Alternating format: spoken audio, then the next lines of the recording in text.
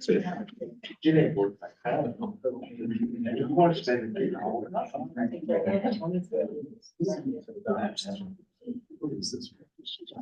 me when we are live. Good morning, everybody. Welcome back. Sorry for those of you that are watching this on the internet. We had little issues this morning, but I believe we are all good to go. All right, so at this time, Tia, I'm going to ask you to take roll. Go back to page number 4. Pamela Sloan, Here, Rollins Stallworth, they'll be here shortly. Linda Cavazos, Here. Ron Gerzon, Matt Hyde, Here. Tony Marini, Colin McNaught, Kevin McPartland, Wade Polson, Present. Deanna Riddle, Present. Rand Sorensen, here, Alex Woodley, Here. Russell Fett, Here. David Vick, Here. Sean Fitzsimons, Here. Jason Odegaard, Here. Tammy Havig, Here. sorry, Bob Levitt, Here. Domingo Rivera, Here. Dave Henneman, Here. Ellen Townsend, Here. Xavier Anthea, Here. Sandra Freitas, here, Haley Hirsch, will be here after first period, Tara Carter, Here. Johnny Nelson, Here.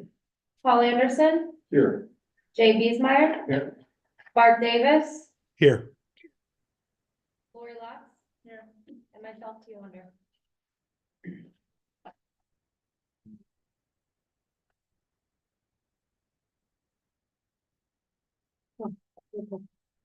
Just waiting for a response for calling and then, Check them in so they get it. yeah, we can do that. All right, so at this time, if you could please turn to page 94. We will be discussing Senate Bill 80 concussion protocol. Good to see you guys.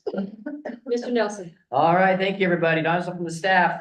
Pages 95 through 107, nothing new. This is bringing it back from our previous meeting. We'll have Dr. Nicholas Murray, one of our members of our Sports Medicine Advisory Committee, address concussion protocols, and it has been a process and a half, but we are ready to go. Dr. Murray, with no further ado, would you please join us? And I know you're going to give us the quick summary on the who's, the whys, the whens, the hows, and the whats.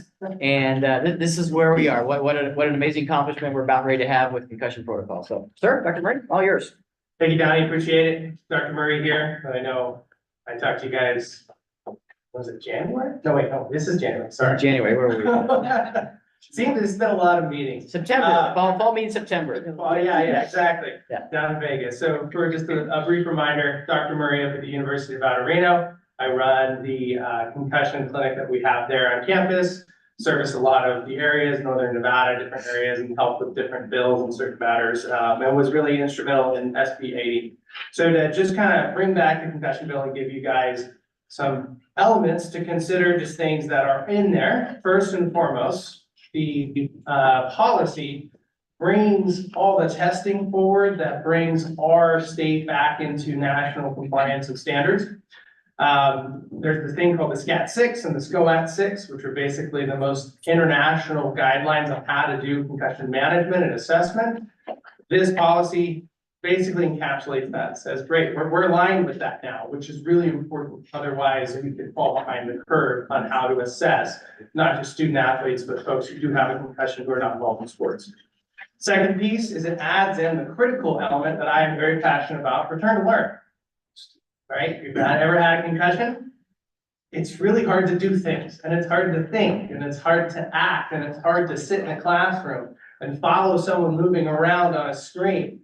And so it adds in return to learn, which is incredibly important, gives guidelines for that, and then also gives further guidance on how we can kind of move forward with managing how your symptoms are provoked while you're in the classroom. And then it stipulates that if you can't go back to the field, if you're not in the classroom full time, how can you expect to participate in on-field activities? Third thing, it expands coverage from just athletes. I know NIAA is dealing with student athletes, but this bill, policy is bigger than that. It expands it from just student athletes, and it says pupils. And that's really important because there are folks who get hurt in car accidents. and they don't get any management, they don't get any treatment, they don't have any type of care, and they don't necessarily get the same protections and the same elements that are afforded by other student athletes. And then the last one here is provides basically a template and a roadmap for the school districts and for all the sites to basically follow and to then help them institute it. And so the goal here is not to harm, it's to help. And there'll be a lot of different options for schools and our rural communities to participate and what makes the most sense for them. But at the end of the day, it also helps to provide basically, here's your outline.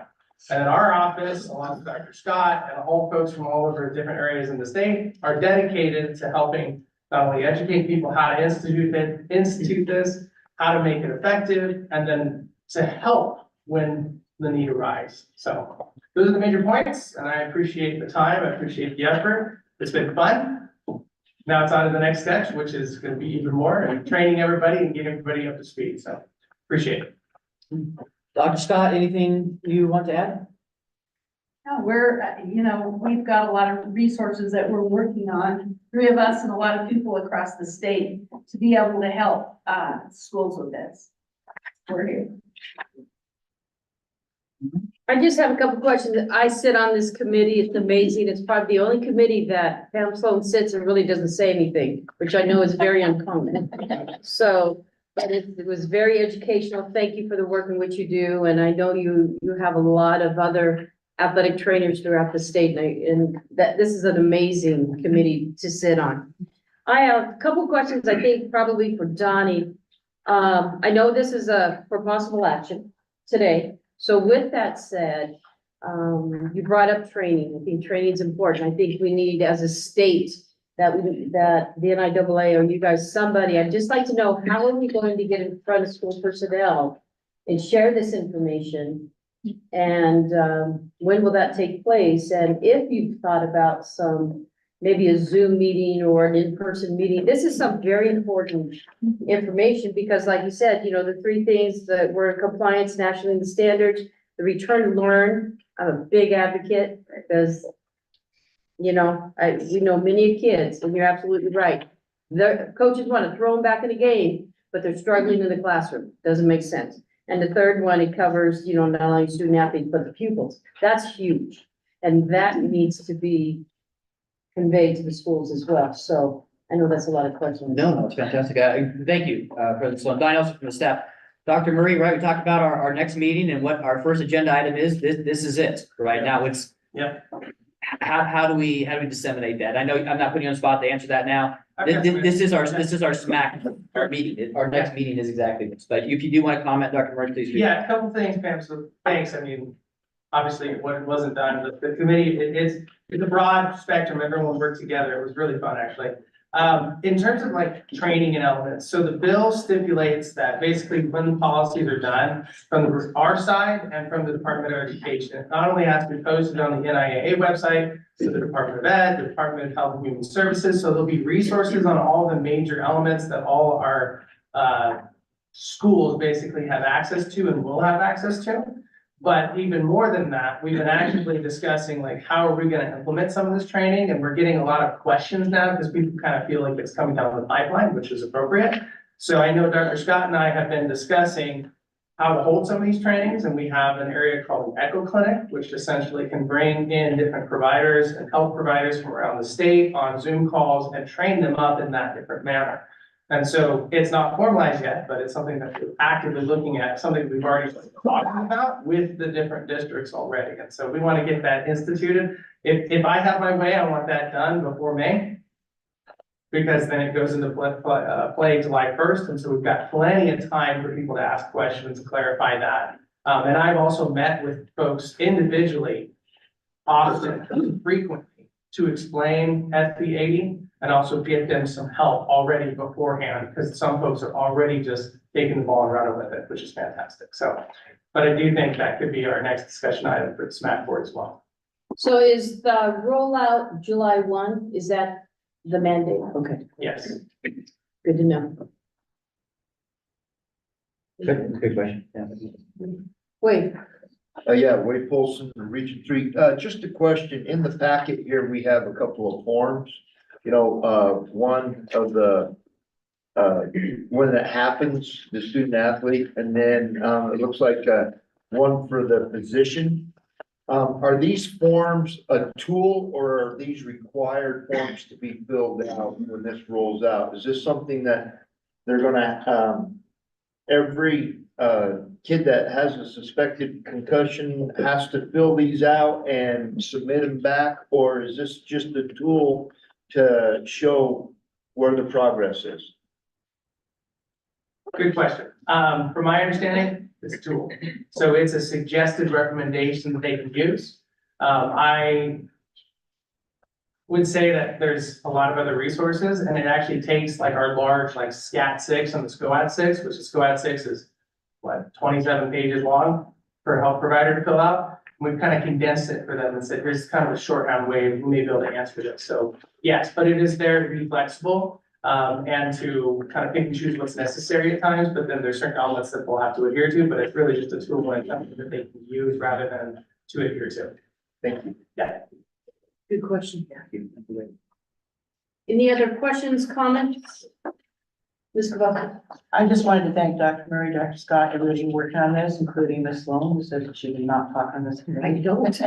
This has been so long needed and, just having commented when they were working on this bill and with the, young sponsor also that kind of spearheaded this, that was amazing to see with her dedication to getting that done. But having encountered so many of these kids in my practice that, you know, they had not received this kind of support, a return to activity, return to learn. So I just, you know, kudos to all of you, just really appreciate it. Thank you so much. Thank you. And I will say it out loud, not put my daughter on the spot, but actually you just went through the concussion protocol. So I was firsthand learning this and going through it as a father, and it was the care that's going to be offered that it's wonderful. We're right on with, right where we need to be with this. So is there a plan, yeah, because the return to learn is not our side of the house. You know, that's the counselors. So I think when this is rolled out, explain, I'm not sure. Superintendent's This is sick about huge. it. It's Yeah. gonna go, it's a major launch. Yeah, this And is we've huge. got a lot to talk about in our next committee meeting. You know, I know within where I work, the counseling department for the district is right next door to me, so we collaborate. So yeah, definitely. Russell. Yeah, Russell Peck, Superintendent Liaison, for the record.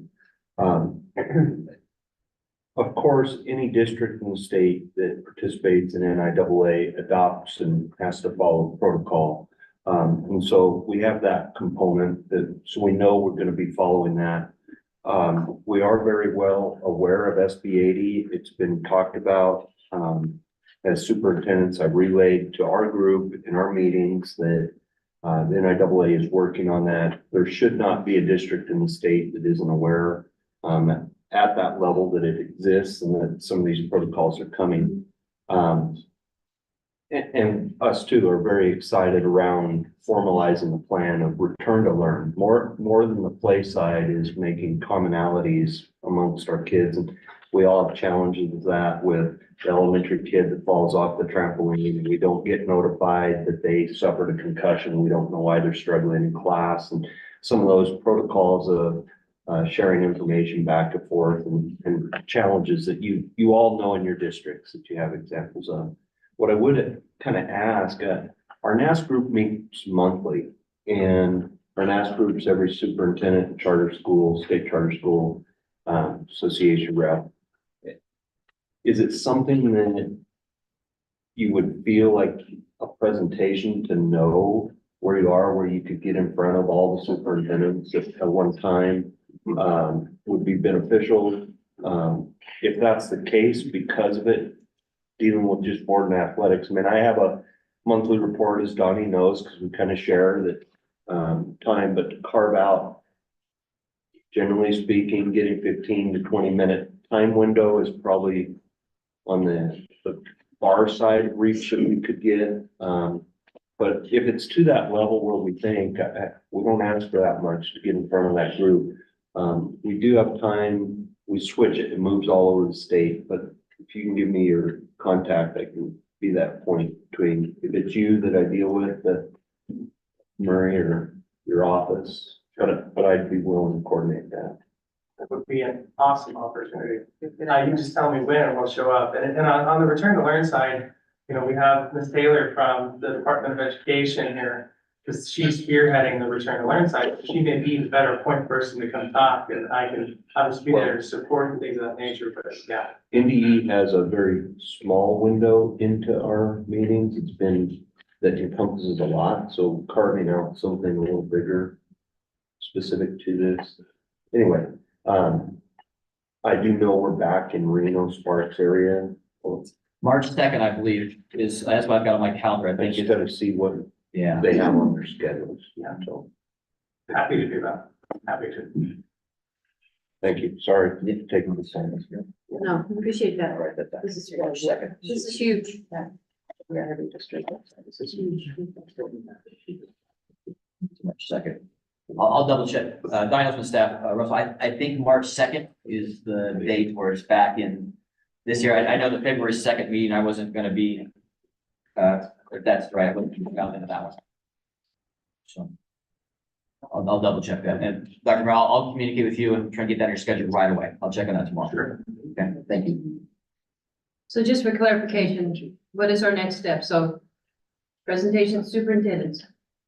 But in regards for schools, for districts, Some SMAC meetings coming up right after the winter playoffs. In time to figure out a process how to roll it all out. so that's May. That's March, we'll do a SMAC. So, meeting. after Yeah, winter. Yeah, right after winter playoffs. Yeah. Okay. Yeah, we need something up before the end of school. All right, so this is for possible action. We do need to take action. So with that said, Your motion approved. where's my royal? Yeah, all right, let's go. Wait. Wade Polson, Region 3. I move to accept the concussion protocols which has been presented from Senate Bill 80. Thank you, Ms. Kowalski. I will second that with the clauses. Okay, we have a first and we have a second. Any further discussion, comments, questions? Hearing none. All in favor, say aye. Aye. Any opposed? The ayes have it. Thank you again, you guys. Appreciate you guys so much. We'll go on the website, can you check and see if the monitors to board members. I do know that, no, they haven't because they're at a principal's meeting. Oh, all right, so. There's nobody else remote besides those three. Yeah, Rollins will be here for you. We good? We good? All right, if we could go to agenda item number 18. On page 108. Mr. Nelson. All right, thank you. And one of the other major items that our Sports Medicine Advisory Committee has been working on is the acclimatization policy and updating it to really to current standards and where we need to go. And this is another massive project that we're here to what I determine to be the finish line. Policies pages 109 through 118. Again, this was presented to you as well in previous board meetings.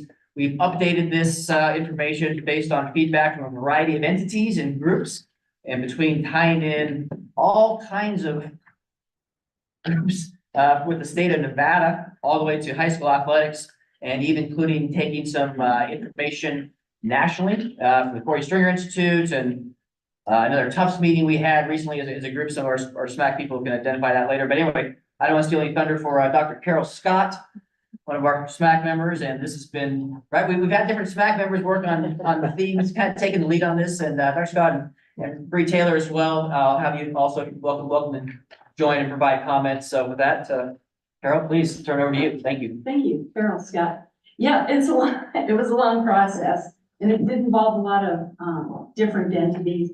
We borrowed a lot from the Corey Stringer Institute, University of Connecticut. The Tufts program is Team Up for Sports Safety. Nevada was one of the states that had not had them come, and they came and gave us basically a day-long consultation. And they helped us with this policy. This will bring us up to national standards. Right now, if you look at Nevada, we aren't up to national standards, but this will bring us up. It's complicated, but basically prevention is, of course, the best part. And that addresses prevention. We have also included the the practices and dates, and those things will change, every year, but, the next part of it actually addresses treatment. And really, probably the most important thing of this whole document is, exertional heat illness, where you get too hot. And if you stay too hot for too long, you can either have very bad outcomes or you can die. But if you're treated within 30 minutes, it's 100% survival. So that's really the whole gist of this. Does anyone have any questions about it or anything you want to ask about it?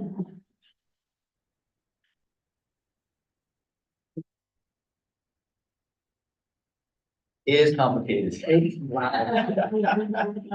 That's what the experts. Definitely on the athletic trainers, the school nurses, those people, will help us a lot with that. Wet bulb, globe thermometers, begging the NFHS for another grant. Get those back through to the foundation. So, anyway. I guess, because it does look so massive, Yeah. I'm sorry, Tim, before I may liaison. Is there anything big that's gonna like drastically, like, that we maybe need to know ahead of time? Cause I know this, obviously being in Las Vegas in July, Right. football and our hockey sports, like this. Yeah, Clark County's done a great job with their athletic trainers, and they were on this committee and helped create this. Yes. And they do this Yeah, already. yeah. As do athletic trainers at other high schools, but as you know, not everybody has one of those. And not, Donnie mentioned the wet bulb globe thermometer. That is a device that takes in, it doesn't just measure temperature, it includes humidity, and it calculates, and it says safe, not safe, get off the field type of a thing. So yes, finding someone at a school that can do that. But Brianna and I even talked, the biology teacher could have 3 kids that get extra credit to do that. There are a lot of ways that we could do that. So there's the monitoring of the temperature, and then the other thing is having some type of a cooling method available. And that would be a cold tub with ice, Tractor Supply, you can get a horse trough for $79, and maybe, the Frosty Cream can donate the ice. That would be on days where you're actually in the worrisome category. Which is a lot. And then we are partnering with the local EMS, Clark County, Washoe County, and I'm working on the rurals to make sure that they get cool before they get taken to the hospital. A lot of hospitals, especially the rural hospitals, we don't have a way to cool people when they get there. So we need them to be cooled as soon as they can on site, and then we can do the rest, transport after they're cool. So it's complicated, but it's not. It's like, get them cooled as soon as you can, have a way to do that, and then all the other stuff comes into play. That's return to play, things like that. Oh. One of the, Don is from the staff, again, different than a Senate bill, Right. there is a recommendation procedure that's really parents in all this. Dr. Scott, I want to talk about, but right, we're not mandating that this A, B, C has to happen. This is be ready for this. There are very simple ways we can do it. Be proactive, understanding we're, anyone can save a life philosophy, basically. Yeah, no, that's true. That's true. If they look like they're hot, cool them off. Yeah. That's where. Again, even being a policy, this is something that we want the board to approve to go forward and get a lot of training for schools to understand. These are actions to help students in stress. Yeah, and you had mentioned nurses.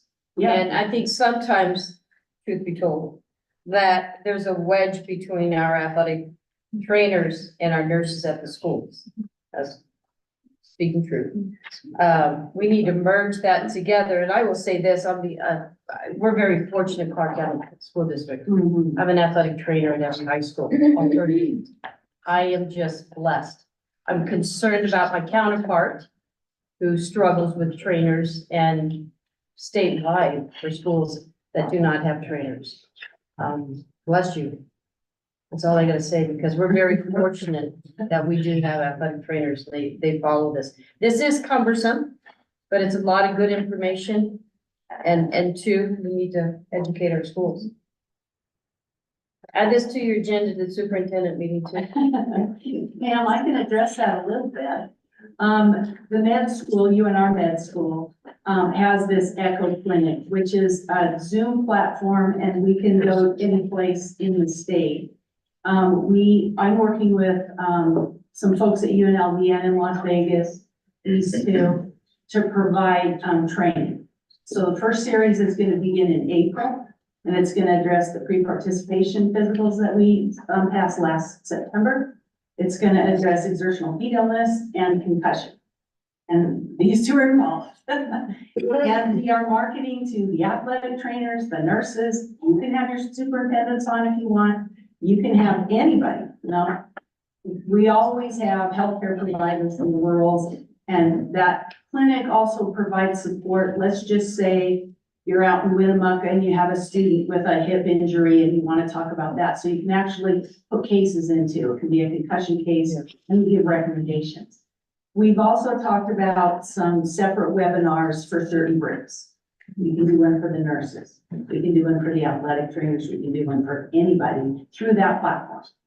And they have the ability to give healthcare providers credits and that kind of thing, but you don't have to be a healthcare provider. So that series will be coming up, and we'll market it and get that information out. And, we're working with Las Vegas and Reno, and any rurals I can pull in. So we'll have that as a training mechanism that we can use. Oh, that'd be great. Yeah, you can just disseminate that. Yeah. Yeah, anybody and everybody. Oh, that'd be great. Yeah. Before we look for a motion for approval, unless there's any other questions, easy to say, right? The three of them are standing here in the room, including Ms. Taylor as well. We are so fortunate in this state to have those three individuals doing two major projects. And this doesn't exist in other state associations. You know, I showed you an agenda where I went to your meeting about topics that people address. And two topics just like this with concussion, again, we just pass that out, but heat activization, there are states that are way behind us. We're really at the forefront of that nationally. It's pretty amazing. And it's because of these three individuals. So thank you from the bottom of my heart. Yeah, both the state of all agree. Okay, I think we're looking for a motion to pass. Okay, Wade. Wade Polson, Region 3, I move to approve the heat acclimation presentation or protocol. Okay, we have a first. Linda? Linda Cabazon, I'll second, member Poston's, motion. Okay, any further discussion, comments, questions? All right, hearing none. All in favor, say aye. Aye. Any opposed? The ayes have it. Thank you again for all your work. All right, till March, we meet again. See you soon. Thank you, everybody. Thank you, board. Thank you, guys. Well done. Okay, now, we're gonna go back to number 15, the financial report to Biesmeyer. Thank you, President Sloan. Yesterday, I went over the financials with you for the NIAA and NASC. We went over the fall tournament report, which is the game by game breakdown, basically, or tournament by tournament breakdown of all of our fall events. I guess I will, just kind of ask, are there questions? And then, go from there.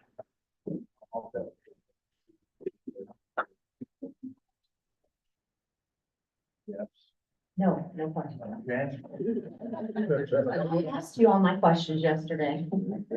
We talked about a few things, in regards to the, you know, the percentage worksheet that I give you on page 80, 81. Making sure everybody understands how that all works and what we budgeted and what we did so far for the year. It's all pretty self-explanatory, the beauty of numbers. Wait. I was gonna make a motion. Yeah. Go. Wait, let me just ask a quick question before I go to you, Wade. All right, on page number 80, you have the appeals and the fines. Have all schools paid their fines? Everybody's up, everybody's paid accordingly, and if not, how do you go after the schools to ensure their fines are being paid? Because it's my understanding that there's some schools that have not paid their fines. Possibly, I don't get, a list of the fines that are, Who oversees those? Levy, Lori and Yeah. Tia issue those. I received the checks for the fines and that's pretty much my own involvement in dealing with roster checks and stuff like that. I personally have not sent any fines. I've sent a lot of love mail to remind people to do things, but I think the only fines that we've had sent out and received back were from Lori, and I think those, correct me if I'm wrong, they were last, like roster checks to get those programs done. Was that when we sent them? What are the only, because I haven't sent fines this year, but I've gotten some. I sent quite a few fines out this year for, ineligible students participating. I track when those are paid. Is everybody Rosters, I paid? don't know that any fines were sent for rosters in the fall. I did not send. What I do when I get the check is I make a copy of all the checks, obviously. I make an extra copy when it's a fine and I just put it in a pile and I give it to Lori and Tia and say record payment. And then that's kind of the process. To my knowledge, I think we are up to date. The fines have been sent out. I think we're up to date. So everyone is paid? Every fine has been paid? To my knowledge from the previous past, no. All fines have not been paid. Please share with me when or not, so I can get on them right away. My understanding is we were caught up. Okay, thank you. We ready now? I'm ready for you. Wade Polson, Region 3, I move to accept the financials as been presented by the esteemed James Beats. Meyer. All right, these things. All right, we have a first. All right, thank you. We have a second by Matt. Come on, these are some great questions you could be asking Jay right now. Any further discussion, questions, anything in regards to the budget? Hearing none, all in favor, say aye. Aye. Any opposed? The ayes have it. Thank you very much, Jay. You're welcome. All right, we will now transition to item number 16, membership dues increase on page 90. Mr. Nelson. All right, thank you, President Sloan. One of, certainly, I don't, one of my personal goals in exiting the association, and I don't want to speak on behalf of Jay or not, but I would imagine he's in the same philosophical boat that I am, is to make sure that we leave this association in the transition in the best financial position possible. And part of that, goals and objectives, is to increase staff. And we haven't been able to accomplish that for a variety of reasons. The next director is going to have some opportunities, I hope, financially, to look at whether it be replacing the southern coordinator, to the extent of having another full-time position in the south, to having possibly some kind of space available in the south. Those are things that I've run to you before. I haven't been able to accomplish those, and I'm very sorry about that. And those will go away with me, and that's not feeling good about this. In order to help offset what our costs, operating costs that have gone up in generally about 30% over the last couple of years, trying to make the office survive, to doing what we need to do, again, staff-wise, and even maybe the new director will want to have a compliance expansion of office staff, right? There's gonna be some opportunities. Increasing membership dues is just something that needs to be done. Had the opportunity to visit with our superintendents on a couple different occasions with this. The last one being on November 30th and getting their blessing once and for all that what you see in your packets, pages 91 through 93, that they're comfortable understanding this. And the answer was yes, and I'll turn over to Mr. Fecht here in a second, to the degree of adding 50 cents per pupil. So again, the membership dues that we assess to our schools they're not student athlete based, they're actual enrollment, full population based within the schools. So this is a 50-cent increase per pupil at schools. The breakdown by schools is included there, and the overall breakdown by district is in there. So you've got your charter schools, your private schools, and your districts, and how that's going to be assessed. The end result, in looking what the revenues generated by 50 cents per pupil increase, we're looking at page 93, a total grand total of, we're in the range of about $75,000. Now, again, a lot of that's going to be eaten up by operational costs, which we're figuring out right now. But at the same time, I want to hopefully the transition of the staff to be able to provide some opportunities to replace the southern coordinator at the very minimum, but maybe look at, hey, we've got opportunity to do some other things. And I hope that happens. Okay, right at the top of the page on like 92, you just said 50-cent Right. increase, but it said, that shows a 25-cent, right? There's both options. Okay. Both options. There's a 25% option and also a 50-cent option. We want to list both of you. Again, the guidance from staff, sorry. The blessing from the superintendents, because I presented to them, what if we take step one, step two? We had done that a few years ago. Take step one, had a couple years off, went back to step two. Part of that was in the pandemic period where we delayed those. But the superintendents were full in favor of, let's get one big jump done right now. They understand the financial heartaches that our association is in. And granted, again, with the success that you've seen in the fall season this year, some of the success we actually had last year, I really believe at the end of this spring and making the transition to the new director, we're going to have a good financial position for this association to operate differently and moving forward in a lot of realms. If you want, I can bring Mr. Fecton here. Any comments, superintendents, and going forward? No, that's back for the record. We've supported this for a year now when Donnie brought it forward. I think you all know we don't like to give up any more money than we have to in anything and budget numbers that are there, but we understand what the ask has been. We've talked about it a lot and just really feel like it's better for us to fight it off all at one time and we'll figure it out. But it impacts every district in here equally per pupil. The overall dollars obviously doesn't when we have districts as large as some of ours, but we have been in support and we've continued to provide that feedback to Donnie. And like I said, it's been over a year. He's brought it forward and we've been consistent in that. So I would recommend the passage of that 50-cent increase. I would just like to jump in and say, I know Donnie, majority of this, he talks additional staff. I know there's some conversations we will need to have with the new executive director, but I would like some of that money too, just for the record, to go towards venue for postseason, for venues for postseason. Okay. Because, something has to change in that realm as well. All right, Matt. I would like to move to approve a 50-cent increase in membership dues Second. Wait, per pupil. okay. We have a first, we have a second. Any additional questions, comments? I do Yes, have wait. one question.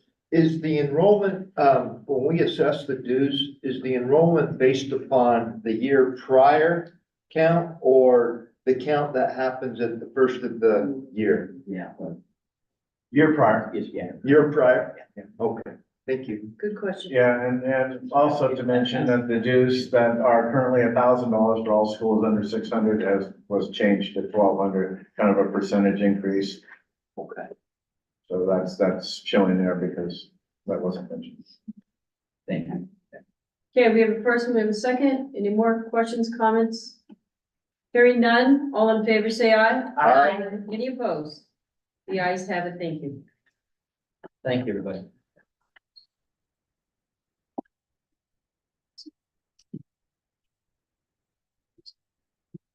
Okay, we will now go to, item number 19, legal information. Paul Anderson. Page 119. Sure.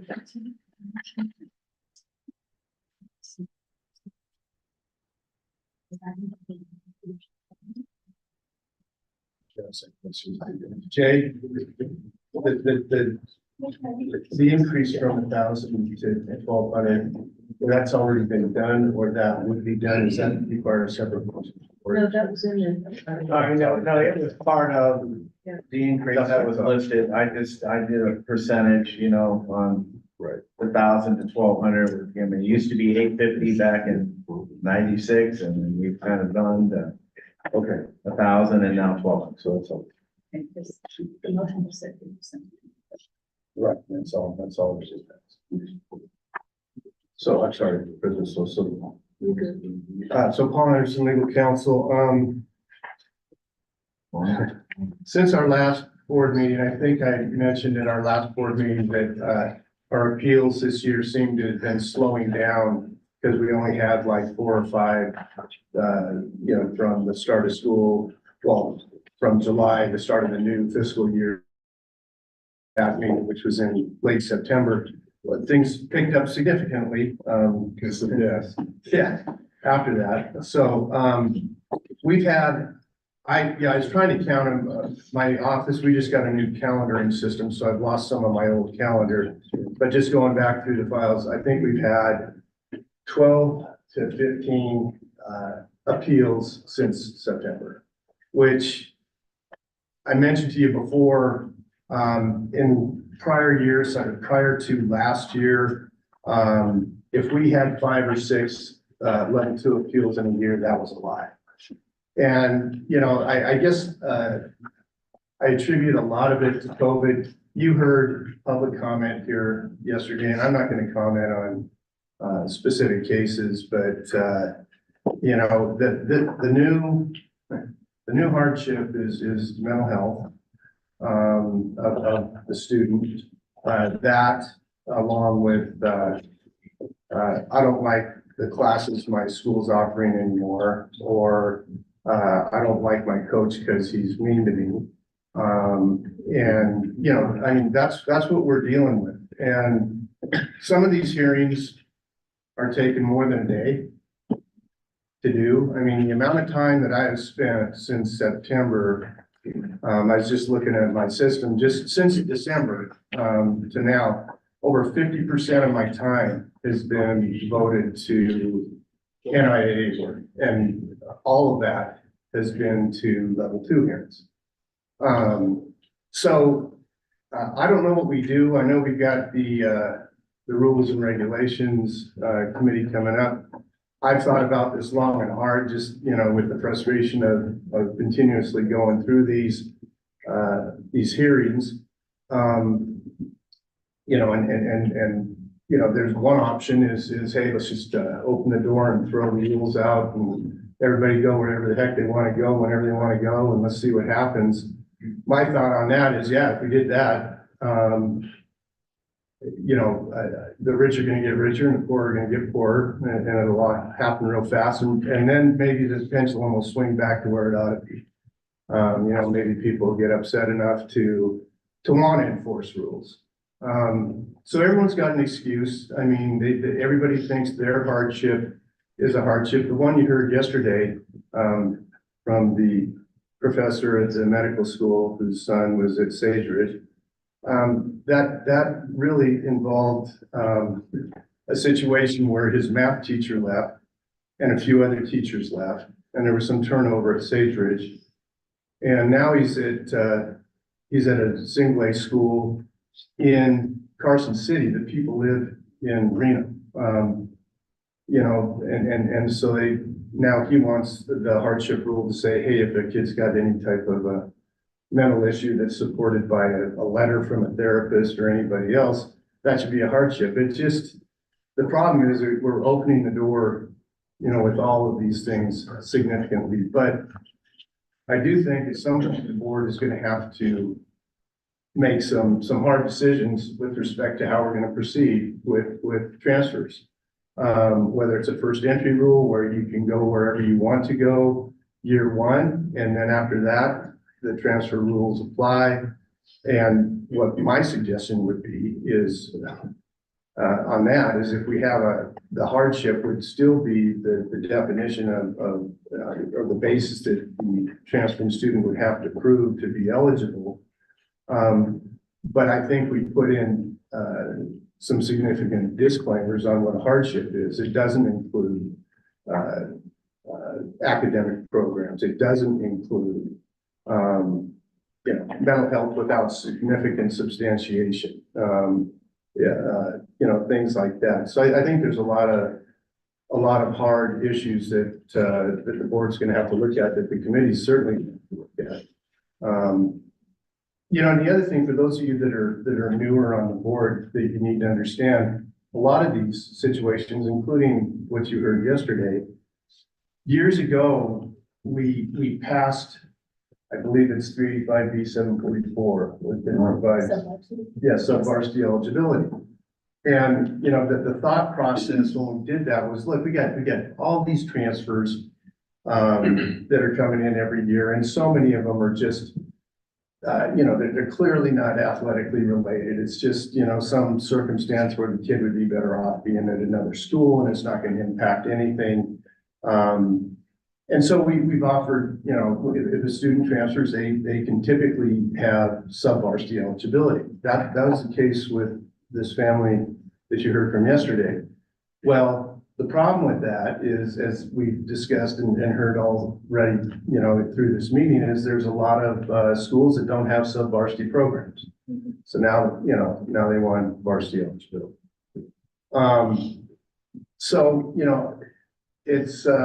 It's been kind of frustrating. I don't know, we finished the last scheduled level 2 that we have.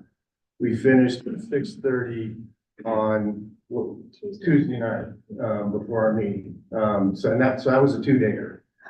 We had been in Vegas, doing it the Thursday before all day, and didn't finish, and then we did it the afternoon of by Zoom on Friday. So the costs have been significant, with respect to travel. I think our travel has gone up because most of these appeals take place in Las Vegas, although we've had a lot for the north. We've had several up here. And then the cost you see with respect to legal and the financial, my office is on, I receive a retainer, a certain amount. It doesn't matter if I work enough hours to where at a billable rate, it would equal that amount, or if I work over it, it doesn't matter. That's all I get. And so it's $8,000 a month, which probably sounds like a lot of money to a lot of people, but in my world, that's about 20 hours. And I'm working a lot more, over 100 a month, on NIAA matters. I'm not complaining about that, but that's a reality. And then where the legal fee goes up is we have a hearing officer, who we have to pay. And what is, Ira charges roughly 2,500 to 3,000 a hearing. is kind of the standard. Which that's fair. That's very, very fair number. Yeah, that's. And it is for his time, and and he his decisions are 20 to 25 page decisions. They're set up that way. A lot of us put a plate, but they're set up that way because they include a lot of basic information, so that if we ever did end up in court, there's a really good record as to who the NIA is, what we do, and that sort of thing. But still, his work is fairly significant. So that drives the budget up on the legal side.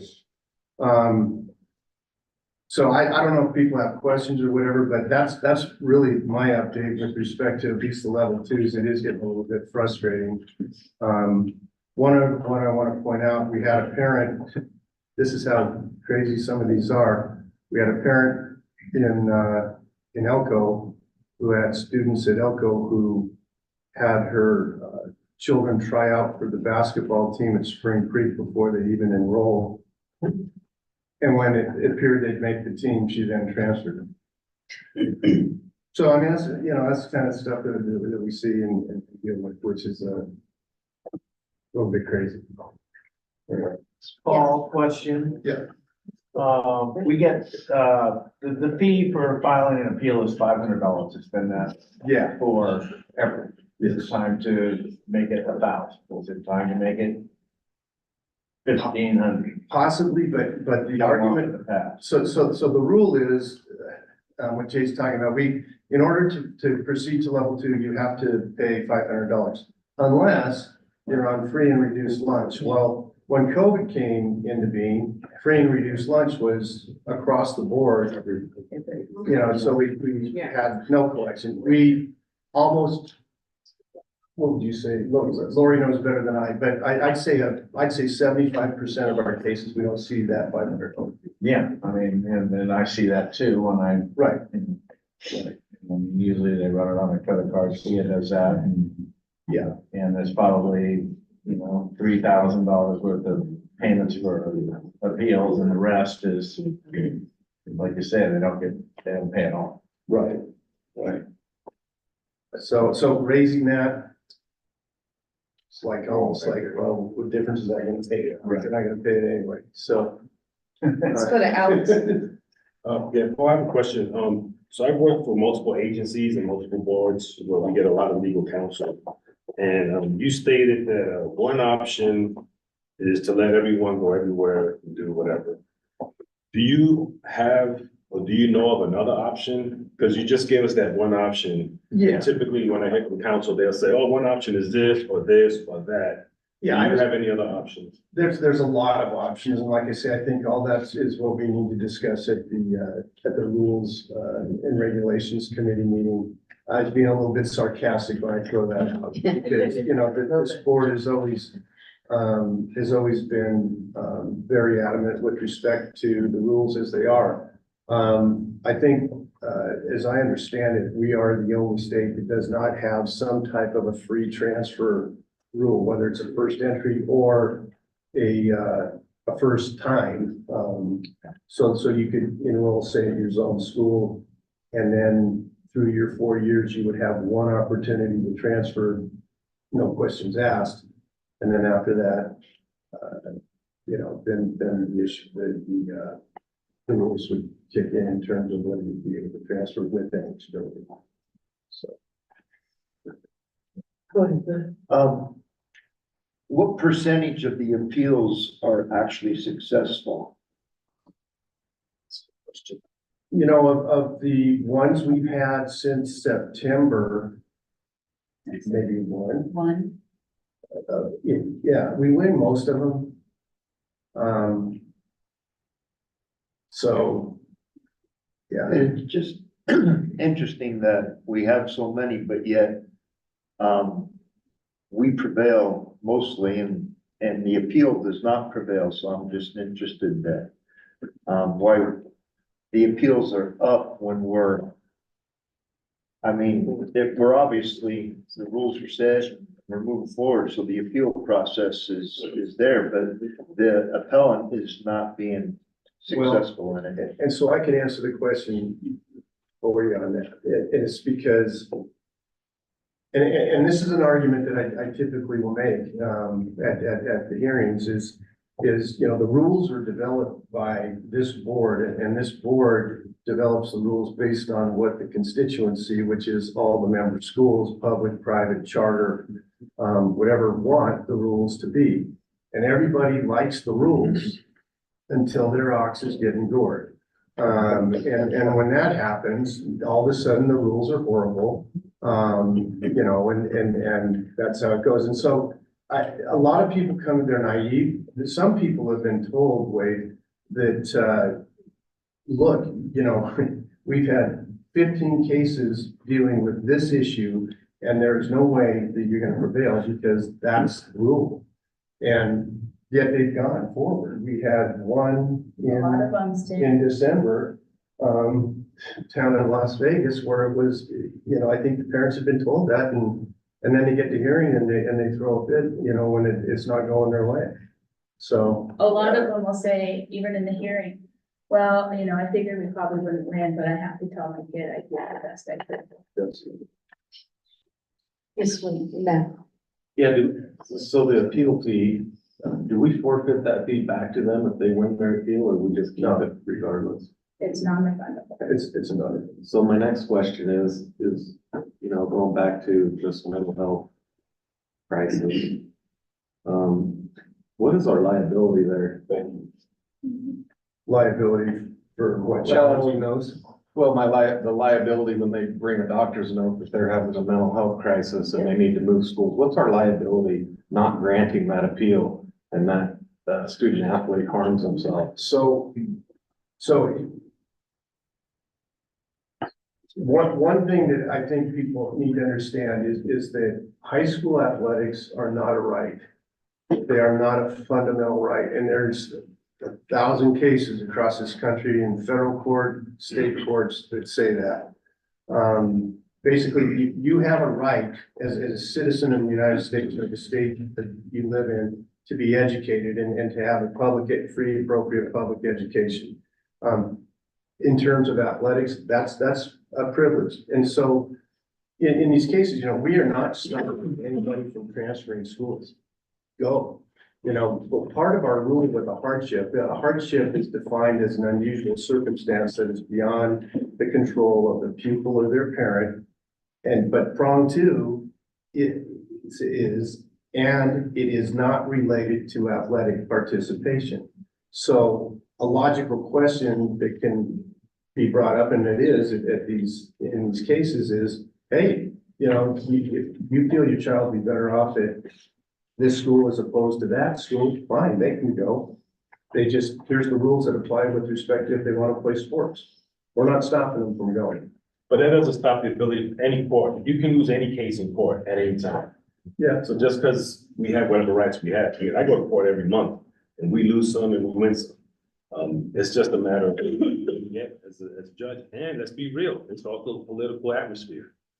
I can tell you that if we have a situation in Washoe County where some kid has a situation or problem, I heard of one recently that had to do with their sexual orientation, and it created a mental health situation. And if something happens, or we get a black eye, I guarantee you, man, the floodgates will open.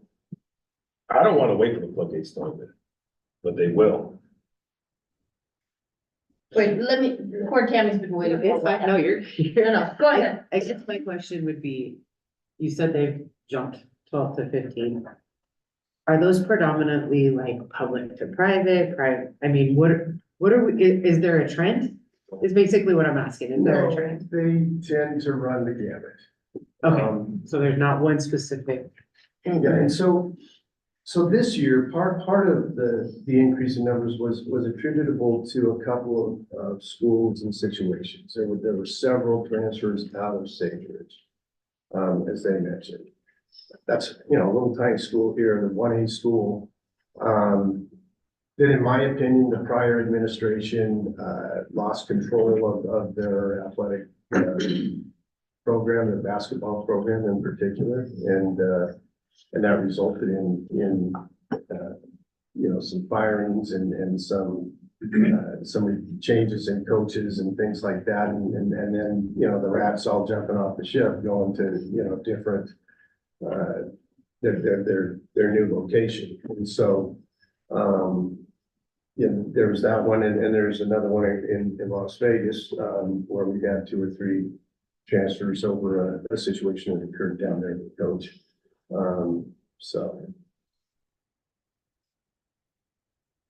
Rob on staff.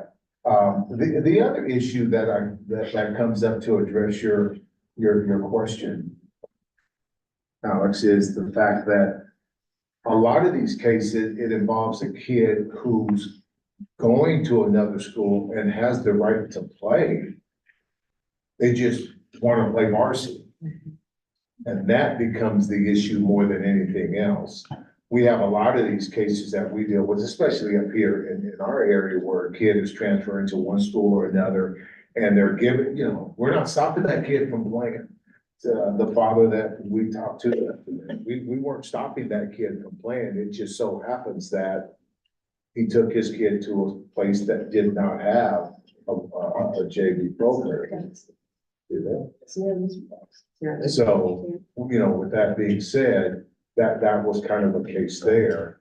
And so, we have made a ruling based on our rules that says you can go anywhere you want to and play lower levels. And then that's where the fight is coming in after that is they want to fight. There's a situation that comes up that says, hey, look, we're going to fight that. And that's where Yeah, she comes, yeah. Okay. Linda, good point. Thank you. I wanted to address what Matt and Alex had brought up. Well, first of all, we all know, especially school board members, that anybody can sue anyone. Yes. These hearings, I know from talking to Paul, that, you know, there's specific protocols and as far as following the rules and regulations, explaining, et cetera. And as someone who is approached fairly frequently to write these letters and they present their case, whether it's suicidal ideation, emotional distress, issues at their school, in their home, we have to provide unbelievable documentation. And I'm a data person, so it's like, show me the evidence here. So for them to sue us and to be, they can, and they will, I'm sure. But they do. I was trying to be like, kind of like not proactive there, in that particular sense. But the component of the athletic eligibility and letting them play in the way that they wish to play on the team that they wish to play, that is a hard nut to crack to prove. And it's a really hard issue for me because I work on the suicidal ideation team at St. Rose Siena. And, you know, we get these cases and it runs the gamut from everything that has to do with a teacher leaving, somebody was mean, anti-bullying. I get kids that come in and their arms, their legs, their stomach are all cut up with self-harm. And they're saying that part of the issue is the athletic issues that they are encountering without having to label any particular person. When we delve deeper, we find out that maybe this kid had a death in the family, they broke up with their partner, there's home issues, there's financial instability, there's housing instability, it's everything all rolled into one. So I have to go through a whole gamut of evidence there. So it's really hard. I can only imagine how hard it is in these hearings. And again, not just labeling one of the cases that have come in, but when you have somebody that just comes in and says, I've got emotional distress. Okay, well, let's look at that. I have mental instability. I'm thinking about harming myself. That's the number one thing. We have to address that first.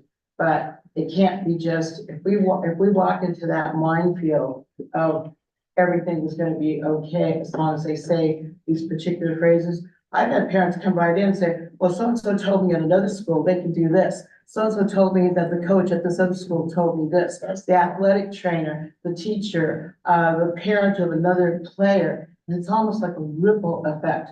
They did it, so why can't I? So that's my rant for today. Yeah, we hear that all the time. Someone's done eligibility for 100,000 years. Is that, what do I have to write in a hardship so my kid will be eligible? You know, and we take anything and everything that individuals submit as a hardship, we look at it, like the mental health. Trust me, I've read many of those appeals. But we have also found that it's the cousin, the uncle, the family friend, the neighbor, like Linda said, will write the letter. It's vague. There's no background. I mean, I'm not gonna sit here and say we haven't approved some of these kids because there is some validity in some of them. But I just don't want to make it sound like we don't take into account the mental. We do care. Well, yeah, we actually do care.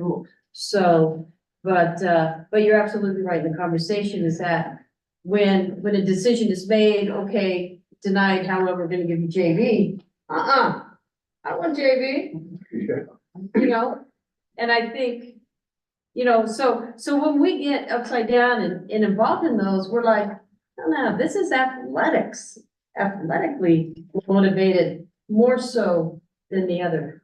Yes, Will. Just a comment, today's society, we don't like being told no, and they're being told no. And so that has repercussions.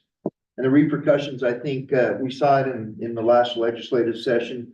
When people are told no, they're gonna go to their senator, they're gonna go to their assembly person, and they're gonna say, let's change the law so that I can be told yes. I think that's where the future's coming. I think we're gonna see more of it in the legislature in the 2025 session. And I think that's and so this body has done a great job and has spent a lot of time creating the transfer rules and the eligibility rules over the years. Everybody has bought into that. But the legislature, I think, is is, because people will go to that and they'll try and get the bills in. So NIAA, I think we need to be prepared to deal with those issues as they come, because I believe that they're gonna be coming in the next couple of sessions. Great. Yeah, Paul Anderson, legal counsel, absolutely, and I think that's what's one of the primary reasons we need to have this, rules and regulations being, and I do think we need to change the rule. I do, I think we need to, what's gonna happen, what I predict, if we had a one-time transfer rule or a first entry rule or whatever, we're gonna get the same number of appeals, they're just gonna be delayed a year.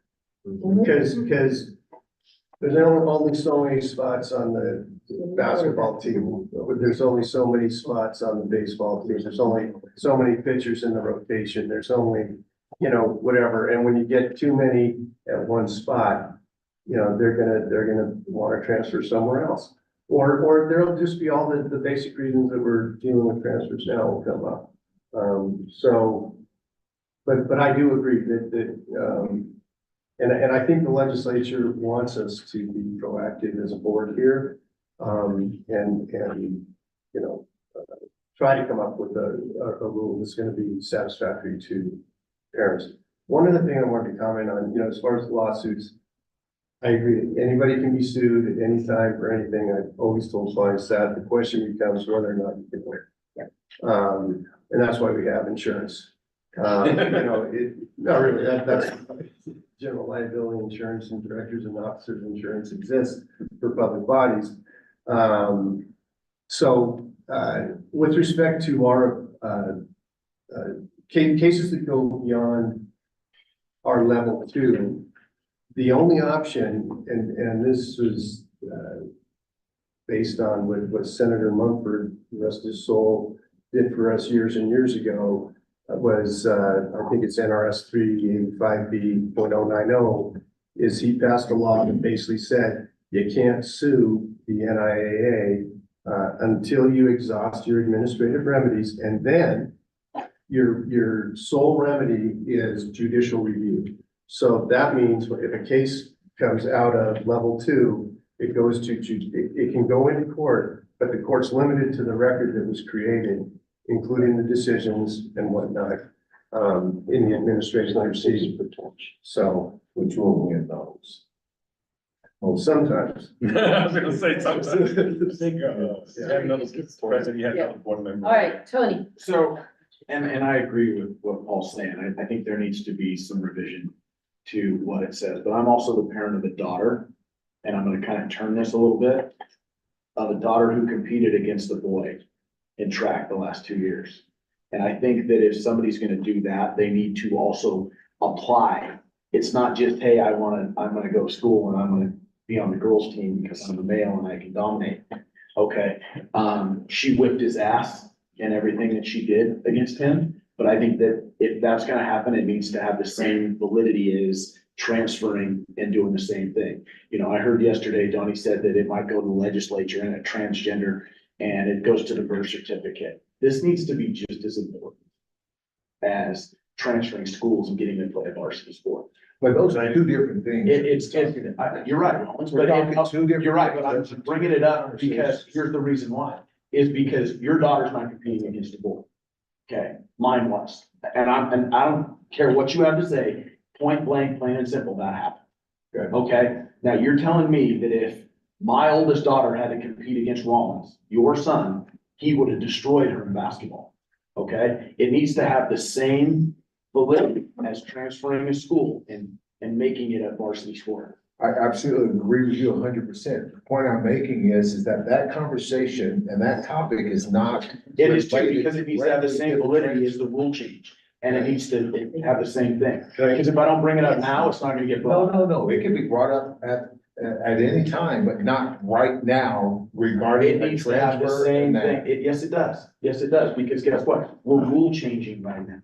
Okay, and things need to be brought up when it's time to talk about. A transfer. No, you do Okay, know- you're right, you're transferring. Wait, we're done, sorry. This is Paul's report, we gotta be careful, that's all, for everybody's sake. Let me just comment on that. Thank you. So that's something that needs to be law. and through the legislature. I can tell you, my law firm, for years, we've represented almost every single school district. I think we have represented every single school district in the state, a lot of private schools, a lot of charter schools. We lost a major, school district, 6 months ago because we told them what the law was. They wanted to know, you know, what the situation was with respect to transgender and then their ability to compete and whatnot. So that you know, it's a constitutional amendment in Nevada that allows, you cannot discriminate on the basis of gender or gender identity. So right now, that's the law. Now, should that be changed? You know, probably, maybe, whatever your political feeling is. I don't disagree with it necessarily, but I'm just telling you that's the law. And, you know, like I say, we communicated that based on questions from a board that had changed significantly, and we were fired as legal counsel as a result. So, and I'll just tell them what the law happens to be, and that's what it is right now. Isn't that our place to put something forward? We do, we have a policy. The NIAA has a current policy in place. Is it, that doesn't make it right though, right, Pam? I don't even know what the policy is. Well, our policy probably, it is not, in compliance because we're dealing with a constitutional provision now. That really kind of eliminates the question, at least at this point. So that's just where things are in that. And I believe the policy reads that right now, correct me if I'm wrong, it basically leaves the decision-making up to the districts. It leaves it to the school districts to decide. Basically, what our policy says, Tony, is that if there's a transgender student, it's up to the school or the school district to determine whether or not that student should be allowed to compete based on the gender that they're identifying with. It's designed to protect women's sports, female sports, from the standpoint that if other schools within the league that student competes in complain, then the NIA would have a hearing to determine whether or not that student should be allowed to appeal. What I'm saying now, though, is with the recent amendments to the Constitution, I don't know that we can make that determination without, in essence, discriminating against that student. And I'll tell you, we work hand in hand, Xavier can testify this too, with our equity and diversity department. And we pretty much have to back away because kids' markers are changed in kindergarten. And we can't even question. And once their markers are changed, they're changed. You know, when the policy first came out, when I was doing eligibility, there had to be an appeal submitted to my office, the school had to be in support, the parent had to be in support, but that is all changed. And again, the difference here is that is completely a different conversation than transfers. And we went somewhere completely down. It's the same thing. The other. You're transferring. We control transfers, we control the rights and rules and regulations of what people can do regarding a transfer. I don't want to blur this with another issue because that issue needs its own platform and another conversation at another time. If not at this time, because we know that we have the power to regulate and deal with transfers from an athletic standpoint right here and now. We have that power with this group. But when we start talking about that other issue, we don't have necessarily that power. And so I think I want to address this issue of transfers first. Okay. And then we can I think, deal with the other one. and I agree, and you know what, we're going in the wrong direction here, Yes. because we're completely off topic, this is Paul's report, so if you could please just give it back to Paul, you have the floor. Yeah, so anyway, that's kind of the update in terms of legal. There hasn't been a lot going on from a legislative standpoint or anything else. because I think that's all coming up, down the road. One other thing for everybody who hasn't heard this before, in terms of transfers, which you have to understand, we have one set of rules. They apply to every single school that is a member of our school. When you become a member, like Trinity the other day was, or any private school or any public school, you in essence adopt. But as a result of being a member, you are saying that you adopt the rules of the NIAA and you agree to abide by those and to support those rules and to support the decisions of the NIAA. So in those situations, sometimes we'll get schools that want to, appeal or be supportive of a student athlete, and those are things, I think that you got to keep in mind that really I don't think are appropriate for a school to do, because you're supposed to be supporting our rules. And also the final thing, level 1 decisions, the first determination as to whether a child's eligible or not to play are made at 3 different levels. In Clark County, if there's a transfer from one Clark County school to another Clark County school, Pam's office, Kate Scroll, makes those decisions. In Washoe County, if it's a transfer from one Washoe school to another Washoe school, Rollins' office makes those decisions. All others, so transfers from public to private, charter to private, charter to public, or vice versa, are made by the NIAA.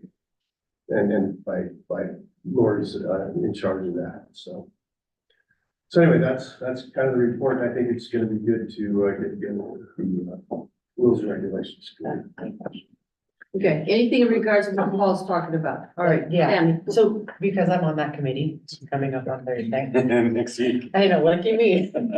I guess I wanted to understand from Paul, from Donnie, from everyone.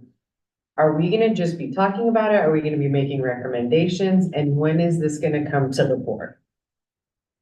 For transfer changes. Yeah, because like I look at our agenda that you sent to us, it's got like one-time transfer, first entry, all those things. Like, is that committee, are we, because I know, Paul, I know you're on there with us too, and so are we gonna be having conversations? Like, how is this gonna work as far as then when it comes back here? Yes. I can answer it. Donnie Nelson staff, we're going to talk about it. Okay. I'm going to provide you documentation. Again, I don't want to get too far off. We're still in a little bit of a weird item number 19 here. I don't want to get too far off the rails. We're going to talk about it. Okay. All those different things. I'm going to provide you information to say, do we want to look at writing this into regulation proposal to the board? If we do, how quickly do we want to get into doing this? I'll explain the background of where I believe the legislature is coming from and all those different topics.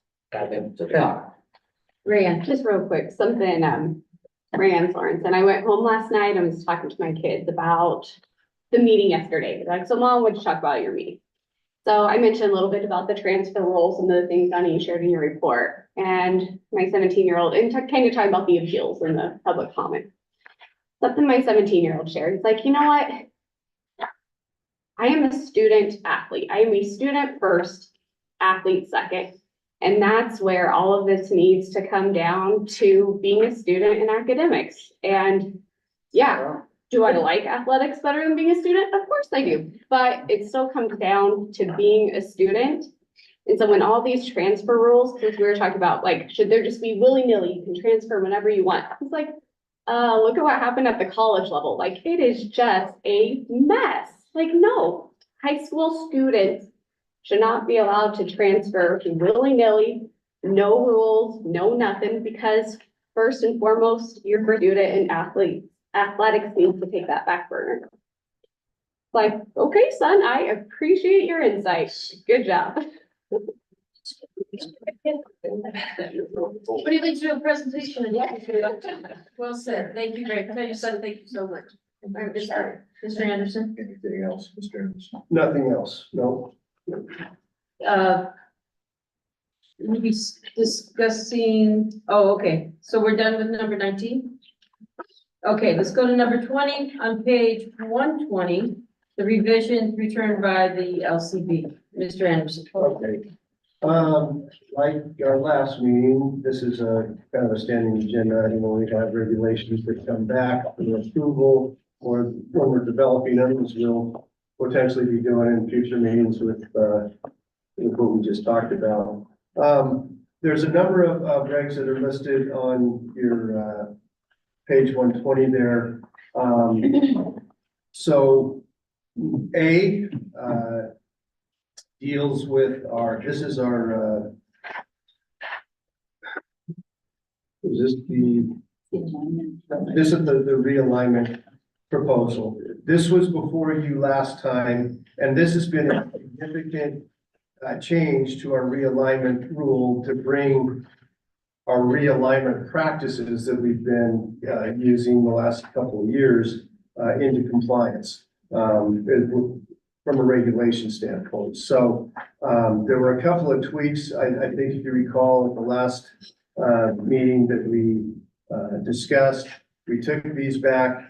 I sent them back to the Legislative Council Bureau. I actually had a conversation with them, and I believe that they've made the appropriate revisions. Donnie, I think you had some questions. Yes, Mr. Anderson, if I would correct, some of the things that were put forth by this board and that you sent forth that necessarily didn't get checked off. Let me just go one page by page. This won't be that complicated. Okay. On page 123, number 2, second line down, second sentence under number 2. So 1, 2, 3, 4, 5, 6 line down, total on top page 123. NAC 35B.250, school that does not field or maintain a varsity team for a sanctioned sport, we put the sanctioned sport. I don't know that terms of definition, but that's just a quick attention. So the word a could be the word the. Number 2, second line, page 123. One that is a big one, I believe, on page 124, section 4, February 1st, 2025. It still says 2024 on there. And only because that matches up with the next one that I'll share to you in a second. So Paul, with the new realignment cycle, trying to go 3 years as we approved and getting off the legislative session to get back to where we were in the realignment cycle, that did not get changed. I do believe that needs to say 2025. Okay. That matches up with, if you go to page 125, it matches up with number 3, just above that, the line above that, which includes section 2 of the odd number of years. So that matches up, right? They got that changed. That was even, they didn't change that. Yeah. Okay, page 126, this is a little bit schematics because of enrollment, but top of 126, just above number 4, D, where it says class 4A, we were gonna put also class 4A/5A. We left that out, correct? And I can answer that Thank question. you. Okay. Okay, so the reason 5A is not put in there, that was a long discussion that I had with the attorneys at the LCD. They said, look, you've got your regulation that has classifications 1A through 4A. You've created 5A as basically a special classification based on how you now align schools, which includes a rubric and that sort of thing. It's not necessarily based on numbers. So they didn't want to put a number that in there, but 5A is still, it's understood to be a classification that we have. Yeah, thank you. And you did explain that, so I appreciate it. I want to make sure that that was heard, so that comes back and say, hey, where's 5A? It doesn't appear. Well, That's why. So the way they looked at it, they said, so only a 4A school can go up to 5A, and I said, no, a 1A school can be a 5A school. It depends on, their, how a rubric might shake out or whatever. And so that's when they said, well, then we need to eliminate it and just leave 5A alone to be its own special classification based on placement by rubric standards. Yeah, thank you. Okay. Go to page 129 then, and we're almost done. We had discussed language within the lower half of page 129, where we get it back to proposed language about the words where applicable. I think the word may probably solves that, so I just want to make sure you're comfortable with that. And then that's on number 7. On 7? Yes, correct. We were gonna put, instead of shall, but where applicable, but the word may got in there. Again, that's legislative language, I guess assumes the same thing, the same meaning as where applicable. That's not an issue to me. May is discretionary, shall. Exactly, right, where applicable is needed. And then we had also talked about inserting language about the movement of schools using specifically the words a lower class to a higher class or a higher class to a lower class, right? We talked about inserting a sentence in there. What are you looking at? Page 129. Where? Anywhere in there, we had talked about possibly inserting a sentence that would say with regards to otherwise would be placed in the classification, but we had talked about. Anyway, I don't want to muddy the waters. It's not an issue. I think we've solved it. I think we've solved it. what's in blue there satisfies the realignment process that we currently use because it gives complete discretion to the committee as to where you place in schools, depending on whatever the factor happens to be. Yeah. No, I think that satisfies it then. Just bring up language that came out of this board that I think has been redone and more appropriate. And then the last thing is just a note on page 131, at the end of the first section. Could be 1, 2, 3, 4, fifth line down, not later than June 30th. That did get changed, so success there. So that's fine. Yeah, so we're good. So anyway, Paul, that was it. So it's just the word and then 2024 to 2025. So the only, Okay. I don't know that the means anything at all. Semantic to that point, but Well, the date is important on the wall. Yeah, that's it. Other than that, I think we're in really good shape.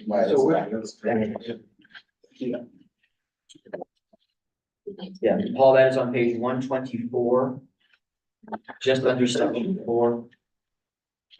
Just past the word better. Okay, that's it. So I would ask, if everybody's in agreement with this, I don't know if there's any discussion, but if we would get a motion to approve this with changing the date on page 124 under section 4 there from 2024 to 2025. Just for a motion to approve it with that change, and I can take this back to the LCB, and I think they can make that change and without having to bring this back to the board. And then we can get it to the secretary, to the legislative commission and then ultimately to. Okay, you didn't make a motion, I have a question, so. I got a question. Okay, go ahead, Vicky. Earlier, when we were talking about realignment, Donnie, you made, the comment that we could be going to a 3-year alignment process. We passed that. Yeah, so this all just says 2 years. Inside here, do we have to go back and change it, or can we add 2 to 3 years or something inside there at this time? To, make it look, because I didn't read 3 years in here at all. So it's still a 2-year alignment, but with the changing of this date that we're talking about. We talked at the last meeting about how we wanted to get realignment, all of the realignment work, in an opposite year from when the legislature. Correct. So in order to do that, which we would do with the change, here, we would, we have to go to a 3-year realignment one time. Right, okay. It's only one time, and then it'll be back. And then it's gonna be back to the 2-year cycle. Exactly. Okay, okay. And when just changing that date automatically puts us into that 2-year cycle in the 2 years we need to be. We're not doing 1 year to get there. We're doing 3 years at the board. of Gotcha. Supervisors. Okay, all right. Good question. Okay, I just have something really quick on page 122. I know we spent a lot of time talking about field and maintain at least one varsity team. Remember we had a lengthy conversation about the definition of team and how we had asked staff to bring back, what is the definition of cross country and so on and so forth. So, and I know that is going to be discussed at this next meeting, the rules regulation, but does that have to be embedded into this regulation?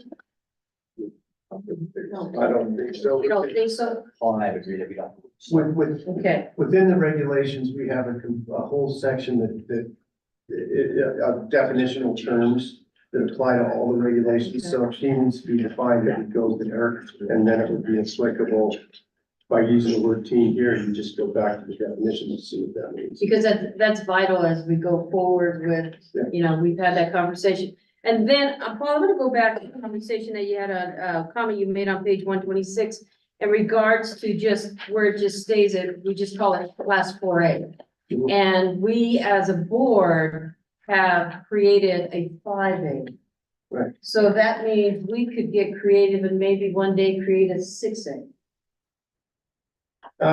Possibly. Okay, you can just leave it at that. Yeah. Just curious. So, President Doyle. Actually, 5A is mentioned in the reg. It is, yeah. Page 125, so it's recognized in the reg now. So I think if we were to go to another classification beyond that, we'd have to amend it a little bit. Good, okay, good point, thank you. If our enrollment numbers were to be defined differently beyond 4 and 5 being the same, then we'd have to. I think that would be a topic of discussion for the next realignment committee. Yeah. All right, so right now, we are looking for a motion for the date, for the year change of 2025 on page 124. Wade, Wade Polson, Region 3, I make a motion that we approve, the, LCB file number RO19-23, with the change on page 120, or, page in section 4, from 2024 to 2025. okay, Alex? A second. Thank you. Any more questions, discussions, comments? Hearing none, all in favor, say aye. Aye. Any opposed? All right, the ayes have it approved. Thank you. Good discussion. Thank you, Paul, for all your work on this one in particular. It's been a. Oh, no problem. Yeah, I'm glad to go, Judge. So, the next one, it begins on, page 133, and that's, RO 18-23. We don't need to talk about this. This dealt with physical examinations. The board approved this at the last meeting, and I took it to the legislative commission, which ultimately approved it. You can see there's a lot of paperwork in there. These are all the documents that are filed when we get final approval from this board. I then send it to the LCG. They get it on calendar with the, what's called the legislative commission. And that's a group of senators and assembly persons who meet periodically, and they review all regulations for all agencies and either approve or change what we bring to them. So this one's approved. No need to affect one. It's in effect now. You can see it went in whenever June on there. Yeah. Actually, it was November 9th. The Secretary of State. Marshall County, that will start for the next school year. No, it starts right. No. It's in effect right now.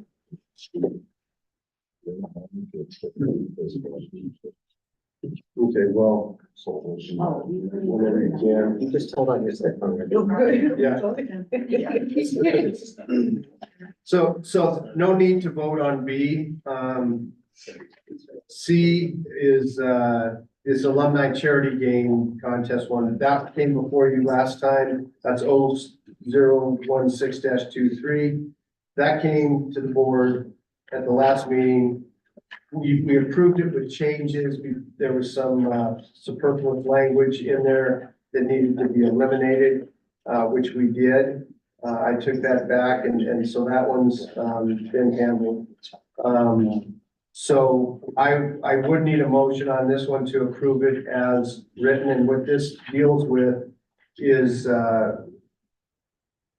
making it the rule that if a school participates or has an alumni association game or a charity game of some type, that counts towards their total game number in whatever sport it happens to be. The odd thing about this one, if you look at by sport, in some sports it listed that charity you have to, and others it wasn't listed, so this just brings consistency. So we're looking for So one. we just need a motion to approve. And Wade, Wade Polson, Region 3. I move to approve LCB file number RO16-23. okay, we have a first. Alex. Okay, any further discussions, questions? Hearing none, all in favor, say aye. Aye. Any opposed? Ayes have it, thank you so much. All right. The next one is the amendments that we've done under sportsmanship rules. That still has not come back from legislative council rules, so there's nothing here for you to consider. on that item. Then item E Paul, can we go back to that one? is Is, sportsmanship. yeah, the sportsmanship, I know that word linger. Is there somebody that you're working with and do you know why this isn't going anywhere? Well, it just depends. Sometimes they change attorneys on us and, you know, things can sometimes fall between the cracks. So, I mean, I will make an inquiry on this one and just see where we are. This was only brought up in June, which I know that's a half year ago. So, I mean, I'll make an inquiry on it and see if they can get it moving. I mean, we put a lot of work into that. It would be nice to have that in place. I mean, this is a big game changer. Sure. Okay, all right, appreciate that. Okay. Thank you. And then, E and F are again, regs that we've already approved. And it's, so there's no need to vote on any of these. E was the one dealing with, you know, defining that you could only have one varsity team per sport. One varsity or one junior varsity and one, freshman or B team level per sport. So that was approved by the board last go around. Yeah, just a question, Paul. This does not define how many participants that consists a team, such as two people does not consist of a team type thing, or 5 people, right? It does not define that at all. It does not, and I think that's what Ms. Sloan was getting at. Yeah, Or, okay. you know, we need to maybe get And that's going to the definition. committee. Yeah. And then finally, F, those were the superfluous regs that pursuant to Governor Lombardo's directive, one of his first executive orders was for every public entity to eliminate at least 10 of its regulations, and that's what we have done with some of these. We talked about them last time. You know, we had regs that were talking about, for instance, in softball and baseball, what team got what dugouts and things like that. All those matters are typically handled just through tournament packets and that sort of thing. So there's really no need. Nevertheless, we had to approve the elimination of those, and that's what that regulation did. But again, that's one that you already dealt with, so there's no need for action on that. Thanks. Okay. All right, thank you, sir. Well, thank you for all the work you do in regards to these. I don't know how you keep them straight half the time. It's a lot of work. Really good assistant. All right, you guys, at this time, we're gonna take a 10-minute break. Okay, we're actually gonna give you 11 minutes. We're gonna meet at 10 o'clock. Thank you.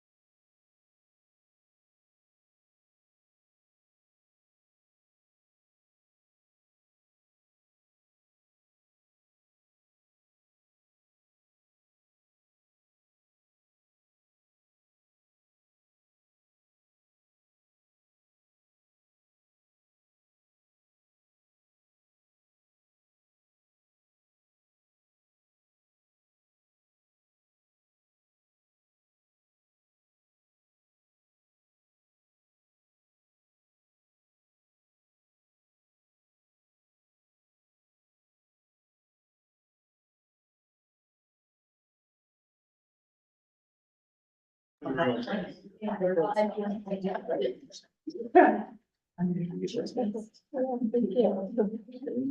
now we can go to item number 22 on page 175, winter and spring postseason sites. This is Bart Davis's discussion, but I'm going to first of all turn it over to Mr. Nelson. Yeah, thank you, President. Donnie Nelson and Bart Davis, not here present with us in physical person, here with us, not feeling well. We want to take good care of him. So, but he's participating. This could take a little while and I'll field all the questions when we talk about state wrestling and other venues. I'm going to review this first. I'll have, Mr. Davis jump in later as we get into some questions. I always like to be as positive as possible. The long term with sites, not positive at all. Not positive at all. And I'll get to Can I these on. stop you there for a Yeah. minute? Sure. Hey, Lori, I just got a text from Colin. He's in the waiting room. Hold on a second.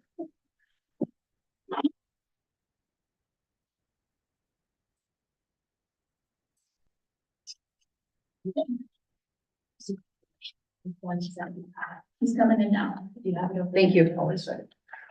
Welcome, Colin.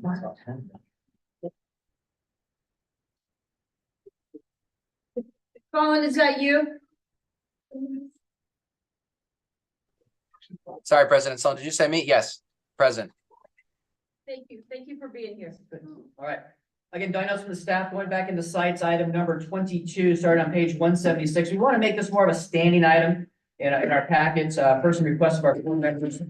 Obviously, we've exhausted through the fall season. We discussed some of the challenges with golf courses out up here as we get into spring sites.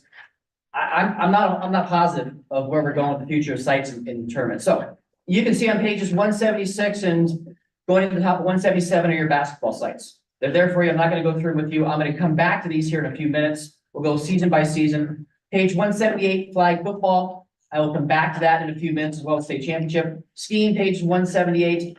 Those are getting amended based on conditions, right? Right now, we keep some dates. We have the lack of snow or too much snow or avalanche controls. Obviously change those dates, but that's there right now.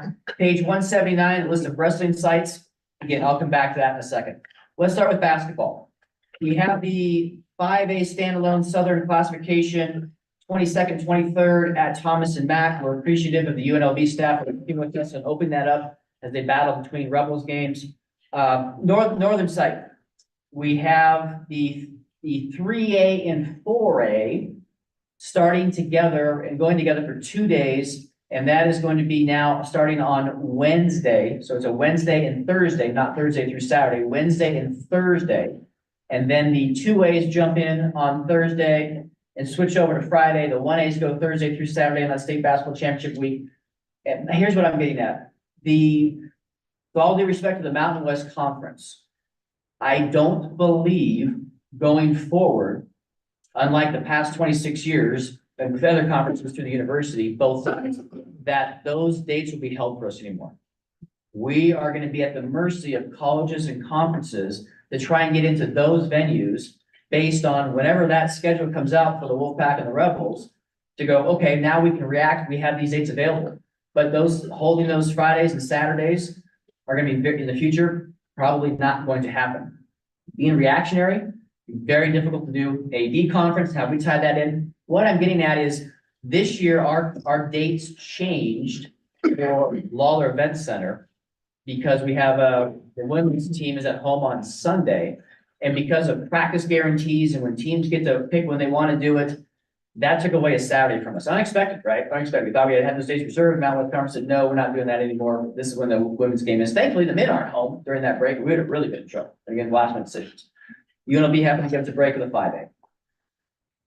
It's other sites in the Reno Sparks area for basketball, downtown event center. That's really about it. We're not going to get into that then. Why? We're because of the amount of money that can be made from other venues and being able to hold that. I'm not saying we can't be. Let me backtrack. Doesn't mean we can't be. We're the on-hold group. We're the last group you get. If this doesn't work and nobody comes in with a significant concert or other venue, we could probably get in there if we can afford to pay for that. But we're a last venue. We can't plan that far in advance. The financial challenges of getting into places, is very difficult. So let me switch to the south. We can have that discussion offline. I don't want to. We're developing a really good relationship right now with some different groups, so I don't want to say something that's not maybe gonna change in the future. Yeah, well, I might have some of that in the future too, so. The south venues, basketball going along with wrestling. I had talked to every single venue that I can imagine that's available for us, both basketball and wrestling, to try and get into. And I'm not talking about talking with just schedulers, I'm talking about talking with the general manager of the places. And when you've got people like, let me be careful with names here, but I'm gonna say, when people like Mark Ratner can't get us into venues because of lack of availability or affordability, or people in the case of wrestling like Rob Kate, who runs mega tournaments around the world, can't get us into venues, we've got a real problem. So going back, jumping from basketball, what the future might be very unknown, to where we are currently with wrestling, and we'll get to flag football after that.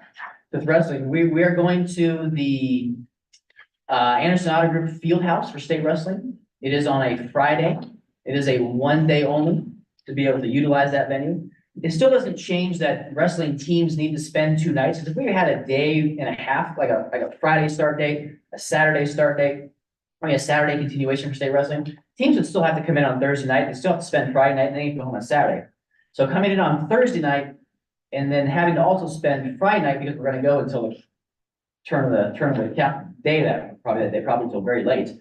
They're still spending 2 nights. But my point is this: finding venues going forward, extremely challenging.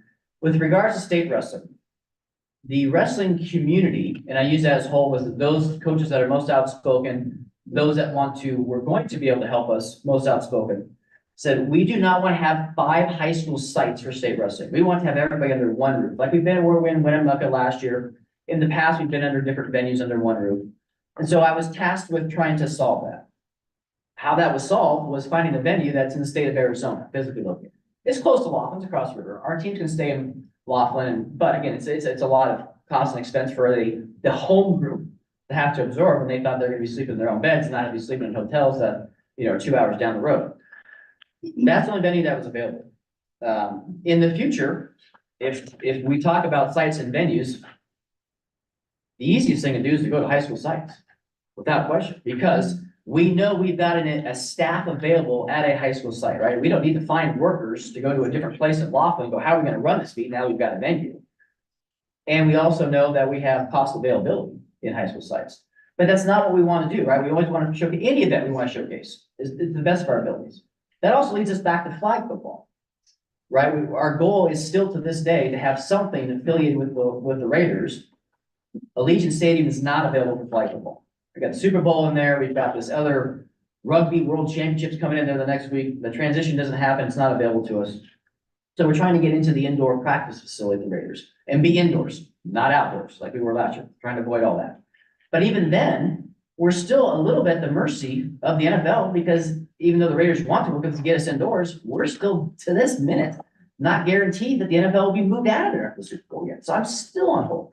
What I'm saying is I'm not asking for sympathy. I'm just telling you, I'm trying every single day, every venue I can find, north and south, to get the best opportunities for our students in every single sport. And those days and times are changing rapidly that this is not easy to do. So those are the winter sites. I won't get to the spring sites yet. I know a lot of you have questions for me about all kinds of sports. Fire away, and I'll answer them to my own ability. So, Tammy, I know you for. Wait, hang on, let me just, going forward, I would like to ask the staff, and I think this might be an issue with superintendents as well, the loss of academic time. When we're running 1 day tournaments on a Friday, we're having kids get out of school on a Thursday, competing on a Friday. The state basketball tournament, begins on a Wednesday, Thursday, Friday. We're losing a lot of academic time, and I know that is one of the first conversations I always have with superintendents. Doesn't matter if it's with Dr. Jara or even the previous ones that I've worked with. Pam, the loss of academic time concerns me. So you need to get with the board. You need to do what you need to do within the district to ensure that these kids are sitting in seats. So there's a lot of academic time being lost with some of these changes. So again, going forward, this has really put a wrench in all of us around the table because we've had to adjust. And the timeline, I think, is what it, we've talked, the timeline is so frustrating. And then recently I find out that we have to, state wrestling is supposed to be in the South, yay! And then I have to charter 5 charter buses, I gotta get hotel rooms now, because I can't expect Tammy's kids to leave at 3 o'clock in the morning to get to Laughlin for 6:30, 7 o'clock coaches meeting. So, all right. Go ahead. No, I appreciate it, President Sloan, really. So okay, what I'm reporting are, here are the sites, right? So everybody knows. But I'm also being here in front of you, opening up and saying, you want answers to questions, and if we need to change philosophies going forward, to say, look, Don, if you can't tell us here in advance where we're going, these dates don't work, let's go to the school sites. And I need to be able to tell all these coaches and these groups who want to yell and send me hundreds of emails about how I'm desecrating the sport of wrestling. I need to be able to defend that instead of saying, why not? Well, let me tell you why, because coaches, you don't understand the other challenge that exists. And that's fine. You direct the next director to do that. I want to still be involved to help moving forward for next year to find those sites. But anyway, I'm open. Go ahead. Tim, I have a question and then maybe another question because again, I'm kind of new to this. I guess my first question is wrestling. Is there a backup plan if we can't get done on Friday? Who can't get it? If they can't get done on Friday. oh, it's getting done on Friday. We're gonna get, So even if it's at like 1 AM, we're getting done. Oh, the time schedule for wrestling is, weigh-ins are at, Mr. Kate and I have developed that, Yeah. and Dave Devon and our other wrestling officials. Weigh-ins are gonna be at 7 or 7:30. We're still trying to see if we got a little bit of flexibility in that time. The championship round is scheduled to start at 7:30 or 8. The reality is we know wrestling runs late. Yes. We'll finish at 10:30. We'll have awards done 11 o'clock at night. Just be honest. No, okay. So that's why people have to stay Friday night. There's no way anybody's going home except for Clark County that night. They're not getting back into their drop-off locations at school sites for the charter buses until 1 o'clock in the morning. That's what's gonna happen. And if we don't want to do that in the future, then So my second part of that- somebody help say, NIA staff, no, coaches understand, this is the director of the staff, you're not doing that anymore. So that's my second question, I guess, and maybe because, like I said, I'm kind of new, that maybe I need this explained to me. Is it just a written, like, we're gonna go back and forth between the north and the south? Is it a, we have to do this? Cause I guess I feel like the best facility available should be so say it's Winnemucca every single year. It's Winnemucca every single year. I know, but I know. I'm just using that as an example. I'm not. But I just said on TV. You know why? Because Tammy's accommodations are made. I mean, she doesn't have to do travel. She doesn't have to do the hotels. No, I'm just saying, like, is there, because I feel like, I agree with you, Donnie, we're gonna be doing this every single year. Because money talks, it does, we don't have the money to get some of these facilities. But. So philosophically, Okay. and follow up Tammy after this. Philosophically, the idea is, with no offense to our more rural districts or eastern districts or central districts, philosophically, between rotating north and south, it saves the largest enrollment districts every other year having to pay a whole bunch of hotel, travel, charter fees. That's why. We are not at this point like other states where they have a permanent venue on a regular basis for a particular sport. Where wrestling is at this location every single year. We're not there. If that philosophy wants to change at some point, it certainly can. Does it have to change at board vote necessarily? Does it have to change in league president level? I don't really know. We've never experienced that, right? We've never gone that direction. So that answers your question. I know we got. No, that does. Rollins first, I think, right? And then. And by the way, I rent Tony, every and then- hotel room in Winnemucca. Rollins. And I just use that as an And then I example, just to be honest. I promise. Snuggle. Rollins, Tony and Bob. So my comment is that I think this organization needs to look at, as we continue to grow and want to provide the best facilities available for all of our athletic programs for state. You have to understand that over the last 3 to 4 years, we've added a couple of state championships in certain Yes. sports. We've added girls in wrestling now and all that. We are gonna really have to sit back and look at the possibility of separating these things like this. You know, trying to do a statewide 1A to 5A wrestling in one location, and you're throwing girls in there too at some point. It's gonna be impossible. I mean, not only can we not afford the place, but the room and the size of the venue to have that and accommodate that is gonna be impossible. So what we need to do is as we run into these problems that we're gonna face this wrestling season, we gotta come up with some solutions, and this needs to be the group, because we can't be spearheaded by coaches all the time, and I was one of those coaches. But we can't be spearheaded by that coach that says, oh, let's just have this all at one place and let's get everybody there and let's get it done, because financially, it's gonna be almost impossible. District-wide, you know, we've been trying, in Washoe County, state has been in Winnemucca or Clark County the last 3 years.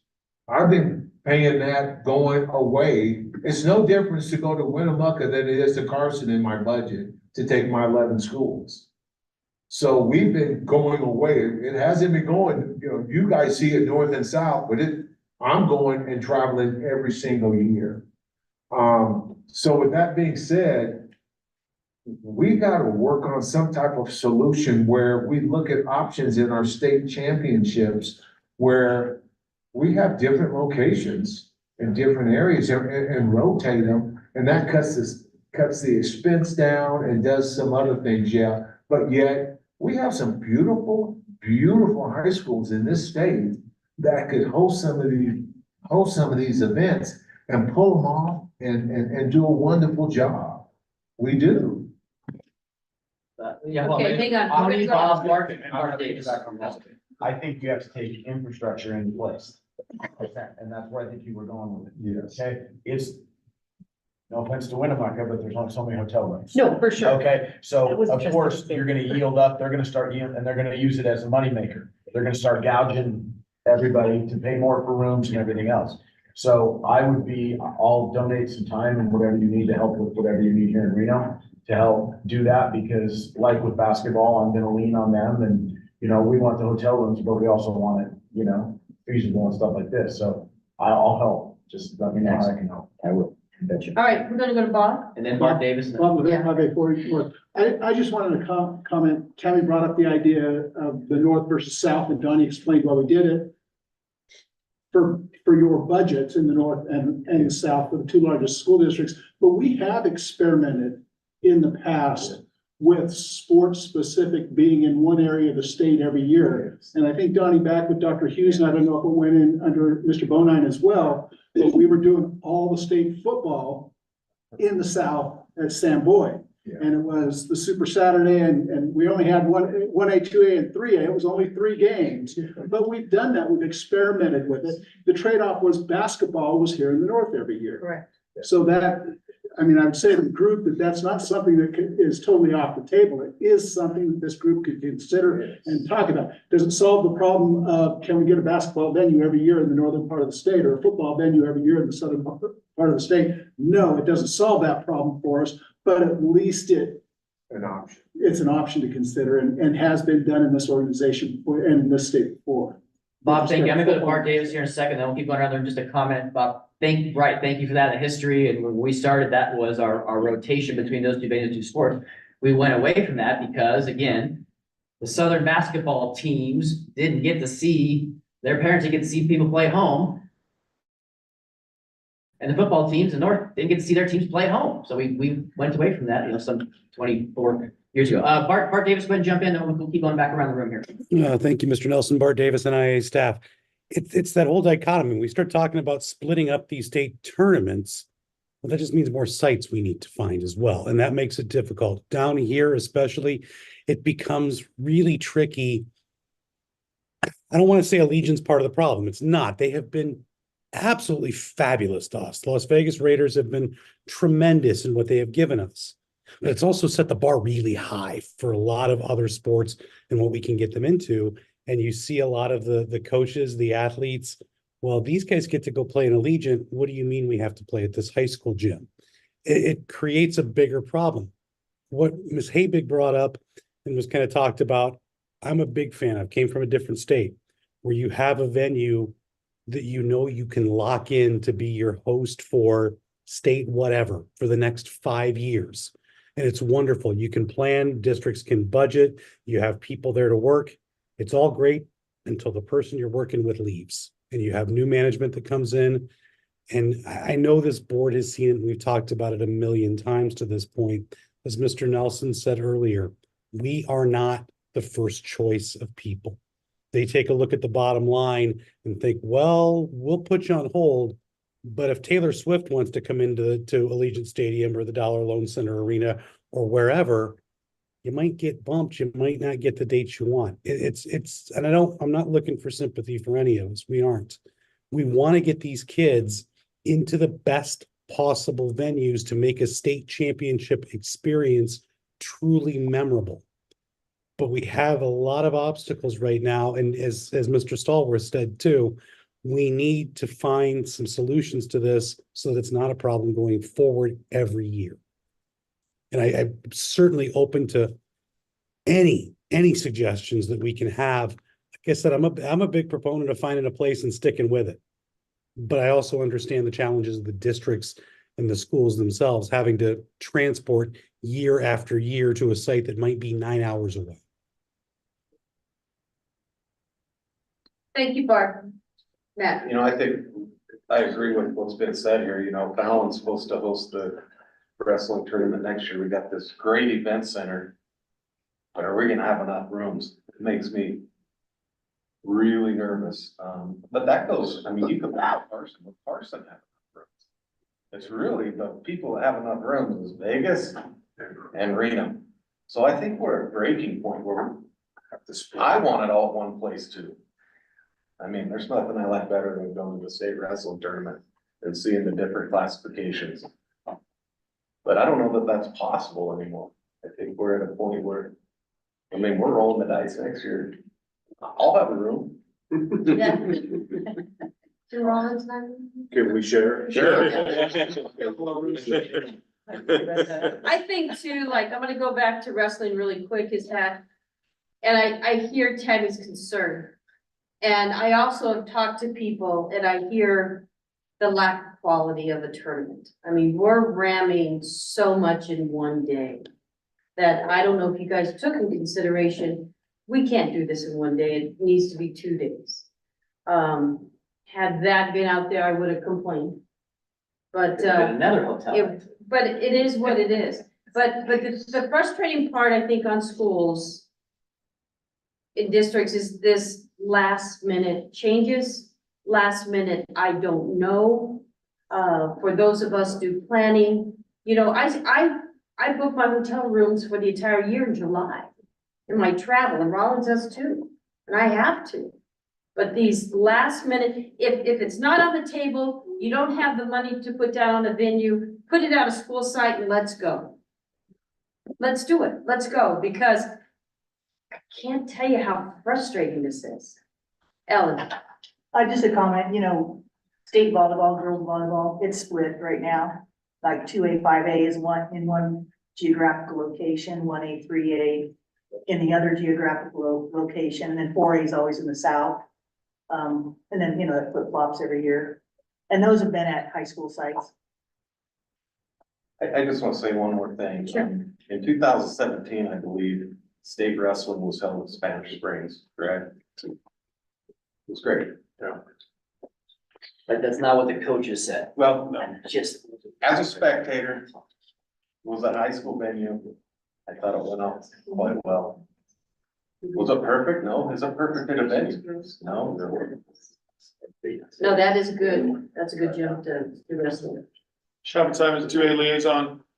I was just talking to Spanish Springs, yes, the coaches, I mean, that was the year the board said, hey, let's put it at this big high school up here in Reno and it just teamed, just a little small, just for, I mean, spectators, coaches, whatever. But I do agree that, there are schools that can host. Mesquite has hotel rooms. Virgin Valley High School a couple years ago did the 1A, 2A, 3A. They did a phenomenal job. They have 2 gyms, huge gymnasiums. Again, I'm not a big fan of trying to split them. But even if it was over a 2-day thing in Mesquite with hotel rooms, 1A, 2A, 3A, 4A, 5A. So just a thought.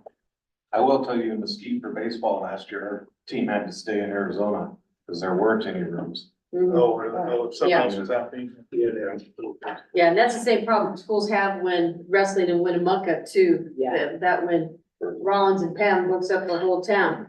Mr. Peck. Yeah, as I listened, I know Pam, you mentioned class time and it was a conversation for us at the superintendent level around football being moved to the Tuesday championships and the concern around last minute. I think from our global side would be more than the last time for a state championship because it's only dealing with a small thing. We have big concerns about the number of games having to be moved and split apart for regular season competition that's moving us to all times of day. We're losing more class time because of an official shortage than a state championship. And so I kind of notched that class time concern down a little further for state championship from our venue, but it is a concern, obviously, because we have regs that we're supposed to schedule in a way that limits loss of class time. I think the biggest thing we had that concerns is, and I know our board talked about it, about the venue of Raiders Allegiant and being moved to Tuesday and what it would be, and we had comments that, hey, our parents will find a way to get there. But as somebody that had a team and I sat with Minogue families and stuff, we had families show up, but we didn't have near the support of community. And so what it meant for our small community to not be able to attend a championship on a Tuesday compared to what we normally would travel. We received at our district a lot of feedback and it was really negative about why would they put it on a Tuesday. So I think when I weigh those things and our group weighs it, a school site is a school site. We'll still have state, we'll be there, but I think it plays a big part, or we have to remember we're there for families, kids, communities that we have to answer to. Might not be as big in a large district where you don't have a community. My whole town travels. I still have that. I know Fallon, Winnemucca, they do the same thing. All of us do. And I think we lose sight of that on the idea of this is an experience for kids, but it's an experience for all of our people and they pay our bills. And so if it's at a school site, a planning aspect, the things to know, I'm a big proponent. I love the big venue and I love the idea of wrestling being all at one spot and basketball and all those things.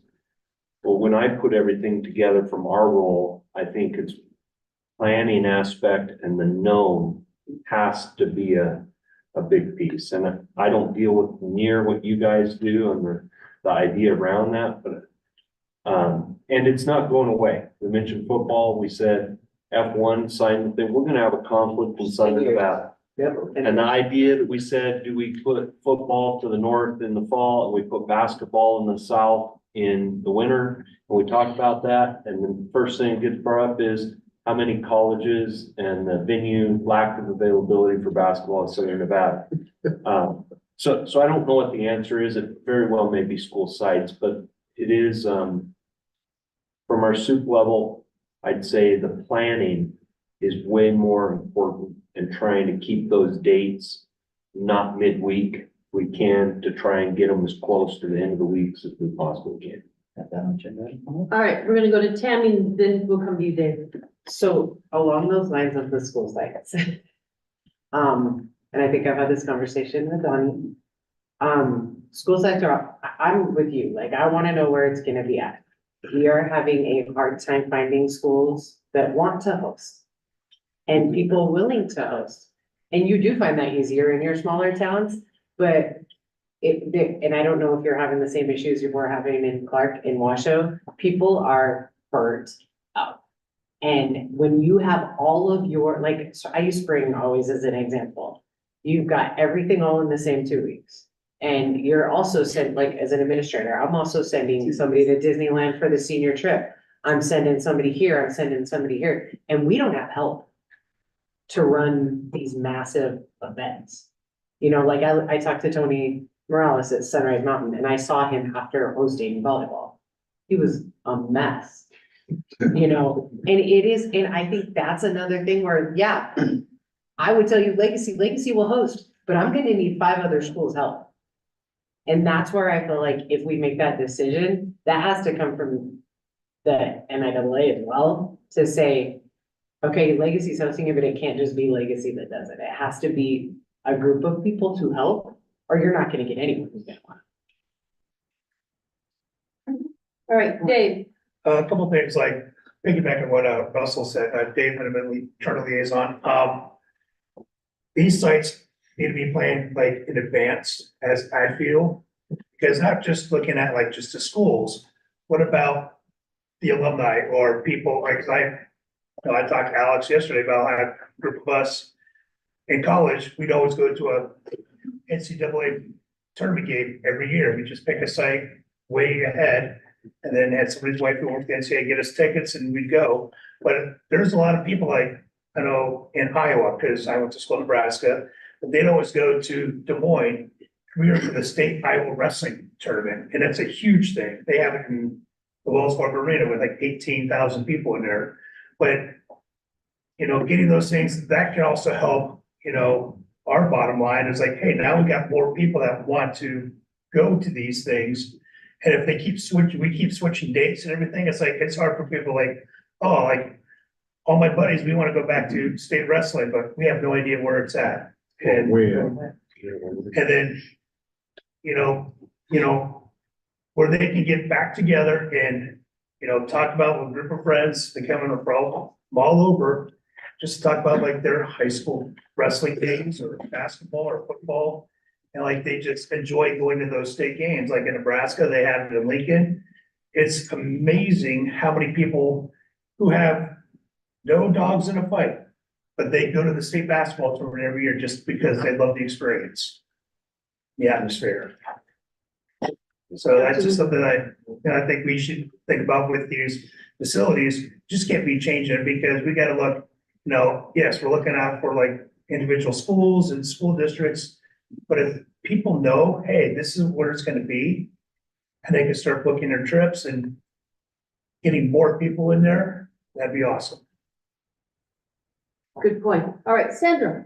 Okay, from like a student point of view, like, yeah, like you remember like all the cool stuff, like, oh my God, like I went to Legion Stadium for my football championship and like, you know, like maybe that's something like you'll stick with, but like, I know last year for wrestling, cause like wrestling I'm actually involved in. So, like it was at Western and like the people that make it that far, like they're not really like thinking like, oh, like I was at Western High School, like it wasn't that great. Like it was more like at the end, Western High School had the spotlight like thing for that state champion wrestler. And that's what they're remembering. They're remembering the spotlight. They're not remembering the fact that that's like they're remembering the wins, they're remembering their losses, they're remembering what it took to get in there. It's not necessarily like, oh, like I'm like not here. And it's like also like the same thing with what they're saying. I think like to the wrestlers, it's just like, well, my mom's in the stand and that's all I know. Like, I don't really care. Like, if, like, I don't like, you know, like, I'm gonna say Lon, because she's already here. Like, if Lon's parents are there, like, to me, like, I don't care, but like, I care that my mom's there, you know, like, and so it's just like, I think having like that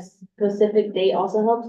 But also like Clark High School hosts so many events for like Nevada, like we hosted the Sunday Forum, we hosted the NAC like state last year, and like wrestling hosts like the fall classics every year, like, so like, I think like it's totally doable. Like, I think it's a lot, like, I think like this is a lot and I don't necessarily, like, one day is really pushing it, but it's a lot. And so, but I do think it's definitely doable. It's just like, and also like my school's very like involved, like every wrestling tournament we host, Key Club does the like little screen thingies. ROTC, like they sell snacks, And then like they also have like the people in the front door, like getting the cash and going. So I feel like if you have like that set date for parents and then that set date for the school to prepare, I think it should be like totally doable, in my personal opinion. Sandra, I just want to publicly say you're amazing. And your perspective is extremely valuable. Absolutely. Because you're exactly right. Yeah. That's what it's all about. That's what the bottom line is. And you put everything in perspective. So I think we can throw this item in. All right, Yeah. thank you so much. We're trying That- to. that- all and- That, we are, sometimes we I are. mean, That brought such great insight. Truly appreciate that. Xavier, top that. Yeah, no, thank you, Sandra, for allowing me to follow you. But bottom line, like, and everybody said I think we're all on the same page. I think it's time to recalibrate. To Ronald's point, we've expanded. And we haven't adjusted based off the expansion. So it's time to recalibrate. And I'm not saying that, set up a committee or put all this on Bart. I think that we all need to get together and communicate and try to find a great solution. Might be the Super Saturdays, but I'm so glad Bob's here because that's something that I'm sure Tammy never knew about, but we had that prior, knowledge that, hey, maybe we need to bring that back on the table. Let's find some solutions because bottom line, and Sandra, you stole my thunder. Not only do we need to be proactive, not only do we need to find balance for our different districts, we gotta make it special for student athletes. And every community has their way of making things special. We understand that there's dilemmas like at Fallon, right, rooms. We understand there's dilemmas of having budgets that can't always accommodate. So again, it's finding that balance, but the key is being proactive. And I think that's what's hurting us. So it's time to recalibrate. Ms. Lum. Good point. Bart Davis, you wanna wrap us up here with this one? Yeah, sorry about that. I had to unmute. Bart Davis and I staff and Mr. Anthium just stole a lot of my thunder and what I was gonna say, so thank you for that. But I do kind of think when we think about it, we have grown, right? And we're looking at football being 7 classifications in theory in terms of the number of championship games that we have. There's a great line that came out right around the time of the college football playoffs from the athletic director of the University of Texas. That he basically said, we have a lot of people who think so fondly about the past and all the great things that we've done and what we've been able to accomplish and romanticize it so much. My job is to look at what's around the corner and try to convince everybody that that's where we need to look, not in the rearview mirror.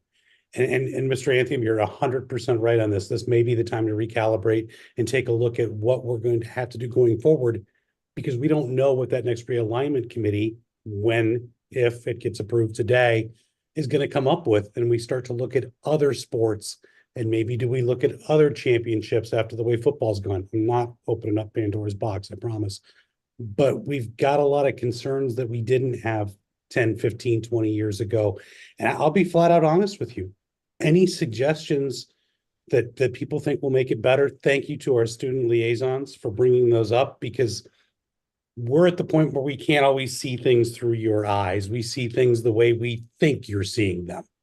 To have that input, to know what you really want, what your families want, what your coaches want, to make that a memorable experience for you, that's what we need. And I need help with that, with this group also coordinating that so that we can come up with, in the end, what is going to be the most memorable thing for everybody going forward. I appreciate that, Bart. And I think too, and I know, Don, you said, well, that's not what the coaches want. Well, you're sitting around with a bunch of coaches around this table. And I know we were all selfish back in the day. We wanted the best, and I coached volleyball, I was boys coach, played volleyball coach. I knew every year I was going to Chaparral High School. And we knew in advance. I loved that gym when I was a coach never, you knew in advance. The second thing, so we need to put some closure to some of these playoffs, and that's what I'm gonna ask right now. So with the whole conversation that we've had, and we go to flag football and championship, and it's a month away. Host site or Raider headquarters? Where are we going to have state? I mean, we are sitting here, we've spent a lot of time talking about determining sites. Should we make a site determination at this right now? Tony. What's the cost difference? Donnie Nelson, the staff, there's not a cost difference. The only thing we are waiting on is can we actually get into the Raiders practice facility on Tuesday, February 20th? We won't know that answer today, next week, till the week before. If we want to forget that and just say, hey, Raiders, thank you very much, but you are at the mercy of the NFL. You can't tell us right now. Let's go to high school site right now. I'll go tell our flag football coaches, Matt Neitzwanger, and say, decision's made. We got to go to high school site. We don't want to wait. I'm sorry. But I don't want to hear from the flag football coaches going, you're violating Title IX because you didn't put us in the Raiders headquarters like tackle footballs in Legion Stadium. The coaches don't understand what our staff is dealing with. We're trying so hard for every sport to get the best facility, and maybe we're trying too hard. Maybe we don't have these answers. They're not our fault. It's not the Raiders' fault. So if you want to answer for flag football, the answer today, the only guarantee is we're going to a high school site. I'll ask Coach Neitzwanger as the representative of the Flag Football Coach Association. What's the high school? Who's hosting those 3 games? Done. I'll tell Miles, thank you for holding out for us. But if you can't give us an answer today, because you might not be able to give us an answer until next week. I don't have that answer. It's not on us. So Absolutely. I don't think you can make a decision. This is a discussion item. I understand that. But I gotta take direction. But I do think that you have your answer. Okay, I think I do. It's about logistics. It's about logistics and it's about, maybe we are trying too hard. Yeah. You know, maybe it does need to go back to, some high school site and get the high school feel back to it. Track Yeah. does it. Yeah. Yeah, because right here, I mean, all you have to do is pick a venue. Rhea. Well, and I think Haley's comment yesterday in her student report, students were asking, can the ticket prices for state and playoffs be lowered so that students can afford to go? If as a board, if we're having to pay for host sites, no, we can't lower those ticket prices. But if you are having them at a high school, then perhaps we could lower the student entry fee, like the students want, so that they can go. Good point. Okay. So I think the ask, you're right, this is discussion. The ask of the board is for the NIAA to take a look and make decisions. Oh, we're gonna do that? Yeah. Text Make right now? make decisions, get it out. I know you guys, I know the NIAA depends on schools to host for finals.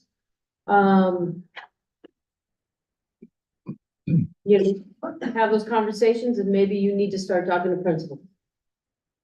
Of sites as well. I think that'd be beneficial. So I think we've beaten up the winner. Is there, the last comment I have on this is for the home sites, and let's say, to me, it looks like there's going to be a movement. I mean, statewide, I saw Lovelock's facility last night for the first time in years since they renewed it, thanks to my conversation at dinner last night. That was very pleasing. Thank you very much. But I do think statewide, we have some sites that have phenomenal facilities. They can host several things. I think as we go through this process and leave here today and go back and say, here's the scary thing now. Donnie's gone in X amount of months. We gotta hire a new person, and there's gonna be possibly new staff. There's gonna be new changes going on with possibly a new person, whether that's in the north, the south, or Georgia, whoever, wherever. The reality here is that we gotta hit the ground running and make some things happen right now. And so with that being said, as we think about those things, we also have to keep in mind that we have to give those schools some incentive to want to host as well. There's got to be some carrot in front of them for them to be the host site. I'm a little ticked off in our district, and I know we're in the air, so somebody's going to hear this, and you got my number. But we built schools and put money into specific schools in our district to hold specific events. And I'll be damned, they stopped holding them. Yeah. They stopped hosting them. And that's not right as well. So the reality here is that becomes our job and the jobs of schools, superintendents, that becomes jobs of principals now to hold up to their end of the bargain, because taxpayers' money have been put into some of these schools that are set up and established and were built to host X, Y, and Z. And so as we work on this, that'll be our job as we go back to our school districts and go back to our schools, is to have that conversation with them, because that's really where we're heading as an association, is going back to the grassroots and having these schools host these big events and make it spectacular for them. And we gotta just find a way to make that more attractive for schools to knock down the NIAA door saying, we wanna host. I will tell you that Churchill County will host everything. We're coming. We're gonna talk about this in a minute. Next item. I'll tell you, just shout out to Gorman. They have a beautiful facility and I know they do baseball, softball, and quite a few other Small things. school football. Yeah. We are very blessed on that. Okay, can I wrap up this item with one negative comment? Well, what are you guys gonna do? I want consideration for baseball, softball, because I know everything's TBA. Boys golf, can we talk about boys golf? That's how I'm gonna end it. All right, Okay, so baseball, softball, we're gonna go to school sites. We do not have any other auxiliary facilities right now that are available to us as of today. So we'll go to school sites. Okay, boys golf. A little bit along the lines of girls golf, but the fall season seems to be a little bit better, not so much better. So I'm gonna lump boys golf in with girls golf. I don't see an avenue through which golf is gonna survive as a high school sport in Nevada unless we charge kids to play in the postseason. not happening. Not happening. Courses, trying to get courses in. Jeremy Thornton, Lazy High School, he's our coordinator. Ryan Sims, our coordinator in the north. Kristen Harris, our coordinator for the small schools in the north. We're in trouble. We're not getting courses at any time of the day that we can get tee times to finish rounds of golf. Nobody, those days are gone. We don't charge, golf's not gonna survive. We're gonna have a bunch of 15-hole rounds, day one, day two. I'm not saying to charge kids. I'm just saying I'm sorry, I'm being very honest. I don't think golf is gonna survive in our state as a high school sport. I can't keep quiet on this. No, help. No, Because but- this one is- Hang on, Kevin, Yeah. before. Because this is a parent. I have a problem where state association is gonna charge kids to participate in state I tournaments. do too. Problem. That's where the NIAA needs to find the revenue to pay for those tee Because times. that's where. We cannot have, again, I said this before in meetings, can't have second day tee times at noon. We only finish 16 holes. That's not a state tournament. Agreed. Tammy, go ahead. And I guess I look at it, again, a little more passionate, because like he was saying, you're a cross-country parent, I'm a golf parent. Okay. And everyone always thinks, it's that wealthy sport, blah, blah, blah, charge the kids, they'll pay it, whatever. That will happen at some schools, they'll pay it, the kids will get it, but we don't charge any other sport to play in the postseason. Why would we charge golf?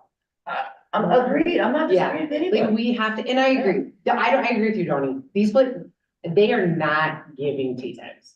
Now, I know that like I've had off the books conversations with people, because we know a lot of people who run golf courses. I don't necessarily think that they're gonna make you pay the tee times. Like, they're not gonna say, this is $15,000 worth of tee times, you owe me $15,000. I think if we can come up with some money to, you know what, we can give you 5,000. We can give you whatever. I think they'll work with us more. I think right now asking them to give up 2 full days of tee times for free, some of these courses are gonna lose $40,000. And I agree with you. I don't know what the answer is, but I don't feel like we can just say, well, it's golf, it's not that many kids, just don't worry about it. Well, but I think you have to put things in perspective too, though, that golf is also one of those sports that the schools and the NIAA have no control over the facilities. Exactly. And where they play at. Yep. So with that being said, does golf need to be treated differently than the other sports? I think so, because it requires a little bit of a difference. Maybe there is a budget, maybe there is something that's set aside somewhere that we could go to golf clubs and go to regional areas and say, hey, look, we have X amount of money. Would this money be sufficient enough for us to have X, Y, and Z as far as our kids coming and playing? Because I tell you what, you wanna talk about inequities. If we start charging for golf, And you won't see minority kids participating, you won't see women, girls are. It'll be gone in certain parts It of will the be a southern- dying sport that we're gonna be even separating our kids From even, the haves and the have-not, absolutely. even more. So I just asked him out of curiosity, because we don't control ski resorts, and you guys have skiing in the north. Yeah. Do we charge them for postseason? Well, Not, not directly to the kid, well. So, Like, how do we so do ski? your skiers don't get on the mountain without a season pass.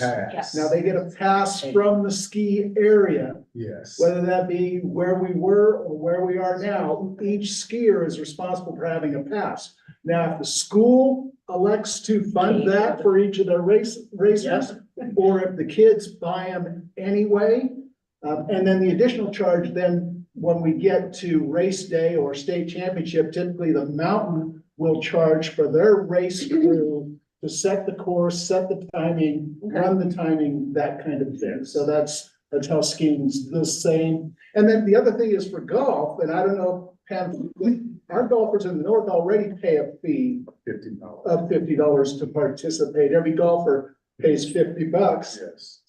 And that, Where does that go again, to? that again goes back to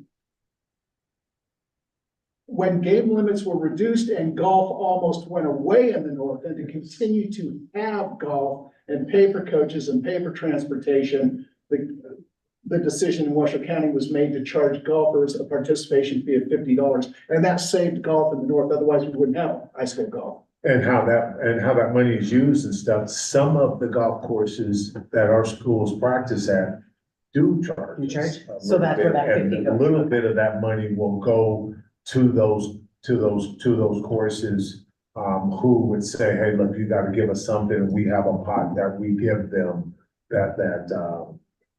See, and I think if we start there, so that's what we do. We do, right now, Washoe County does charge our golfers an extra, it's called a transportation pay. And, we charge them that extra fee, and that fee is used to pay golf courses if they require us to pay them for them to come practice. And for the most part, it's used to provide transportation out of the district to the golf courses out in Carson, Dayton, or wherever. yeah, see, we make our kids just get there. We say you gotta get there. There's no transportation for golf. There's no I mean, transportation. it's a double-edged sword for those kids, I feel Yeah, bad. so that's already a challenge. Exactly. All right, I do know that Bart Davis, Bart, you have something? Yeah, thank you, President Sloan. We've had some conversations here recently with the Southern Nevada Junior Golf Association. Coach Sawaya, who used to be at Coronado's golf coach forever and extremely successful. He's in charge of kind of running tournaments for the Southern Nevada Junior Golf Association. We talked, it's been within the last 2-3 weeks. They want to get involved in this too, but it's right back to that discussion of we've got to find courses. They think they can help us find those, but it's not going to come without some sort of fee. They're talking about Prim as a course to run 4A state at, and Prim supposedly has, I know you all remember it from a couple of years ago, but it's gotten a whole lot better. There's a new management group there. They've put a lot of time and effort into it, but they're trying to discuss a number that is fair, because there's some of these courses, and Coach Sawaya was great about sitting down, explaining this to me for an hour. They will be willing to help us out from time to time because it gets exposure to their course. But we're also asking for these courses at a time of the year when the weather is really kind of ideal for golfing down here. You're not into the 120 degrees in the summer. Instead, you've got a nice day, and they can charge $150 or $200 in some cases for a tee time for some of these people. To ask these courses to give up 15 grand in tee times, that's asking a lot. One of the ways that we could maybe get around this, golf's a sport for which we don't charge an admission fee for spectators. It's hard to do it, and it's still not going to make enough in terms of charging the $12 or $5 for people to come out and watch, but it's possibly, a little bit of a carrot, at least for a golf course. We can't keep going back to the same golf courses as we keep going back to the same schools or the same venues on it. We do have to find something, but I think if we can partner with the Southern Nevada Junior Golf Association, maybe the Northern Nevada, work together with them, our tournaments, their tournaments, to try to find something that's a little bit more palatable, it can be safe. But as Mr. Nelson said a while ago, if we don't have some way of getting revenue in and being able to pay courses for their tea times, we can't expect them to keep donating. And we have some that do so much for us, and I am so appreciative of them, but it's not going to last, unfortunately. And I think the SNJGA's got some answers. Hopefully the Northern Nevada people do too. And I think it's a discussion we can have with some of these courses of what is it really going to take for us to be there? And do we have that in our budget? All right, President Slump, we'll wrap it up, with a comment and then more of a sort of an advisory, comment first. Nathan Having, you know how much I love golf. Yes, You I know do. that I take trips with my family, the Oregon coast, a special resort there, Southern California. I love the game. I love it at the youth level. I don't want to see it to go away. My comment about golf is that I don't know if it's gonna survive is because I'm really fearful and it scares the bejeebers out of me. With that, Jay, depending on what your role may or may not be going forward with finances, clearly under facilities, we've got to budget more money because I think the NIAA is gonna have to pay money for tee times or golf courses. And I don't know if that's $15 per kid in a postseason or course it's gonna be $75 because the tournaments we play, as Mr. Davis just said, are in prime time seasons in the fall and the spring. It's gonna be a major shift for the NIAA budget for golf if we're gonna keep the sport with it. All right, that's it. Donnie Bumblebear, 584 North, one of the conversations is all I had already had with Ryan up here in the north, and this will be for the realignment committee going forward with respect to if the NIAA is gonna write a check for this, is the reduction of the qualifiers for. Ding, ding, ding, ding, ding. Amen. I agree 100%. said. There needs to be a bar. Appreciate that. There needs to be a bar. Okay, hang on, Mr. Peckis, comment. Yeah, we can move off the agenda items. Again, many of you know, getting passionate about baseball, softball, we kind of skipped over that component and said that host sites for state. Just one caveat in that I'd like you to keep in mind or consider, and you may already be, but when we place those at 1A, 2A, 3A, 4A, 5A sites, can we keep baseball and softball for that classification at the same host site? Because we get beat up when we split those things apart, our families need to be able to go. It's always our goal and objective. Yeah, so. Yeah. Great. I know they're out there because I know I've hosted state tournaments because of that, being out there in Lovelock, but, anyway, just want to make sure we're trying to keep them together. Xavier, did you have I'm something? good, thank you. Okay. Okay, thank you.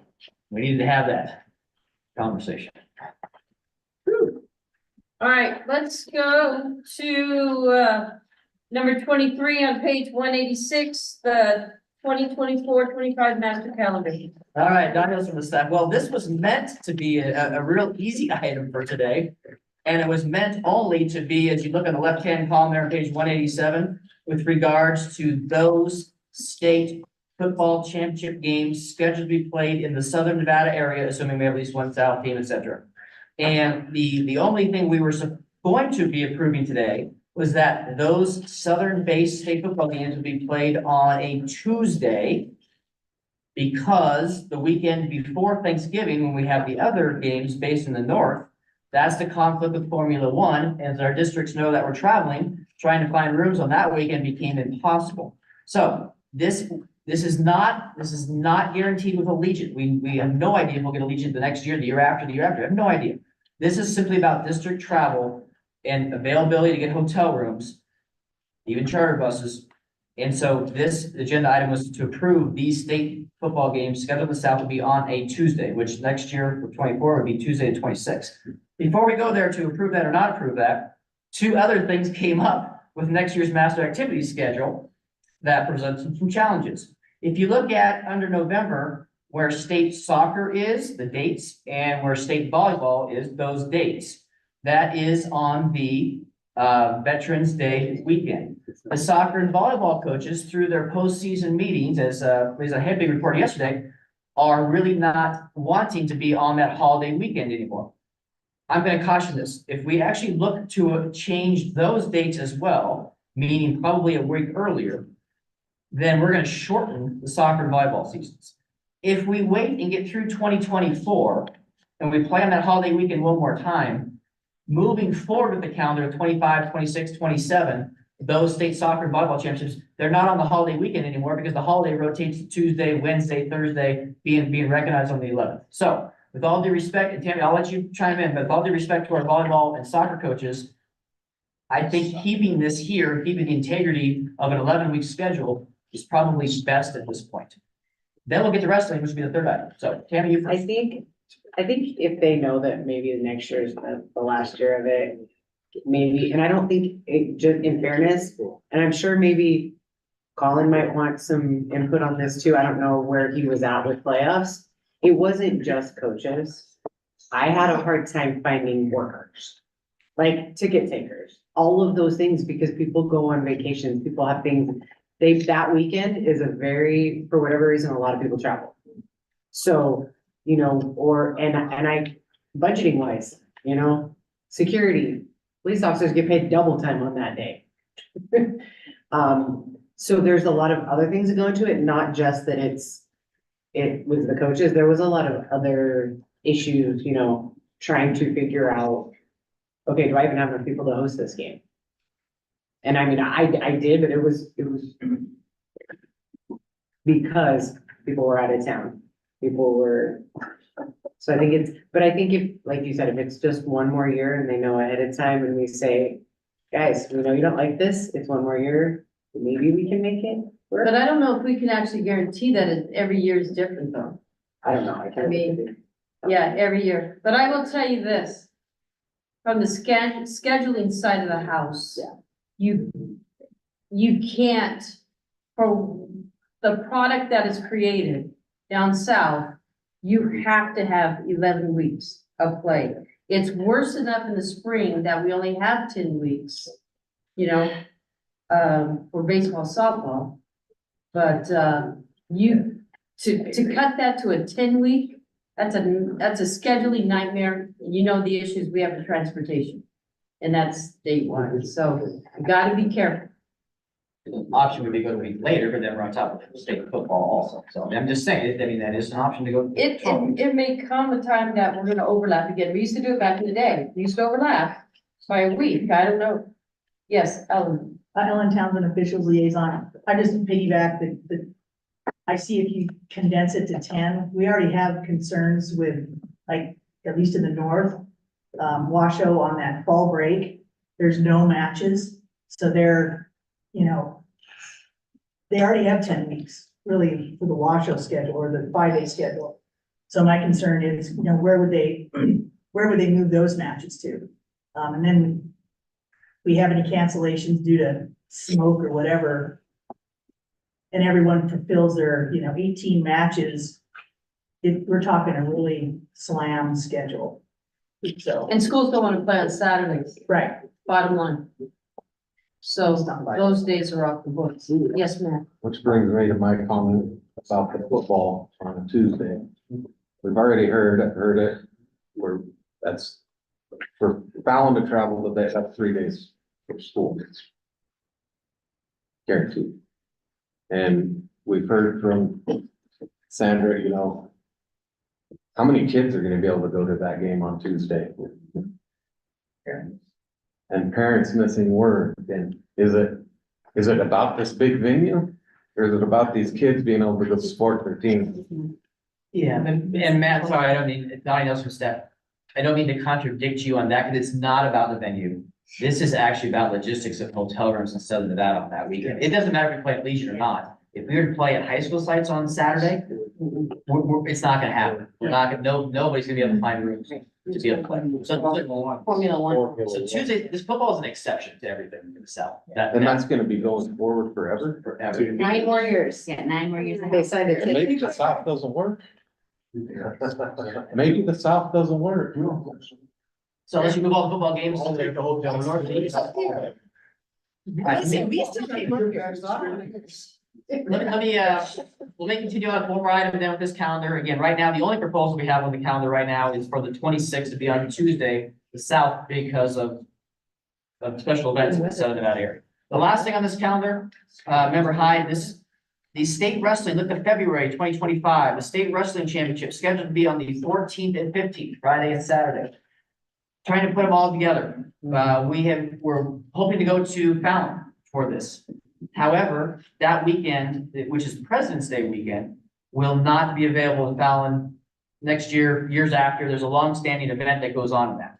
So the question is, to all of you, do we move state wrestling 1 week earlier, 1 week later, or do we keep it right where it is, knowing we're not gonna go to Fallon this time ago, we're gonna go to high school sites? We keep it right where it is. Well, let me interject a little bit and I'll start with, state wrestling. 4A wrestling is all southern schools. They will not be traveling to the north. No, that's. So I need to bring a couple part, I know you're on, so please listen to some of these dates. For November 8th and 9th, you have 5A boys going north. That is all southern. That needs to stay in the south. These are gonna be, right, and these are gonna be my errors as well, so Okay, please, so this will be fixed when. But I'm gonna tell you what needs to be fixed. Yeah, thank you. Okay, so we need, because I don't want it approved on the website, and our 4A schools are going, woo woo, we're going to Reno.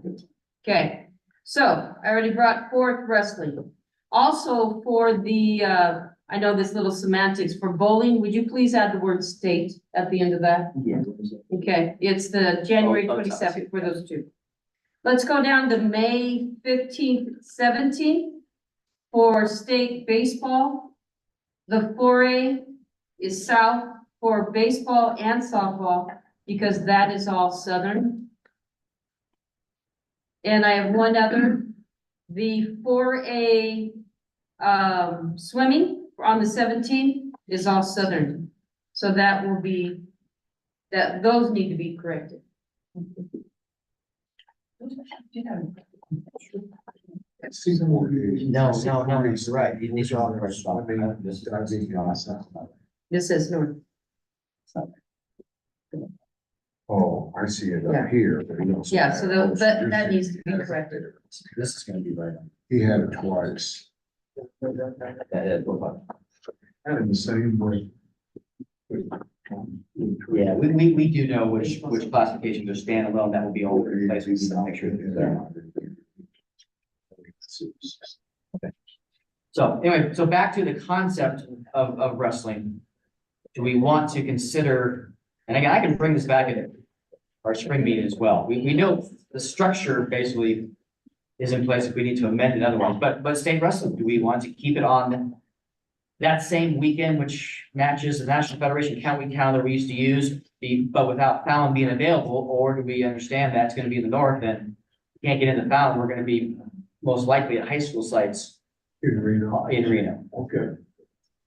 I think Well, we that's- could, Win them up. if we're gonna be at high school sites, we can still do it in Fallon. Yeah, the high school, one of the classes. Right. You're gonna be able to fit everybody. How far is Fallon from here? I don't know. No, we don't. I've got new venue in town. We could. You have a lot of hotels.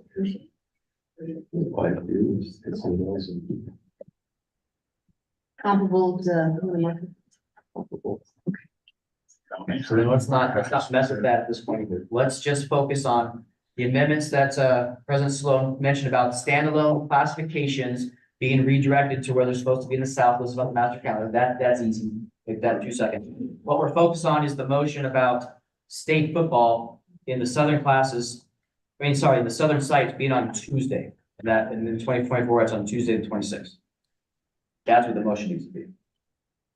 If we want to keep that. I don't know how we don't keep it, but that's the point. The hotel rooms on Saturday, the 23rd in Las Vegas are not gonna be this.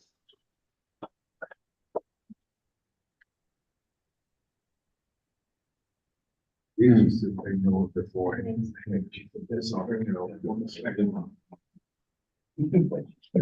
Oh, I'm sorry, wait. Wade Polson, Region 3. I move to approve the master activities calendar with the, exceptions of the 4A, sports being in the south. And keeping the state football on Tuesday, the 26th.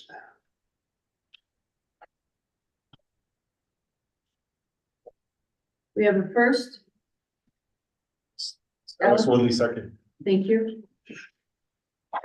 Do we have to have a conversation about Wilson? No. Okay, we have a second. Any further discussion, comments, questions, considerations? Hearing none, all in favor, say aye. Aye. Any opposed? All right, the ayes have it. We need to go to 25, 26. No, no, the state residents.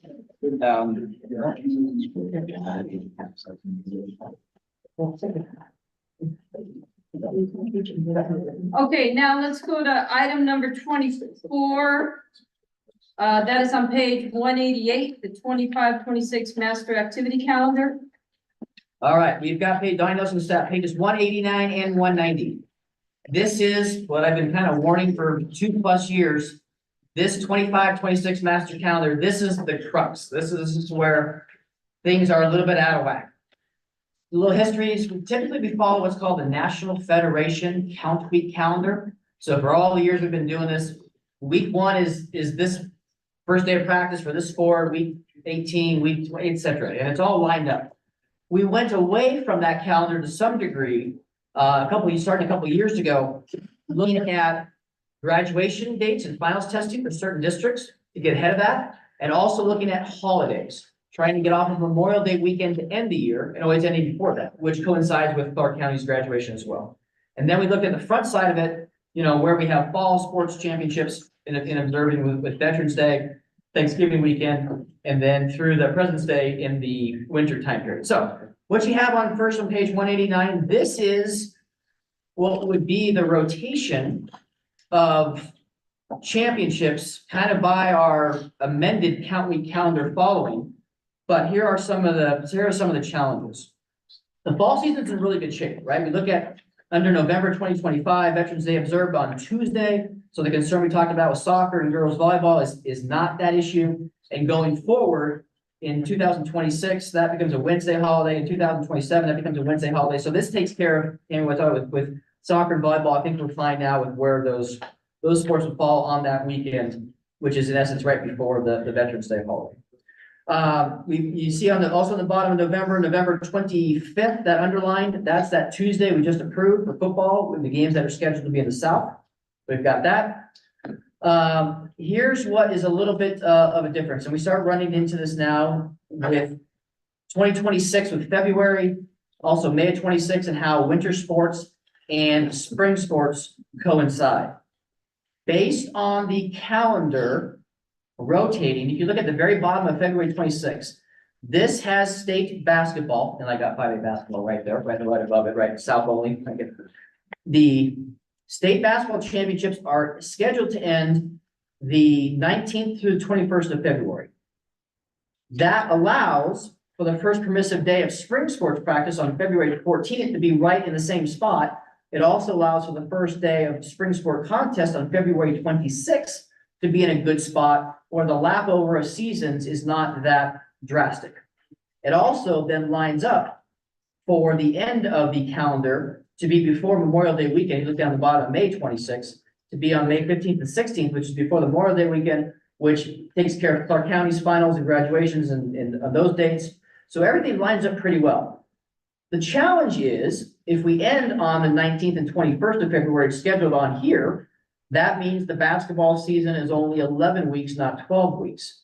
It also doesn't end where we would traditionally end state basketball, which is the last weekend of February, okay? So this ends basketball earlier, but that helps the spring sports. Okay, keep that in your mind. I'm really not trying to confuse you here. Keep that in mind. Now flip the page to page 190. If you look at where we would traditionally end a state basketball, the 26th to the 28th, which is the last weekend of February, if that happens, that means the overlap into spring is that much more drastic. If we wanted to still end state basketball in the last weekend of February, we could push back spring to give basketball 12 weeks. We could push back the spring season 1 week, which means the first permissive day of spring sports practice would be on the 21st, means the first possible day of spring sports contest would be on March 5th. But if we do that, that means the spring sports season goes from an already shortened 10 weeks to 9 weeks. I don't think we want to do that. Okay, but I want to bring that to your attention that we, right, what's the best philosophy? Is it to not have a full crossover between the winter and spring seasons? Or is it to say, well, let's finish the winter season where it's supposed to at the expense of the spring season sports? My recommendation is option A, and we're just gonna be ending basketball, just because the way the calendar rotates on the weeks, we're gonna be ending basketball a week earlier this particular year only. It's not the last weekend of February, it's the second last weekend. And this would only be 1 year. Yeah, then it bumps back after that, right? This is the crux year. Then they'll get that year. They'll get their week 12th back. week back, yeah, the next year period. That's schedule A. So Yeah, a little bit different, right? A little bit I different. ran, we just approved the 24-25 calendar, and that has basketball at 11 weeks. For Right. the 24-25, so we'll be doing another 11 weeks. That's correct. Basketball. Okay. Yes, correct. I was trying to see where we are right now. The option is there for a 12th week Right. because of the way the calendar could fall. John, One comment, one suggestion, Sean Times 2A liaison. I like option A, and I'm a basketball coach. I like option A suggestion, the NATA conference in 2020. During 2026 that year is the last weekend of February. Because there's no basketball. Suggestion, X is not here.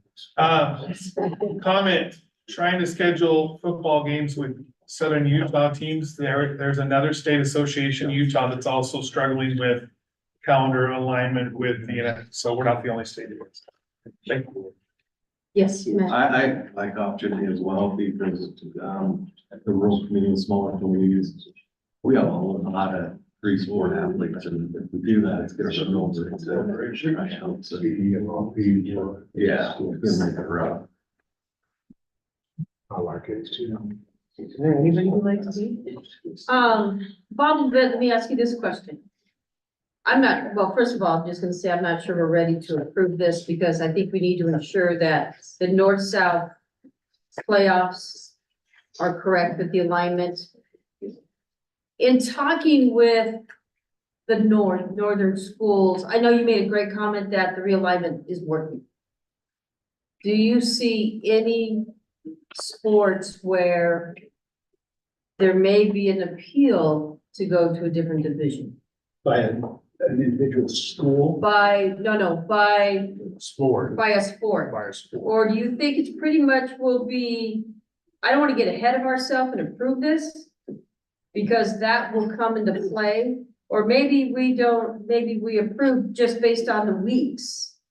But we need to know that, the north-south competition could change because of the realignment.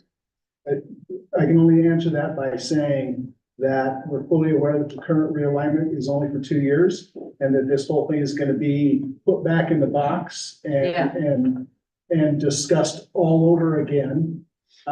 Which is part of the reason I pointed out how I thought a lot of things, or we thought a lot of things from the south were or from the fall was very, very successful in this past fall season.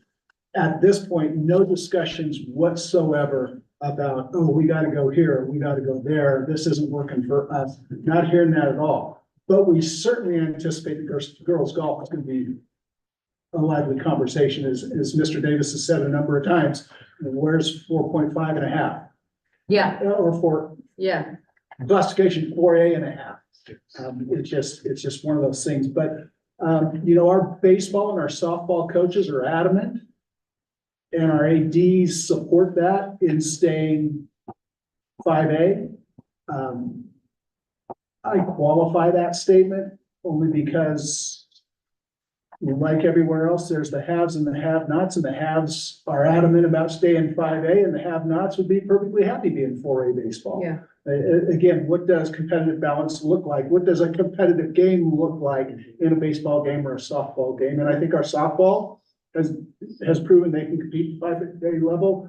Baseball wants to, don't know if they can. So I don't anticipate if there would be one that I could see, oh, why aren't we going 4A baseball? I just don't see that coming. I just don't Okay. see that coming, and I don't see that coming, and basketball's gonna be real interesting. Let's see where basketball goes. It's gonna be a real interesting one, I think. Because of that conversation and the unknown with the new realignment, I think it's a great conversation for us to have about the weeks. I really some way would love 11 weeks in the spring. Because you have baseball, softball has 21 games in it. And everybody else has 18, and 21 games in those 10 weeks is rough. The only way to do that is to bump it down I to know. the weekend, but then you're on top of your CCSD finals and graduations. And other districts, too. It's not, this is not just CCSD. Well, the superintendent's already spoke on that. Yes. What You were they there. say. No, They don't want to push that. Marianne Sorensen, I've had, Bob, quick question for you. What about, you mentioned girls golf, what about, 5A girls volleyball? There's a good point. Have not, again. I'm just curious. I have a concern about it. So, you know, so we kinda- let me share just a little context on girls volleyball Okay. in the north. Unless I'm wrong, we have a club in the north. Mhm. And I would venture to say that most of our high school coaches are affiliated with that club.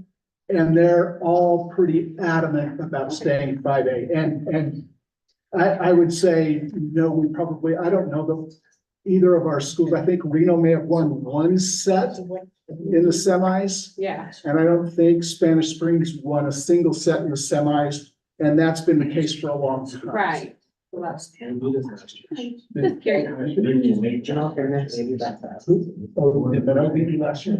Okay. Okay. Last year. It's not about the. Coronado.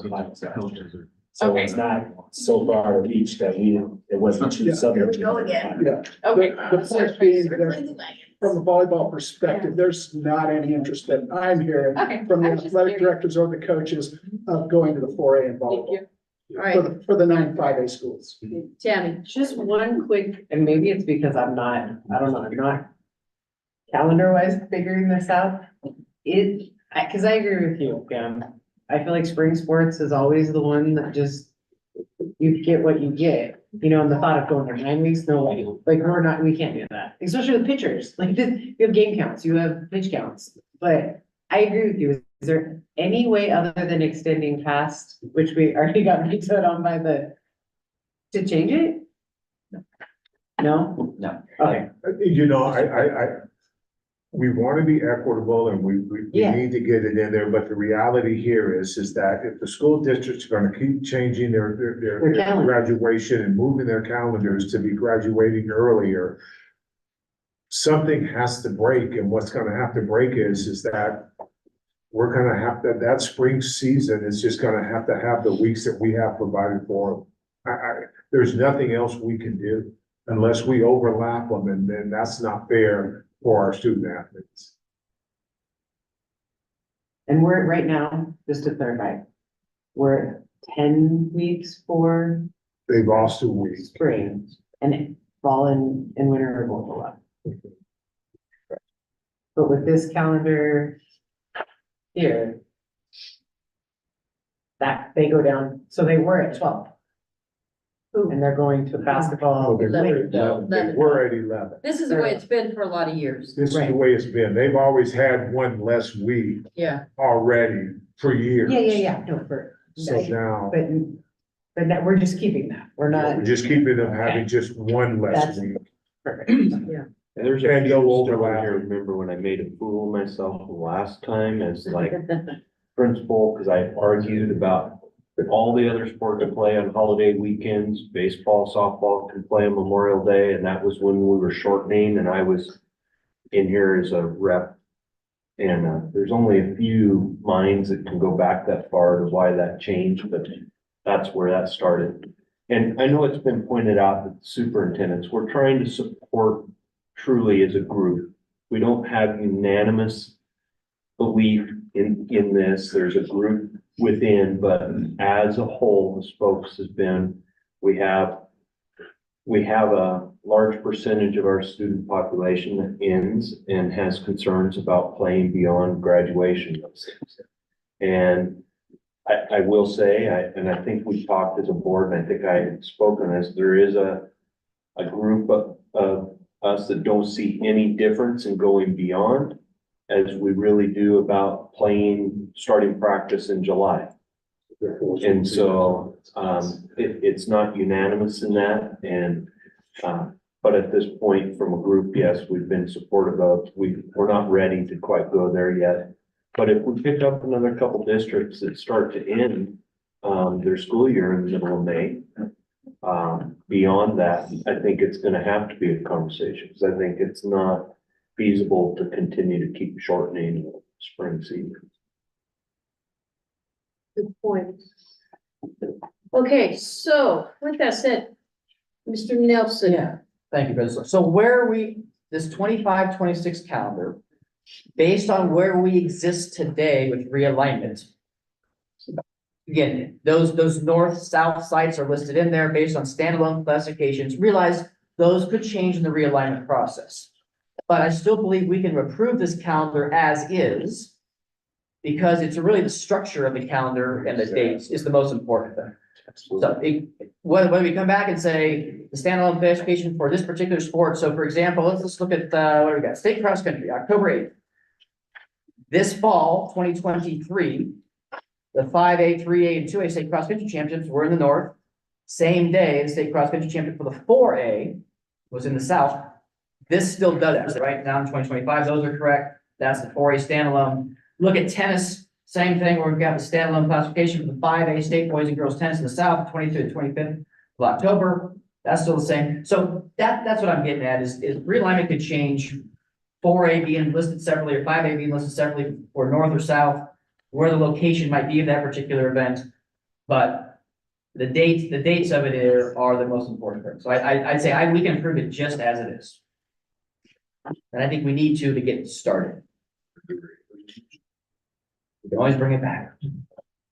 Yeah, we're known for that. Yeah. All right, Matt. I move for approval of the 25-26 master activities calendar. Alex, Alex will be second. appreciate that.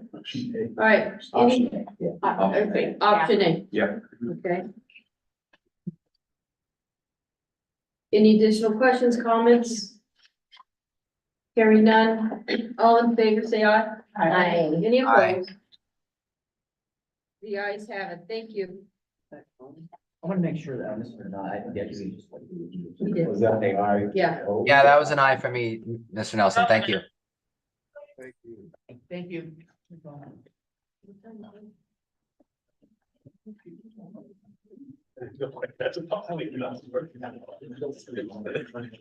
right, let's go to page 191. Fall 2025 to spring 28 realignment committee. I'm gonna first turn it over to Mr. Nelson and then you can take it, or do you want to give? Yeah, I'll see it. Mr. Davis, are you on with us? I am, sir. Okay, thank you. Item 25, page 192. I'll turn it over to you, please, for a realignment committee. Oh, wonderful. You see the list of victims on your screen, hopefully in your packet. We, as an office staff, set about trying to take a look at this realignment committee and have some veterans who've been through the wars of this a few times, but also get some new voices and get some different perspectives from maybe people who hadn't been a part of this committee, but had come from other states where some things had been done a little bit differently. The realignment committee is a funny one. It's one that a lot of people actually will sign up for, and it's to make sure that their voice is heard. And there are a lot of names on this list. It's also one where people start to realize you're in a no-win situation because somebody's going to be mad at you real fast. But we have a group here of principals, athletic administrators, athletic directors. I like the balance in this. One of my big things was to try to have a balance between North and South when we went to vote, so that one side of the state or the other wasn't perceived as getting whatever it wanted to. That was one thing that in our last realignment committee, if I had $1 for the number of times I heard, well, the North got whatever they wanted, the South got whatever they wanted. I wouldn't be here anymore. I'd have retired with all that money. But we've got a mix here, I think, and I like this mix. I've talked to all of these people individually. There's been a couple of changes on here. I had one gentleman who I really, really wanted to be on this committee. And he and I talked and he just didn't think he could commit to it. And I certainly respect that. We did have one change in the South where originally I had an athletic director from a school on the list, and the principal contacted me and said that the principal would rather serve on the committee. I didn't have a real problem with that. It's the same school. It's not that big of a change. One thing that you see that's a little bit different than what we've done in the past is we have separated the 1A, 2A and the 3A up into different subcommittees. And the reason that was done was the 1A, 2A sets their alignment in the fall, and then they're done. They don't go back in winter. They don't go back in spring. And that was one thing that I noticed in this most recent committee. I didn't like the idea of making some of those 1A, 2A people have to come back to listen to items that really had no bearing on them, and to maybe be a deciding vote on something that had no real bearing on them. So I'd like to, after we get through the fall, be able to cut those 1A and 2A people loose. Certainly, they're more than welcome to come back, and I don't know why you would, but sit in the audience and watch these meetings. But I just don't think it's something that they would necessarily have to be a part of, because their stuff is done at that point as soon as the board approves it. So I'm certainly open to any questions, any comments here. There's some people, I'll tell you, that I flat out handpicked and said I can't be without this person on this committee. President Sloan, if you'd like to ask any questions or have the group ask any questions or anything I can do to facilitate, please do. Yeah, I'll just say before I turn it over to Sean is that, yeah, I am just extremely happy that Rollins and I are not on this committee. We have historically been for 100 years. No, I think it's good that there are no board members on this. I know we talked about that in length as well. So Sean, I'll go to you first. Sean Simons, to liaison. Bart, I have a question about what your take or thought process, or maybe it was staff, about 3A.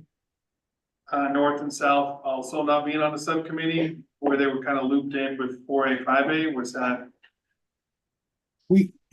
Thank you, Mr. Fitzsimons.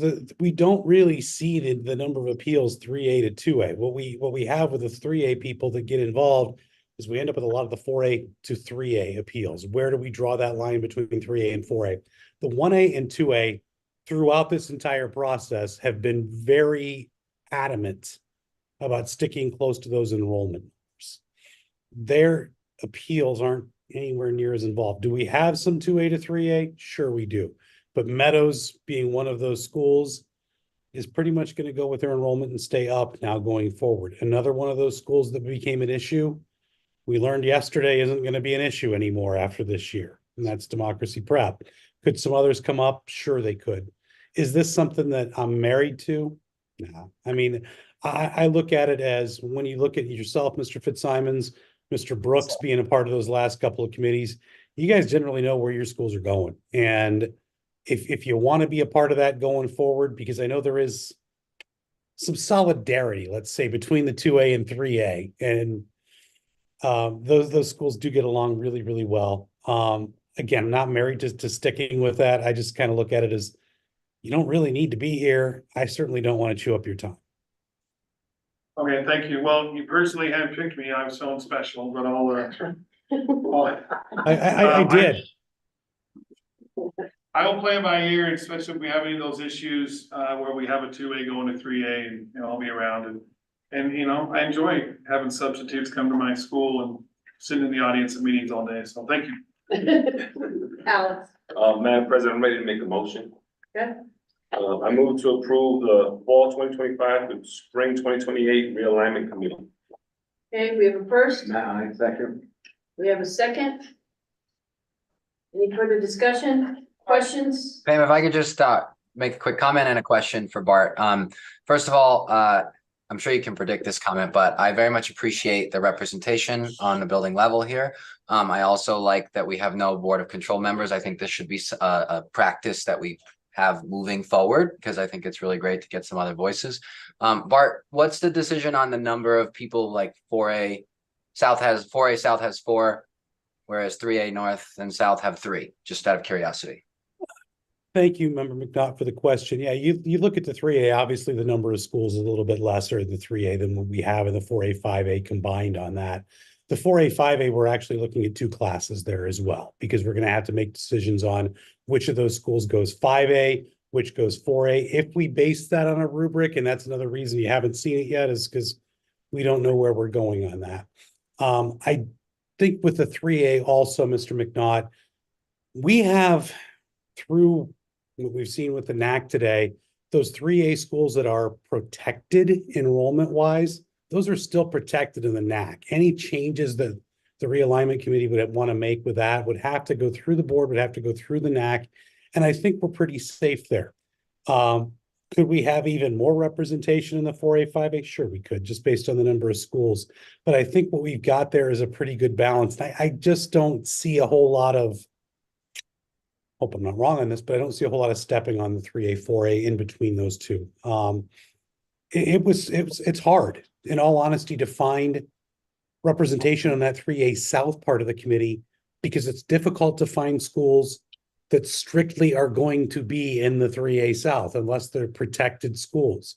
We're made up of a lot of schools that come down from 4A or 5A and just haven't been as successful. So when we look at a Meadows and a Moapa and a Pahrump, we have Boulder, we have Virgin Valley that are possibilities in there. Our charter schools, it really depends on what their enrollment's going to be. So it's to overload it. And this was something else too, Member McNaught. I'm not in love with how many people are on this committee. It's a lot to me. I'm not a fan of big committees because it's harder to get stuff done. By the same token, I would be less of a fan of having 2 3A North and 2 3A South, because then they really get overwhelmed. It's a tough balance to strike. And again, I don't think there's a perfect answer to it unless somebody else has one. Thank you, Mr. Davis. I was just curious about the thought process. Nothing further from me, President Sloan. Thank you. Thank you. Any other comments, questions? Okay, hearing none. All in favor, say aye. Aye. Those Aye. opposed? Thank you, Colin. Any opposed? The ayes have it. Thank you. Congratulations. Good job, Bart. Thank you. These people will all be notified the next couple of days as well that this has been approved. All right, let's go to item number 26, facilities for hosting playoffs, page 193. I'm gonna turn this over to Rollins. Thanks. This really just came up as a conversation piece with regards to, specifically the football game, the 2A football playoff game, I believe, between Incline and Lake Mead down in the south. This year, I think that was the first round of the playoff game. No, it was state semifinals. It was a semifinal game, and I heard it all day from the parents from Incline and their administration and their school regarding the facilities of playing at that site. I didn't see it. I wasn't there. But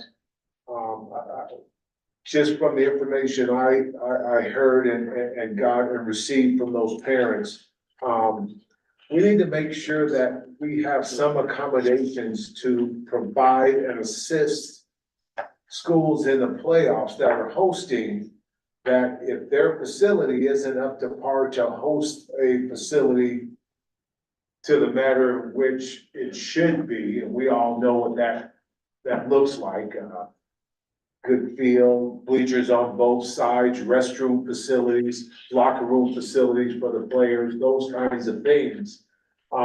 If that facility doesn't have that, there should be some accommodations to either get them there before the game takes place, or move it to a location that has those types of accommodations. And I don't think we have that in place right now, the way it goes. I know that Bobby used to go around and check facilities of a bunch of schools when they were applying and coming in.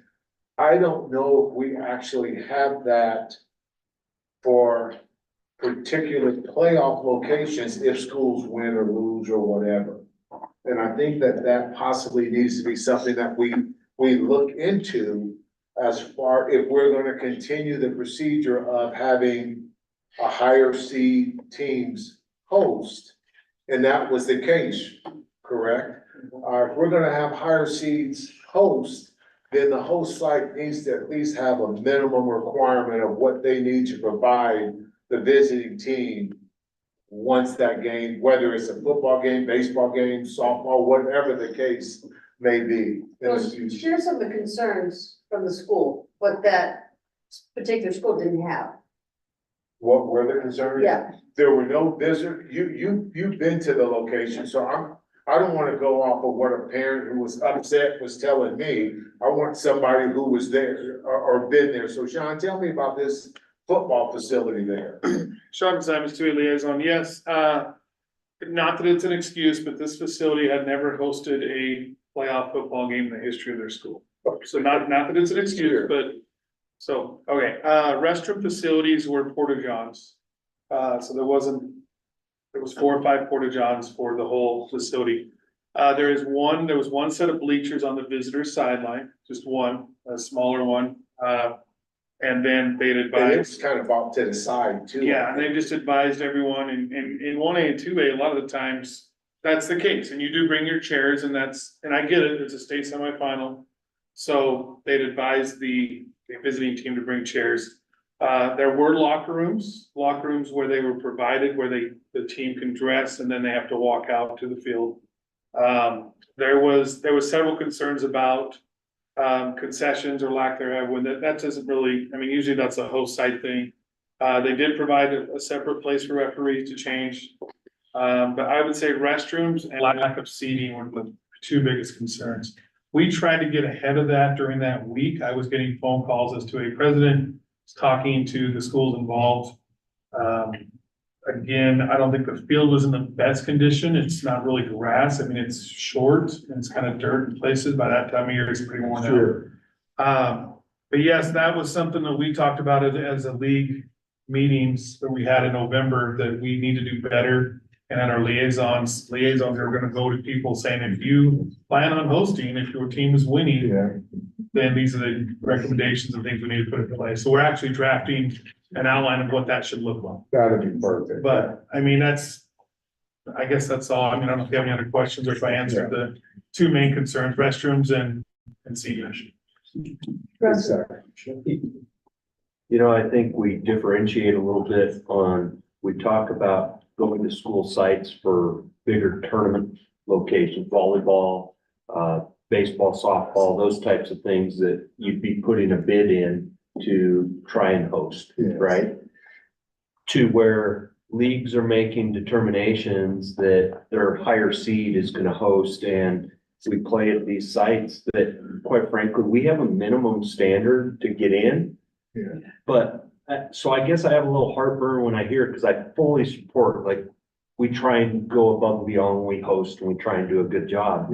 But as an organization, we say you have a minimum to get in, and now just because their program does something well, and say, if you don't bring your facilities up to this standard, you can't host. I get a little heartburn about that it's like me, they have what they have.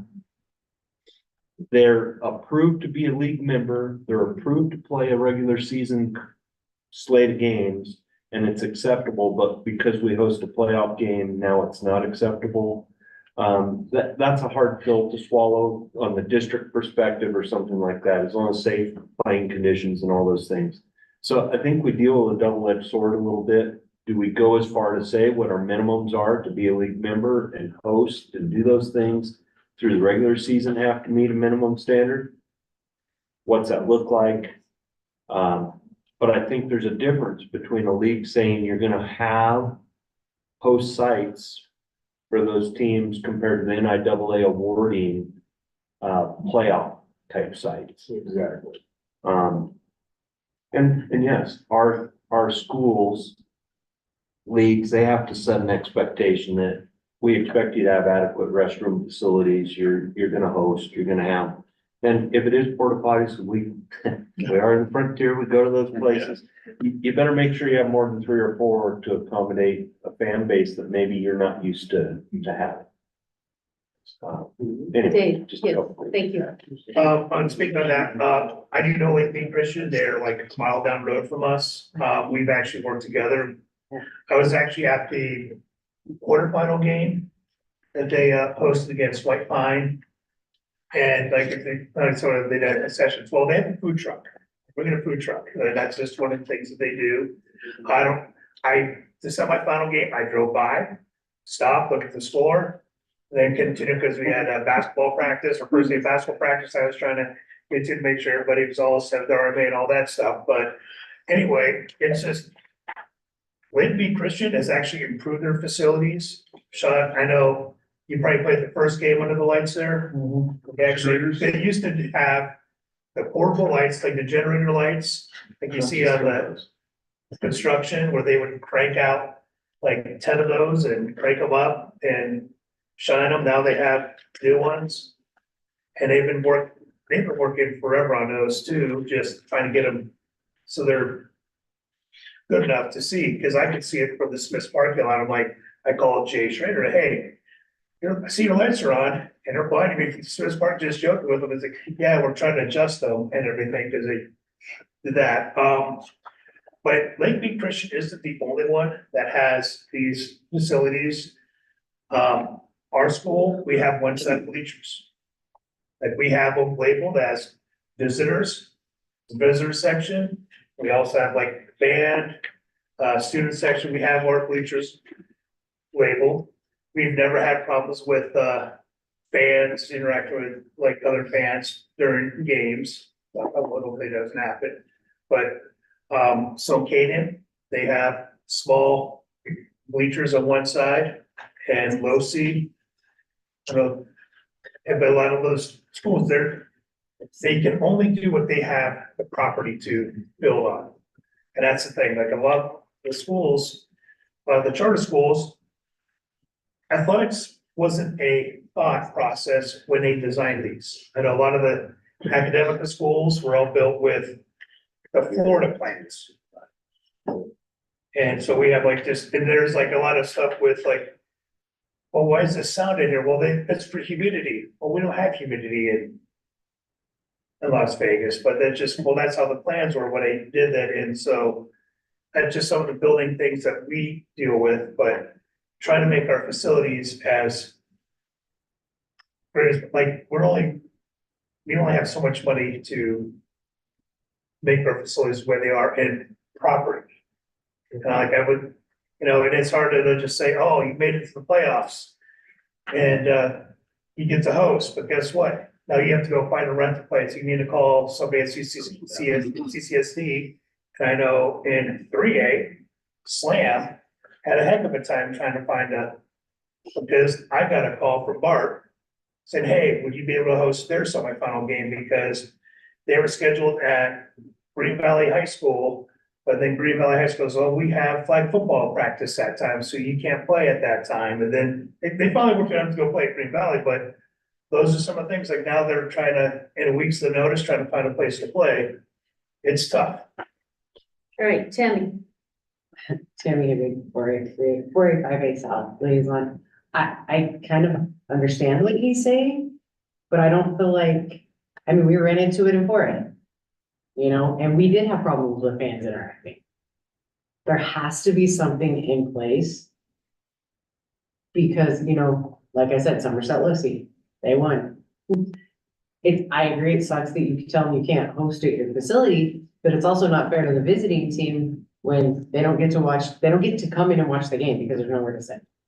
It's not fair. And there's certain schools you can't put fans together. You can't. You're gonna have way more issues than you possibly want to deal with. Now I don't know that that's an issue, but I think, as we've all talked about, being proactive instead of reactive, we can't wait till, well, guess what they won, now what do we do, the game's in a week. Because if you tell me like 2 months out that I might need to host for this team, I'll do it. If you tell me a week before, yeah, then I have a lot of moving parts that, I gotta go kick this team off the field, this team off the field, this team off the field.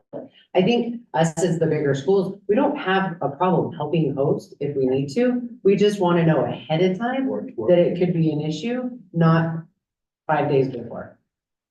Wait, that makes. Being one of them frontier areas. And having participated and coached on fields where you kick the cows off and the burros and the wild horses prior to the game is it has happened and quite frequently.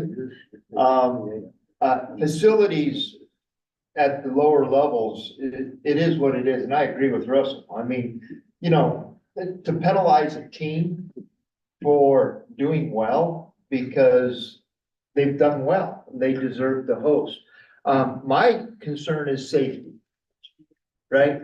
If the facilities are a safe place, that's my biggest concern, right? And so the safety of the fans, the safety of the players and the participants and everybody involved, to me, that's the number one thing. And so if we go down this road and we say there's a minimum, I think safety is the biggest concern, right? And so, and I've never been to Lake Mead's football field. When they were playing in our league and stuff, they didn't have a football field, so they played a total away schedule, and I've never been down there. I've been to their gym, I've been to their high school and stuff, and in the lower levels, they have what they have, and we're all building, we're all trying to make our facilities as best, but safety to me is the biggest concern. And so I don't want to penalize a team for doing well. As we go down this road, should there be a standard? Yeah, there probably should be a standard, but I think safety is the biggest concern. And part of that is fan base, right? We've had some instances in the past where we've commingled fan bases and it didn't turn out so well. And so I think that is one of the major concerns moving forward is the safety of it. Yeah, I agree. And I know too, I'm sorry, I know too that I have asked staff, the NIAA staff too, to go and do site visits at these charter schools. And I don't think it's the 1A2, the 1As, the 2As that have been around forever, got this figured out and this and that. But I have pictures in front of me of a football game where parents are parked on the sideline, sitting on top of their cars. There isn't seating. There is a scoreboard that's on the sideline that appears to be about 20 feet. Maybe, yeah, that's not even padded. Parents looking through banners. We've had a very vocal upset principal, and I don't blame him. But like I said, I asked staff, NIAA staff over a year ago, go do some site visits at these brand new charter schools. Okay? And just, it's not a gotcha, just take a look at their facilities. Give them some guidance. Give them some assistance. Because I'm gonna be honest with you, the administrators that we have statewide as athletic administrators, athletic directors, a lot of times are just placed in there and have no athletic background. We are finding that more and more. So I'm going to ask again, because the frustration that we hear from coaches in schools and principals, it's not fair. You know, Dave. Dave Henneman, Charter Liaison. I think one of the standards could be is like, you need to be able to provide proper security. It doesn't matter if you have one side state wrestling, one side of stands. You're doing state wrestling, it's to be one side of stands there. The Anderson Field House, everybody's been there, but you know, there's a lot of facilities that just have like one side of stands. But if you have proper security, are you gonna be able to offer that? You could say, well, they have like, our fans can get into the game. What if they had an Allegiant? What if they had state football at Allegiant and you had 100,000 people want to get it, but we only have seats for 55? Like, sometimes there's gonna be a thing like, hey, not everybody's gonna get in. Correct? So you could just say, hey, we have a limit of tickets. And you could just say, well, then we sold out. Tickets are offered on the NIAA website. You didn't purchase them in time. You got shut up of tickets. You gotta put that ticket limit in there too. Okay, hang on, can I go Sean first? We'll go Sean and then Paul, and then probably wrap this Sean, up. I'm Stuart Liaison, just to wrap things up. I agree that's, by no means I don't want to punish any of our league members. Like I said, I think it can be handled at the league level, like I said, and we'll have those guidelines and standards and put that out there. And Lake Mead has worked really hard to improve their field and whatnot. The lights that he mentioned, they were portable at one point, and when you threw the ball, it went above the light level, so then it was dark, and then you just kind of guessed where it would come back down. So, yeah, it did happen. So, anyway, just wrap things up in our league liaison meetings and our league meetings, we'll handle that at the league level. Thank you. All right, Mr. Anderson. And I guess this is kind of piggybacking off of that, but what I was gonna suggest is I don't think we have it, in the office, in the NIAA office, but perhaps, you could direct the, staff to bring back to the next meeting, just guidelines on what a facility needs to have at minimum to host. And so then it can just be a quick checklist, if you get a 5-day notice, do they have it or they don't? If they don't, then you know what, then you play either a neutral site or you play at the visiting team site. It gives incentive for people to have facilities that. But on the counter of that, I do believe that there is a Southern staff member that could do some site visits. So, And Don's staff, look, if somebody has a question about a particular facility, just email me. I don't know to start going, school 1 through 123. So I hate to look at everyone, but if and I can keep that anonymous, that's fine. Send me, say, Donnie, would you please go look at this facility? Would you help have a discussion with them? I'll do that, or one staff member will do it, whoever's next will do it. We can write from this day forward. Just make that a communication. Otherwise, I wouldn't know. Look, or President Soy, but I don't know where that is. Nobody said that to me to say, hey, this is the problem. I've never seen it before. I just need to know. So that's all. Since I talked to Incline, the school that was involved in this, and they were the ones that traveled for the 6 to 8 hours to get there. Out of all their complaints, when I talked to the coach and I talked to the athletic director, the parents were pissed because the lines weren't straight. So the reality here is their biggest complaint was that there was no shower facilities for those kids to get back on a bus for 6 hours after the game and go back to Incline. That was their biggest issue. And so, with all this being said, I think that once we get you guys working on it and getting that done, because one thing that the football coach and the athletic director said was that was a hell of a football team and they deserved to host a game and they deserved to play a game at home. And so our respect to them, they had a hell of a football team and they deserved to play a game at their house. And we'll leave it at that. Well, I just say my kid plays football. They go to Elko, not one of them takes a shower before they get on the bus. It smells like somebody lit them. all right, we'll end it right there. Yay, it was very. All right, so I agree with Paul. So, a recommendation is going to be made that the NIAA brings back minimum standards. How's that? Yep. All right, that'll work. Okay. All right, we will go to agenda item number 27, schools dropping programs. Mr. Davis? Thank you, Madam President. You see on page 195, that's the list from the fall, which was rather lengthy on the number of schools that drop programs. Turn to page 196, that number is not as large yet in the winter. And yet's kind of a key word there. There's still one school that's in question. The school Sloan Canyon for girls bowling has a girls bowler, potentially, even though the season's almost done, still in Activate, where the parent allegedly did not fill out everything in the questionnaire. I've talked with the school. I've talked with Ms. Lotz, obviously, who is our main person spending millions of hours inside of Activate. No idea if that person's ever going to get all their stuff in and get cleared in time for the end of the season. We're not seeing as many drop programs in the winter. Some of that is quite honestly, we're waiting to be told on some of this. I do check to make sure everybody's got it. I check through all the results, but there are certain sports where it is difficult, right? When you get to a skiing, when you get to a wrestling where you may have one kid. Basketball is an easier sport to tell. You got 5 kids out there playing. Hopefully the word is getting around what the penalty is when you drop a program and how much that is taking on, how big of an effect that is taking on your opposing teams. Akipo Academy was dropped before the start of the season.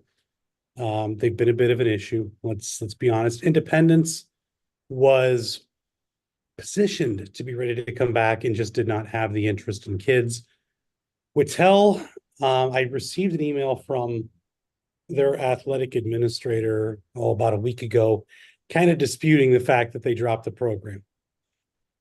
Their previous athletic administration had informed us through our survey that we needed for the realignment committee that Whittel was planning on having girls basketball. Whittel did not have a varsity girls basketball program this year. So what you see in front of you is what we have. I fully anticipate Sloan Canyon's going to join into that list and be the fourth school on there. Each school that does drop a program, obviously as directed by our board in the last meeting, does receive a letter of correspondence letting them know that they are independent for the remainder of this cycle and would need to be independent for the next cycle as well. They would not be included in a league schedule. They certainly could ask that league to be included in the schedule, and they are not postseason eligible during that time. We have kind of started on the spring list as well, but won't have a whole lot of information for you until those tryouts start next month. So questions on this?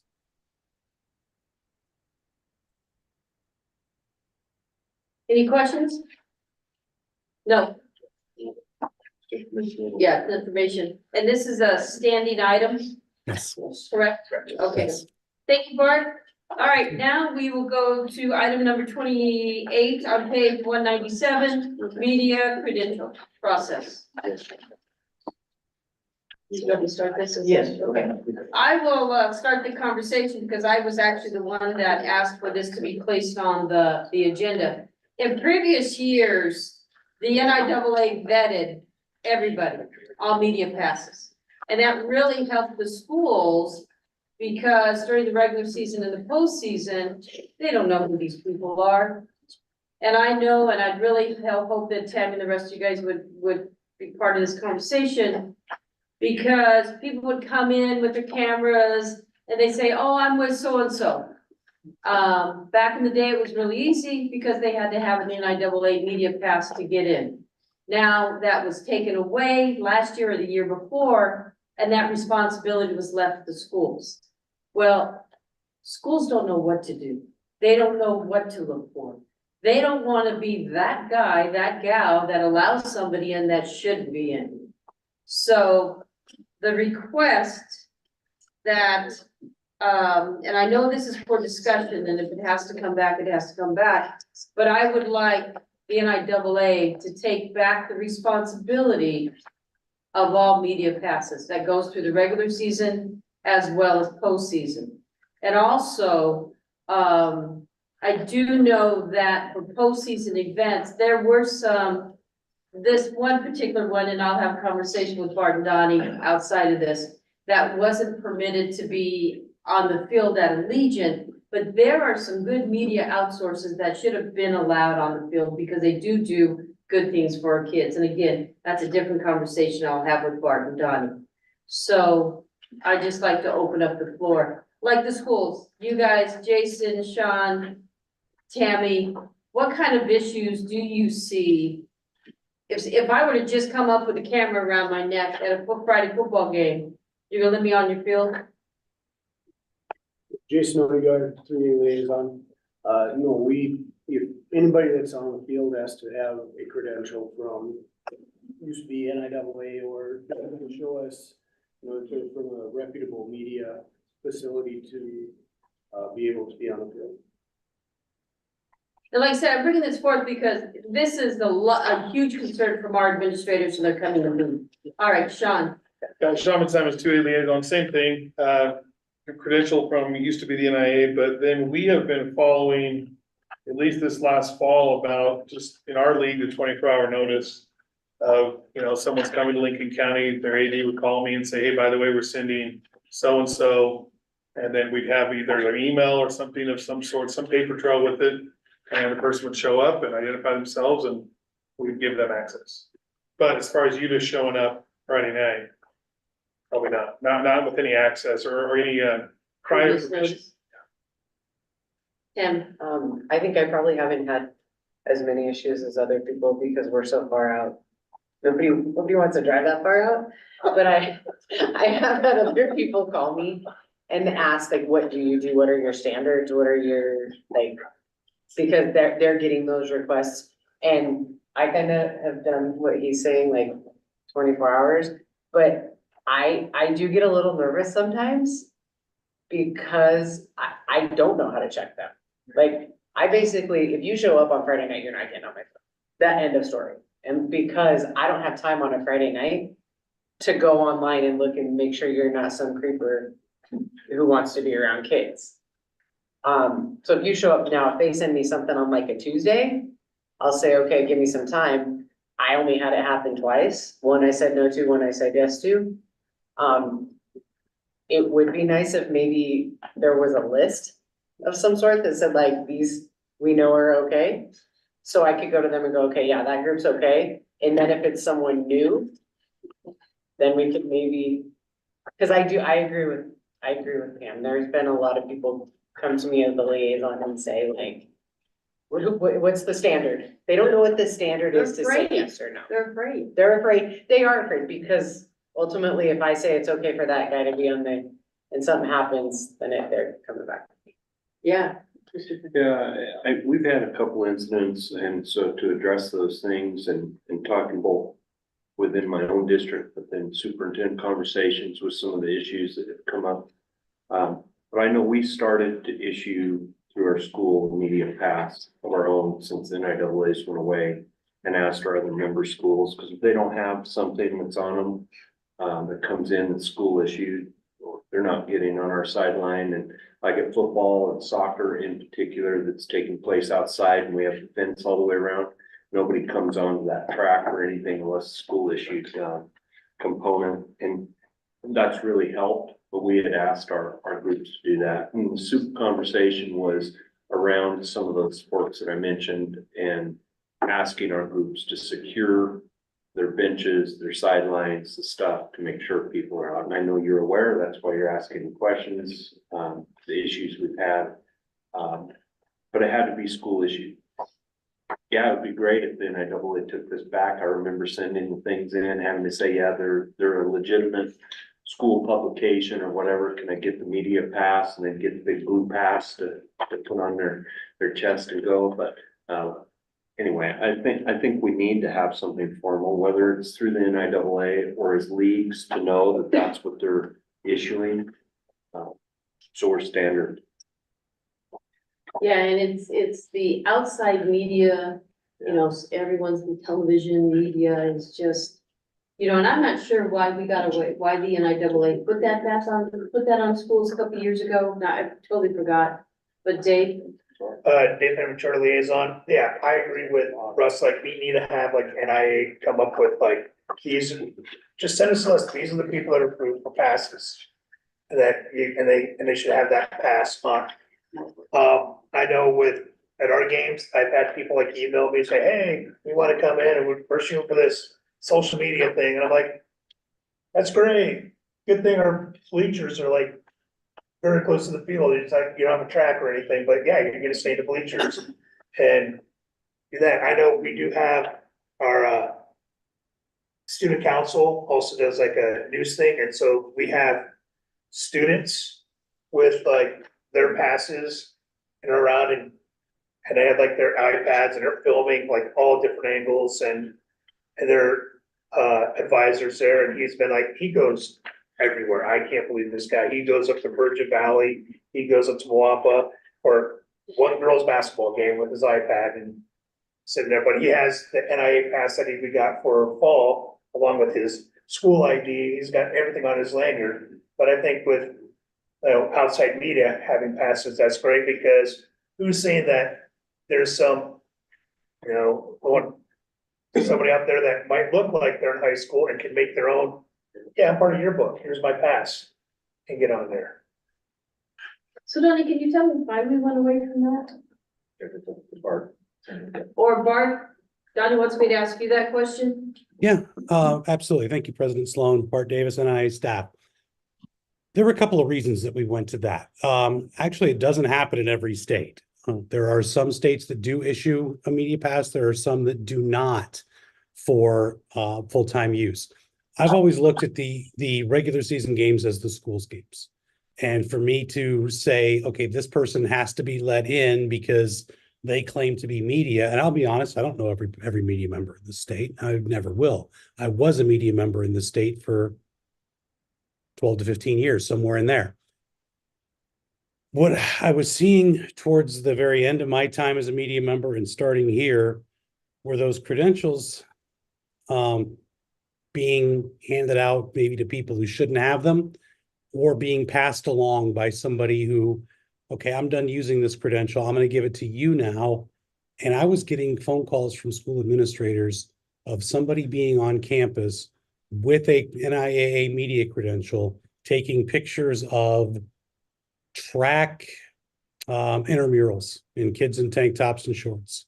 And I specifically remember once it came from Palo Verde and I got a phone call asking, do you know who this person is? No. Turns out they had somebody else's media pass trying to claim they were media, and they were pretty much creeping around Palo Verde. I don't want to have extra media passes sitting out there that people can use for that very reason. The media need to be cleared also through how am I trying to say this? The venue needs to be comfortable having that person in the venue. Me handing them a pass and telling every school, okay, they're good.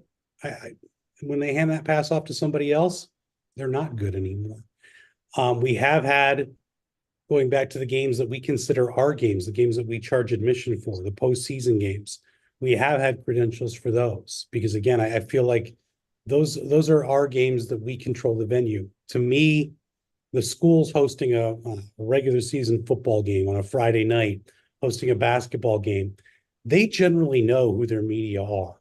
And it's very possible, I'm sorry to pick on Mr. Odegaard, but let's say Pahrump Valley's had a problem with a Moapa Valley photographer over the years that comes in and creates problems, and they don't want him in the venue.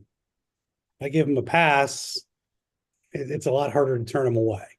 If Pahrump just says, nope, we don't want this person in, we're not going to give him access, that's good too. Sorry for picking on you, Mr. Odegaard. But bottom line, in that case, I planned that quite well. We can go back to doing it however we want to. I can certainly help any school with whomever is going to be on campus. Are they good? Are they not?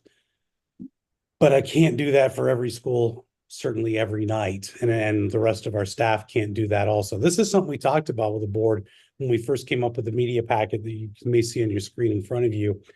I relied on some of my colleagues in Michigan, in Ohio, and in Missouri to come up with different areas in here that we needed to address on who could be credentialed. Quite honestly, in all of our venues, the media areas are going to be terribly, terribly close to team benches, to team locker rooms. I'd like to keep those people as far away from the student athletes, but still give them the access they need as possible. What I have noticed in the credentialing that we're doing now, where we, for postseason credentials, still give out a credential and ask that person also show a valid ID at the school to get in. It's not happening every day. Somebody shows up with a credential, they're not always being checked anyways. And look, is there a good answer to this? There's not. Mr. Nelson, I know you had a discussion at your winter meeting, I believe, with some of the other executive directors around the country on who does and who does not allow or does not distribute a full season media pass. I think you told me that was pretty close to 50-50. Yeah, that's correct. I was from the staff. So one discussion I've had during the winter meeting was about media credentialing at the request of President Sloan and be this an agenda. And hey, perfect time. I can ask everybody.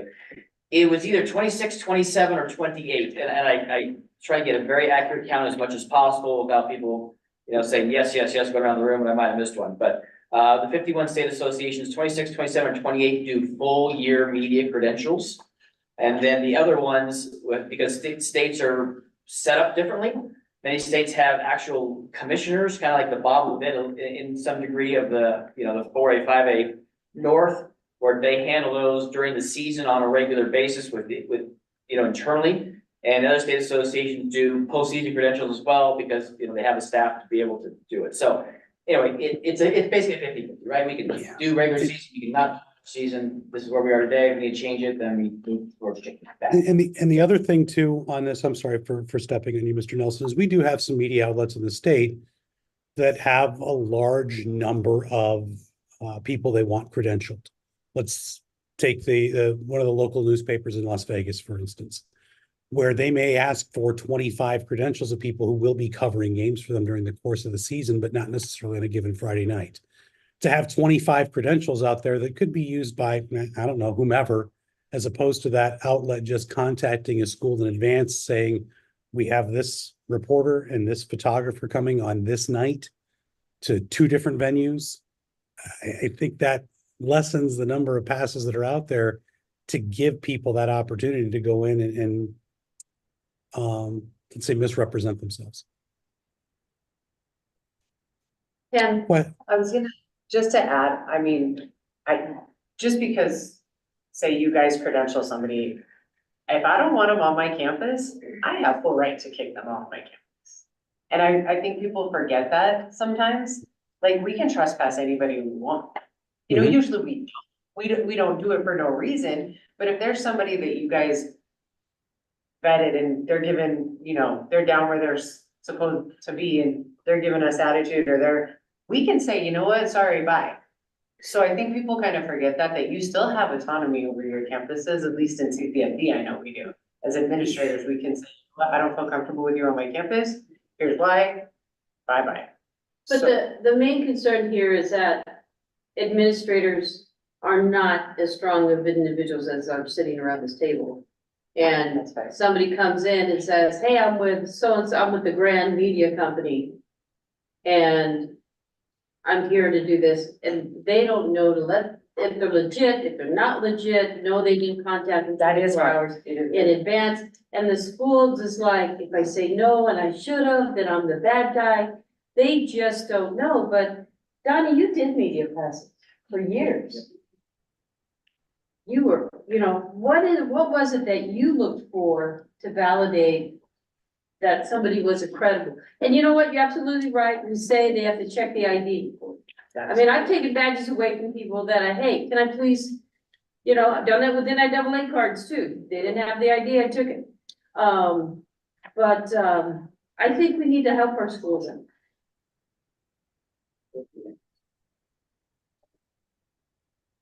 So what do you think, Mr. Nelson?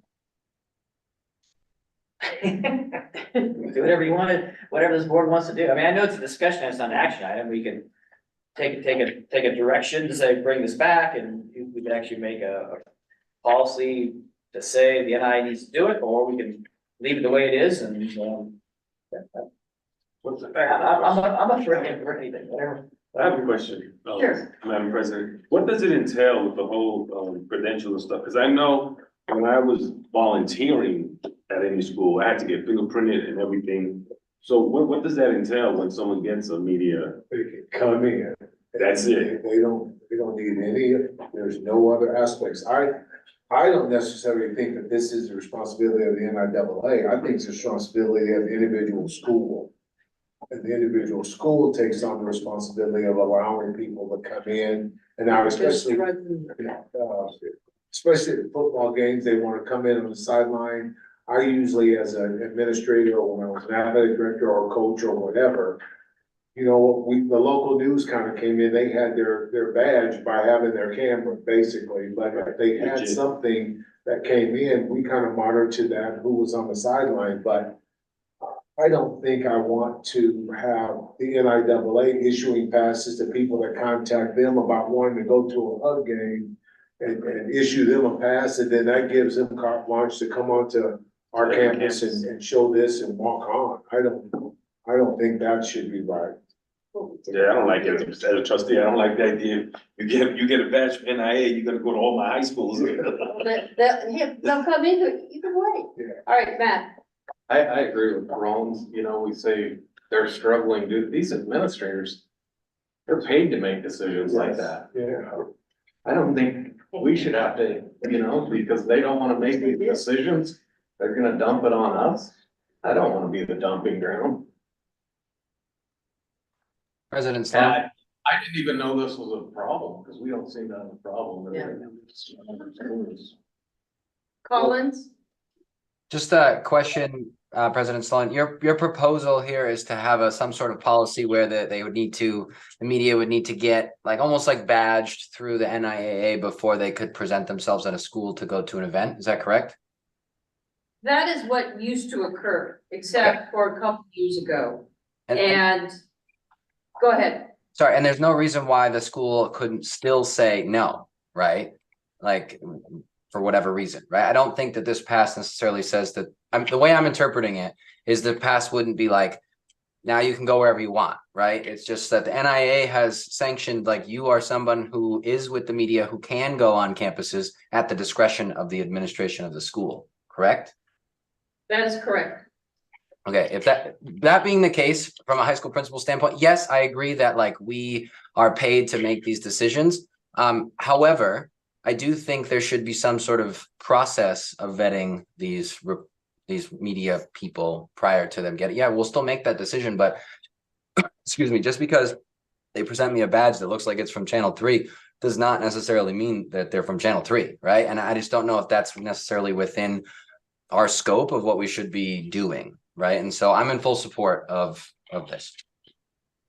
Well, and I'll tell you too, that there is the policy, the NIAA media policy that is in the packet. Maybe we just need to, if the NIAA could give some additional guidance as to what should they be looking for, you know? I'm sorry. I was just, you kind of answered it right there. I mean, why do we have to do work? Our office is already saying we're short staffed. Now we're gonna have these people, who's gonna handle all this paperwork and all these people come in Don't use it. to get, yeah. Here we are. Linda, I think Mr. Davis. All right. I'm gonna offer like kind of like a different perspective here, and I'm not normally somebody that comes out and says, hey, let's do this the corporate way. Having worked in private enterprise, I think we're making this harder than it needs to be, because I can see the viewpoint of the schools. I completely agree with Channel that they still have the autonomy. But if we can I mean, I went through all of this, I read through every single line of this policy. This is a good media policy. I see some places where it could be tweaked about the IDs. I see some places where it could be tweaked. And I think it was Sean, I'm not sure if it was Sean that brought up that there could be like a master list. And so the entity I worked for, and we did deal with some students, and we did have the safety issue that we did not want like pictures being taken inappropriately, or that they are in locations on the campus that are not, shall we say, optimal, and that the administrators there still have the option of saying, you know what, some things that you're doing, I'm gonna ask you politely, respectfully to leave. But I think that honestly, that going with the NIAA pass would be better. And it isn't that these principals are not, and they are paid to take care of their campuses. But I think what we're doing is we're making it harder, where we're asking, what is the goal here? The goal here is to have accredited people on campus, not to have 150 that are going to be, passing around their credentials and letting them go on every single campus. But I think there's a way to do this by tweaking the policy and putting in some basic, I don't know, I want to say guardrails or safeguards, that it's doable. It's doable without overloading our staff. That's kind of like a summary. I may have a lot more. Well, I guess at the end of the day, we as district leadership, we need to get in front of our administrators and have this hound this, Which we've already had. Well, so. Somebody has a credit. Ryan Thornton. Yes. Question, was there a cost or a fee associated with the media pass? We used to, Dinos was saying, we used to purchase a package of similar like passes. I guess. Example, purchase that. Did they have to purchase? Oh, no, I'm sorry. Did the media individual have to pay, $50 for the activity? No, never did charge. Never did charge. I'm piggybacking what Ryan did their sponsor, like it was the Las Vegas Sun or the RJ, they did not have to pay anything at all either. That's correct. No, media passes were we would buy a stack of media passes right from our card printer. It all looked the same. We would then accept lists from sports editors, directors, general managers, vet them through signed off that they're legitimate employees of the association. And then we would print labels, put on those passes. So we bought a batch of passes. We never did charge anybody to get those passes, even though I know we charge our schools activity cards. We never charged the media, but that was just a decision for public relations purposes. Like charging for media for their own path to get passes to go to games, it didn't make sense. Again, that's dating back a couple of years. Okay, and getting back to the tweets that possibly be done here, responsibility should be on us for vetting them. We can ask them for their ID. The responsibility is on the entity that wants to send the Las Vegas Sun and their photographer or two photographers or whatever. It should be on them. We hold them liable for that if we grant them that pass. What we have to do is just we have to ask for ID. That's that person who has been vetted by the RJ or whoever. Because this stuff with the internet stuff, this is very tricky. I mean, it's crazy. I'm an independent journalist, do I not get one? Free person.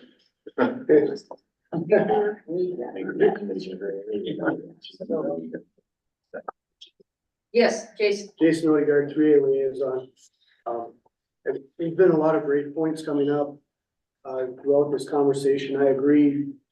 Administrators, that's part of my job, and I know that. There's a lot of different things that I'm responsible for at an event. And part of that is, you know, if we are going to make a decision as to what media goes onto our site, it is allowed to take pictures, whatever. It's also our responsibility to supervise what they are doing during the contest.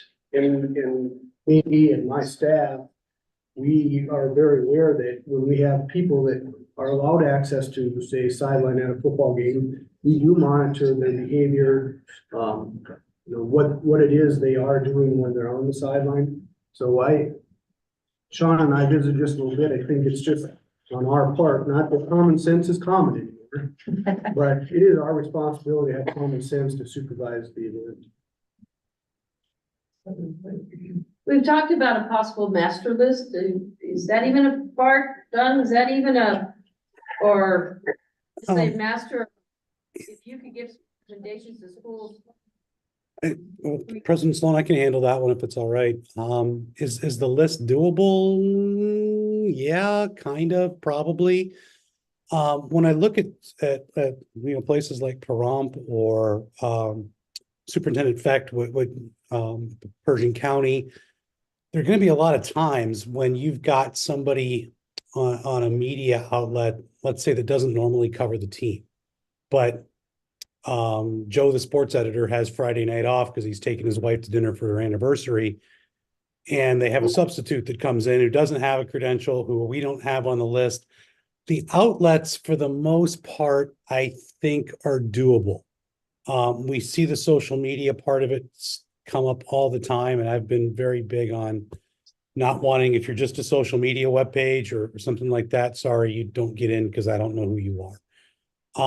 Could we have a list? Sure. I'm also very big on wanting, again, trying to be careful how I phrase this, wanting to make sure that we have some sort of avenue against a media outlet if they send somebody who does not act appropriately. If it's Joe's fly-by-night website, we really don't have a whole lot of recourse against them. If it's KLAS TV, we do have a lot of recourse against them. We could just say, no, you're not getting into any of our events. We can work on that. And I would probably actually need some help from the smaller school communities that know their people. Winnemucca, for instance, knows Mr. Urquiaga up there. If he forgets his pass, if he doesn't forget his pass, he's been covering games for 35 years and they know to let him in. If he's got somebody who's subbing for him, I don't know who they are if we're not told in advance. I think it's something we could all work together on. I'm not at all big on the idea of having a large number of passes that are floating out there that people could just use to get in free to games on school sites whenever they wanted. Do that with the courtesy cards. All right, we're gonna close this up right now. What are we doing with this one, Mr. Nelson? We have no, let's finish this up right now. Let's finish up 28. Any recommendations or just leave it as a discussion and keep it as is? I don't have anything else particular. Okay. Do you have something to say to the director? I mean, we have it, bring this back or? All right, I think, no, it's just a discussion. Yeah, maybe we should just bring this back. We'll go from there. Bart, put some additional thoughts, if you would, please. Sure. To help our schools. Hey, we're gonna stop right now. I'm going to suggest everybody go get your lunch and bring it back. We'll continue on, we'll have a working lunch. We just, Do you want to wrap it up? I'm sorry, I said that, but I'm, you told me let's do lunch. yeah, I did. I talked to them, they're willing to just hang out and wait a little bit longer, but obviously get as much food and kind of don't dilly dally. And that way they can break down somewhere around Okay, do we? their pool waiting. We've got 29 planning items. I've got some notes. If we have some notes, we have some public comments. We can read that. I don't know what else we have in terms of public comment, then we're adjourned. So I don't really have. I don't have. So we might actually be done in 5 minutes. Yeah, That's probably best. we could do that. Okay, let's go to 29 agenda planning items. No. Yep, all right. Thank you, Don. Activate contract renewal. Gonna bring that back for the March meeting. Again, that's more of an NIA internal matter, but I want to let you know where we stand. The activate contract. The other items that you see on there, sanctioning of girls wrestling is the report that we said we'd bring back in that spring meeting to see how wrestling is going. It doesn't necessarily mean it needs to be an action item. It's to say, here's where we are. We already talked about sanctioning of girls wrestling, what that would mean with districts and schools. So that's a big, huge lift. But this is the time frame we said to bring it back. Basketball shot clock, that's really more of just of an update. We know this board took action on last time. Soccer yellow cards. This is something that's coming from our soccer officials about soft yellows compared to a red and injection of a game or not, right? The whole 5,000 basketball does equal 2,000 soccer. We'll bring back proposed language for that. And then we get to our committee updates, which we need to get back on, and I know that as well. So those are the 4 committees you see there. Can I just intervene here and just ask, can we please put these on the agenda individually and just have an update where they're at? Like on the diversity equity, you said that Shanoa. Yes. She'll be doing a presentation at the next board? She's doing a presentation at the Okay. directors conference. Okay, We can bring her back to do an update as well. I wanted to see how that went and what the membership said or what she thought we needed to do from that. okay. Yeah. Sportsmanship committee, like I said. We need a new chair. We need to reconvene, is what we need to do. Let's reconvene. Is there a possibility to reconvene from now to the next, board meeting? These can be done certainly in the early part of March. I mean, it's a Zoom meeting. And then the rules and regulations, we have that.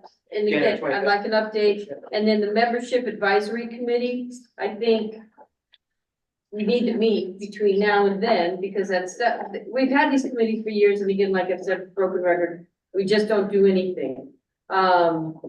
Because especially with the membership, I was really disappointed in the whole Trinity presentation. They didn't know the membership it didn't even say that they were allowed, participation in play.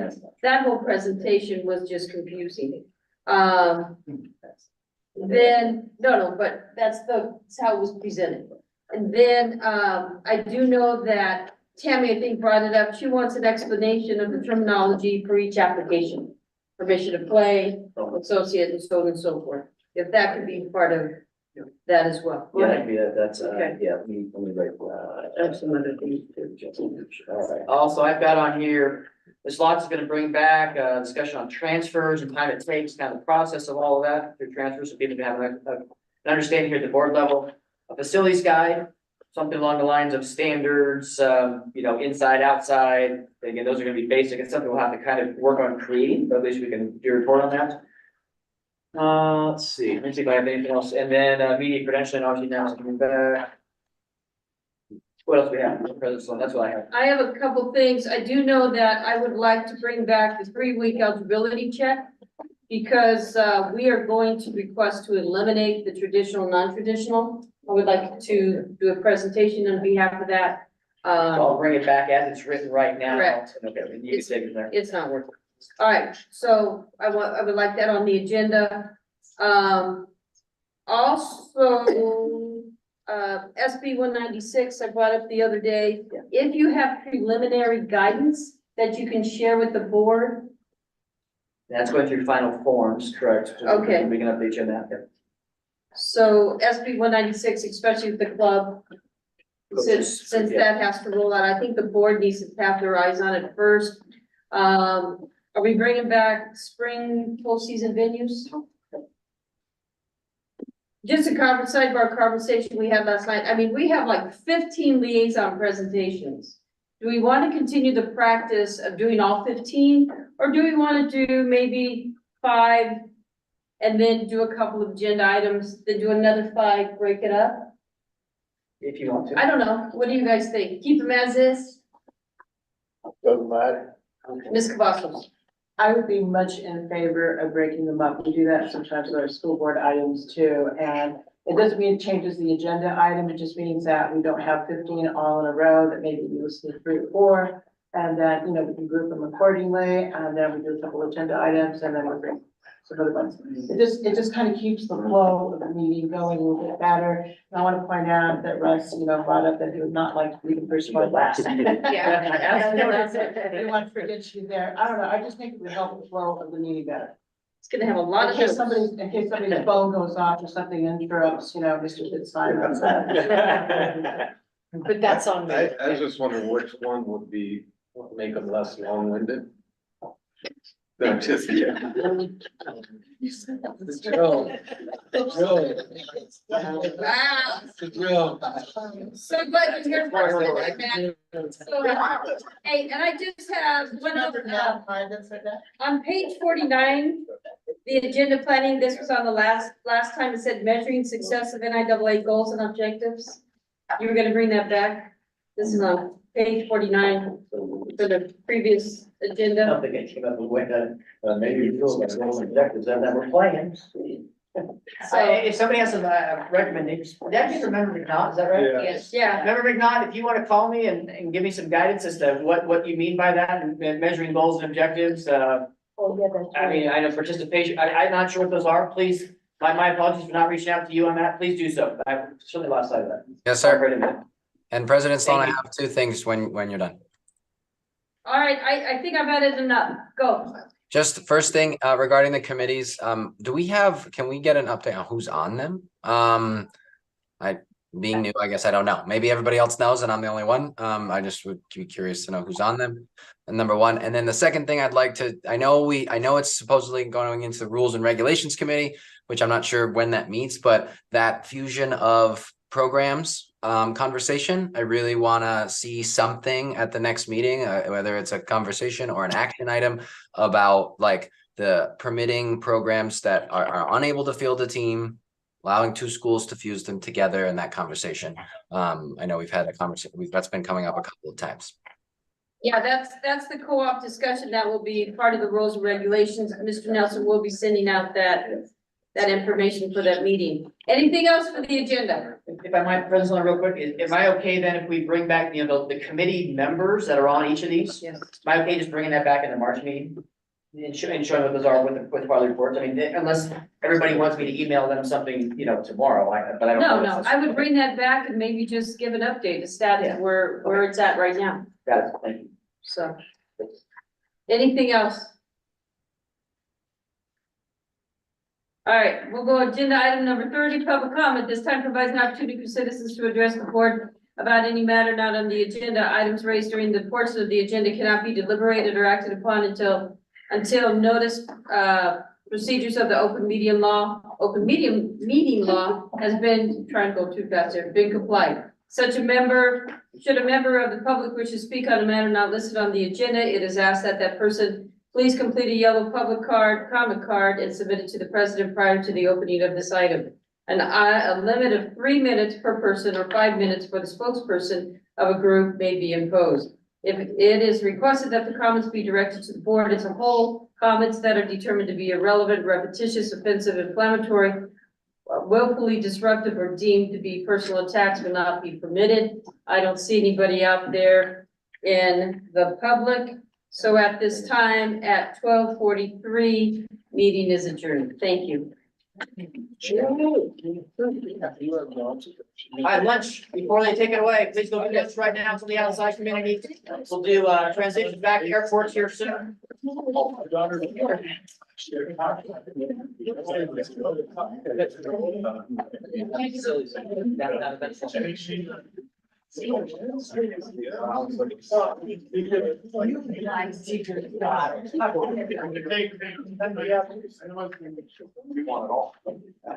Downtown event center.